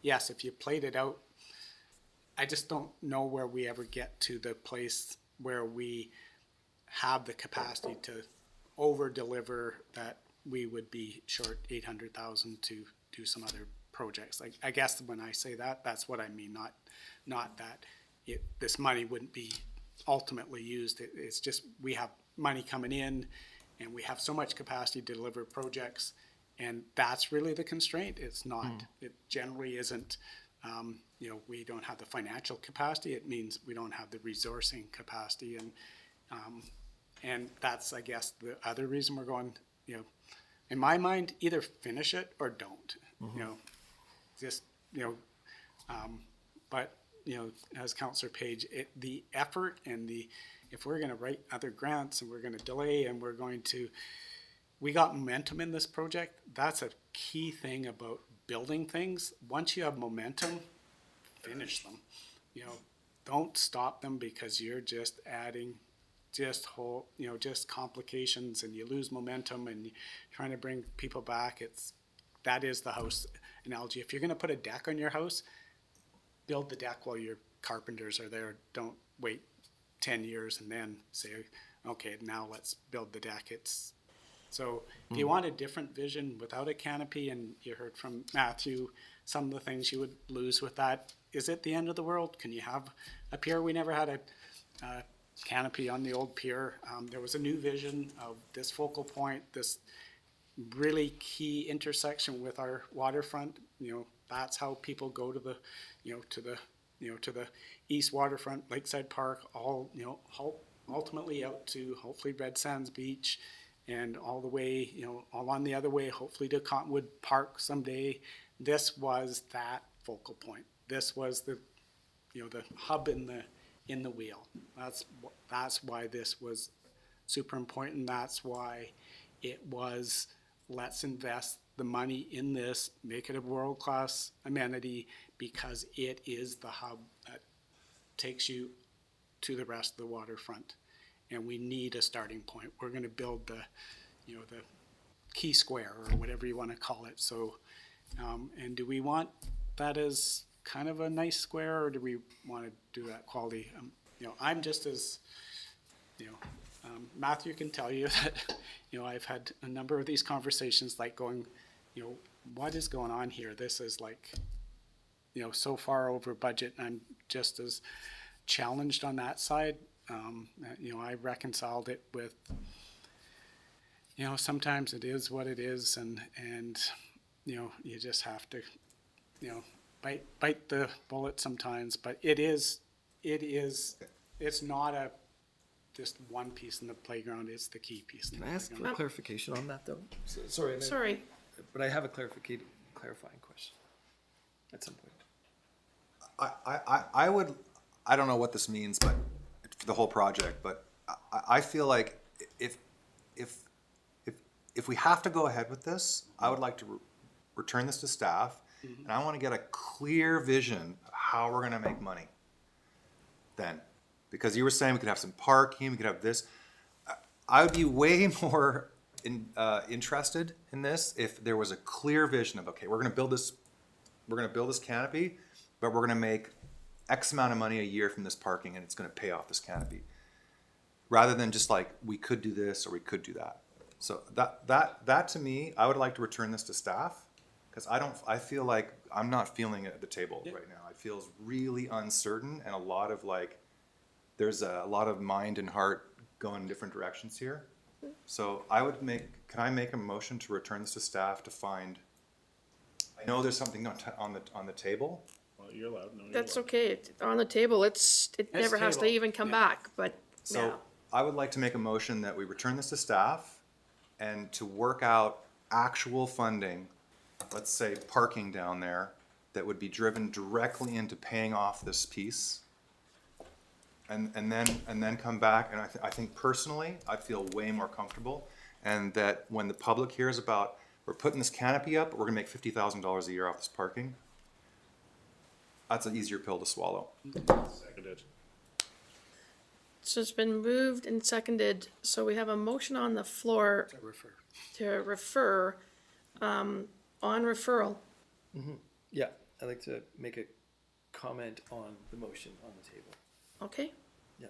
So in addition to that, so thank you, Councilor Woodward. That was going to be my question. The business case for this, I want to see really clearly. And a part of it is the parking. But I want to also hear if this is going to be used for weddings, the wedding's got to pay for it. There's a fee. If it's going to be, it's right there at the Prestige, how much benefit is the Prestige going to get from it? what would there be willingness to contribute to this on a committed sort of annual basis in some sort?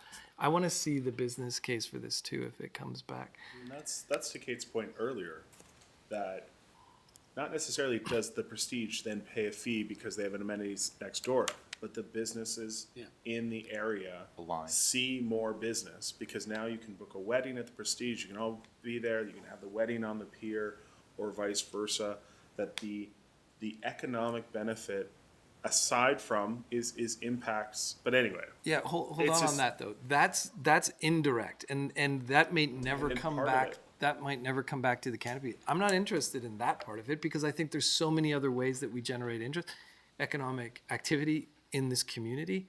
In addition, some of that kind of economic activity isn't equally shared. It goes to just a few businesses when I'd rather see something that broadly benefits the community. So what I would look for is sort of a direct return on that canopy from rental, parking, any of these other things that we can. Lighting? Lighting? No. No. We're gonna be corn operated. Yeah, corn operated light. If you want lighting, you pay for it. $10. No, but seriously though, because some of the uses, especially on a four-season basis, Oh, yeah. that No, should we be paid see, for. You know, because the other thing, you know, that maybe we lost a little bit of sight for is that whole square was designed to be this flexible space that it could host events. It could, you know, and I think we had one, I believe, and we think it rained or whatever. Wasn't it a beer fest or something? I wasn't here. So that's the idea of, so this is only part of that space. So that whole parking lot area can close off and it can have food trucks and it's a big event space. That's how that plaza was designed, and this is, you know, this is the bit of the carrot that, you know, gives it that additional, and that's why we widened that pier so much, so that, like, it was pretty narrow. You couldn't really have events on there. That's why it got widened, so that you could actually have ongoing things. I think of when I'm in Kelowna along their waterfront, they have vendors all along the waterfront. So that's how that bigger space was planned, is to make it, you know, this, not just you walk down there, that actually there could be ongoing vendors down there that would, you know, make you want to come down there. So we'll look at all those things. We're gonna have to just, you know, estimate things. You know, the one thing directly from the Prestige, if their room, you know, their occupancy goes up, their restaurant goes up, their banquet halls go up, that increases it'll increase the assessment on that property. So we will get direct taxation if the value of that property goes up, which is based on, you know, how much revenue they generate. That's how those properties are assessed. CEO Cormac, Yep. I think what I'm really looking for here is like, Yep. Right here, yeah. not vague, nothing vague. I know you just kind of have to guesstimate at what could be generated, but some really definitive generation opportunities. And I think really talking to the Prestige, because they're going to have people come there and they're going to book weddings and they're going to shoot photos under that, and they're going to use that, and they better pay a fee for that. Absolutely. So I really think there needs to be a little more foundation here under this $860,000. And like I go back to, because we're going to wear this as counselors. Absolutely. We got to go out in the public and people are going to be like, well, what the hell are you doing? Like, this is our money, right? This is our tax money. So I really feel like we need a more solid foundation. Yep, fair enough. That's fair. Thank you. Fair. I'm gonna go to Councillor Panero, then I'm gonna go to Councillor Payne. Yeah, I think my issue around all of this is that I think all of us come to council with various priorities that are maybe different. Everybody has different priorities. We can't really help it. And once we get here, we all have to take this large view of everything has to happen. It doesn't matter if I only care about housing or social justice, like, you know, parking still happens and all of these things happen. So I recognize that, and the pier is obviously low on my priority list, is like personally. However, it doesn't mean it's not important to some people. I think it would, when I have to go and explain myself to the people that, you know, put me here, I think it's easier for me. While I may not share some of these values, it's easier for me if I can actually identify other benefits, right? And so I support that motion, just to have a more fleshed out vision of what these benefits actually are for the community. And I think that would make it easier for me to feel good about it. I also recognize that, you know, I hear what everybody's saying. It's like it's almost done. and so we can kind of, it's the time for this other point of view was maybe, you know, 5 years ago, really. But and I understand that. I don't mean to be obtuse, but I do think that having something, you know, really really focused and very specific about how this is going to benefit everybody, or if it's not going to benefit everybody, then at least who it's going to benefit and how they could potentially benefit other people in some ways, even the knock-on effects, because I think there's a good segment of the population that won't see off face value of it any benefit. So I'd be interested to hear that pitch, or to hear that sort of fleshed out a little bit, and that would make me feel better if I had that to point to sort of explain myself to the people that put me here. Because again, you know, I think the demographic that I identify with and that maybe or maybe not put me here, I don't know that this is a big one for them. So it would just, I support that motion completely, if that's possible. Yeah, So- no, we can do that. It's 9:44 and we're not finished today's agenda. Councillor Payne, do you have something new to add to the discussion? I'm going to be really brief because I just heard something that to me was very distressing. I didn't come to Nelson to live in a world-class town. I came here because of the connection of the community and the values that we hold there. If my family builds a house and we get to the point where we have budget overruns, we don't get to build the deck. It's just not a choice for us. And I really I think it'd be believe... wise to abandon the house analogy. Okay, I don't know want who it to- brought it I up, don't want us but- to think about the canopy and the pier as a house. This is a piece of city building. And I see that, but I think I just want us to identify with what people out there who are looking at a lot of interesting challenges right now. And are we managing those interests to the best we can, especially not knowing many of the huge challenges that are ahead of us, that we are preparing for to the best of our ability.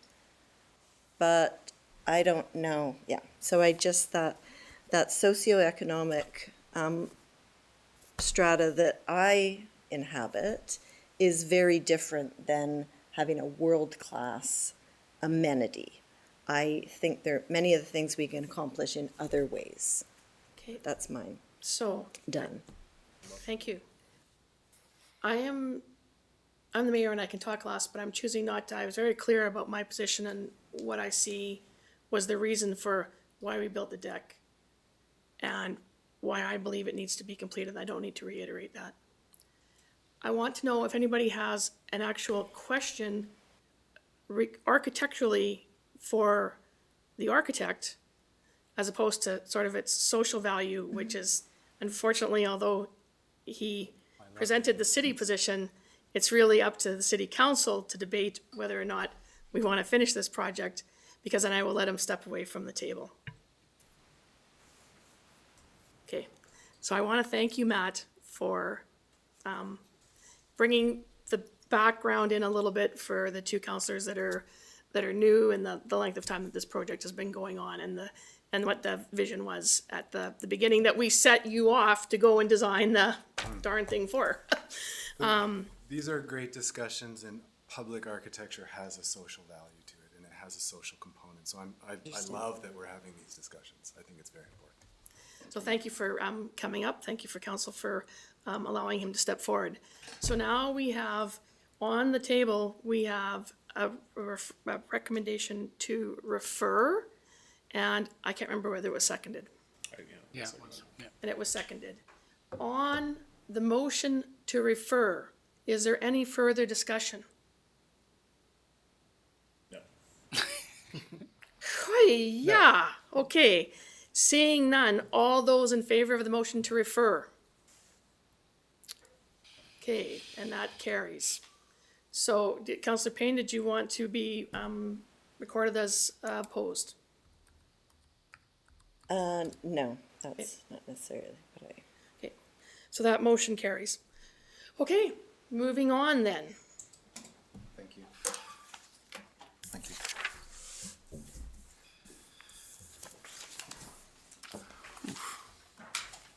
And getting down to the last few things of the evening here, we have item number 15 on the Wanna agenda. wait for Kate? Oh, yes. Oh, hi Kate. It's like, I was. Because I know that she wants to talk on these last two items. Kate had gone home. Or was sleeping out Gotta there. tell you, there was a time that I left out there on, I was well, I had thinking of that. to recuse on short-term Rentals. rentals, and I thought, why didn't I just go home? Yeah. No, that's what happens. Okay. Apologize. So item 15, minutes. So we have minutes from the Nelson Public Library and minutes from the Cultural Development Committee. Anybody need to discuss those in any detail? Can I have a comment? Mm-hmm. On the procedural side, as we move forward, can we consider adding to our agenda format business arising from the minutes and starting to automatically lift out any motions? There are certainly none here, but it's a conversation I've had with other colleagues and practice I've seen in other places. But I believe the plumbing from our committees, if there are resolutions coming from these boards, they should automatically find their way onto our agenda under a section motions arising from the minutes. We can talk about that, because I think Okay. part of it would be, I don't know, do we sort of go through the notice of motion, because they're not your, they're not your But there are recommendations, they're a other party, so we'll just talk about process of It how could go to how strat we do planning. that. Yeah, Like, and I it could just- go, and it may be something that fits under 15, just in terms of pulling out Yeah, motions that are in the minutes that need to be discussed yeah. or contemplated for further. Yeah. Right? You pull it, you say, then it gets referred to the next meeting as business, right? Sure. That's yeah. usually probably the simplest way, but we can discuss it so that we get some formality around it. So, did I hear you also then move? Receipt, yep. Receipt? Second. And Council K, all those in favor? No one's opposed, and that carries. 15B, we have reports, so we have finance, purchasing, and development service reports there. I'll move Anybody need to discuss any of those? Those are moved by Councillor Woodward, seconded by Councillor Tate. Any discussion? Seeing none, all those in favor? And those have been moved for receipt of information. Okay, notice of motion. I don't recall hearing anybody had one to bring forward. Late items, we're then to start the meeting. So we're at number 18, resolution to adjourn. Moved by Councillor Lockenberg, seconded by Councillor Woodward. All those in favor? And no one's opposed, so that carries. Thank you very much, everybody. Enjoy your evening. Happy Valentine's.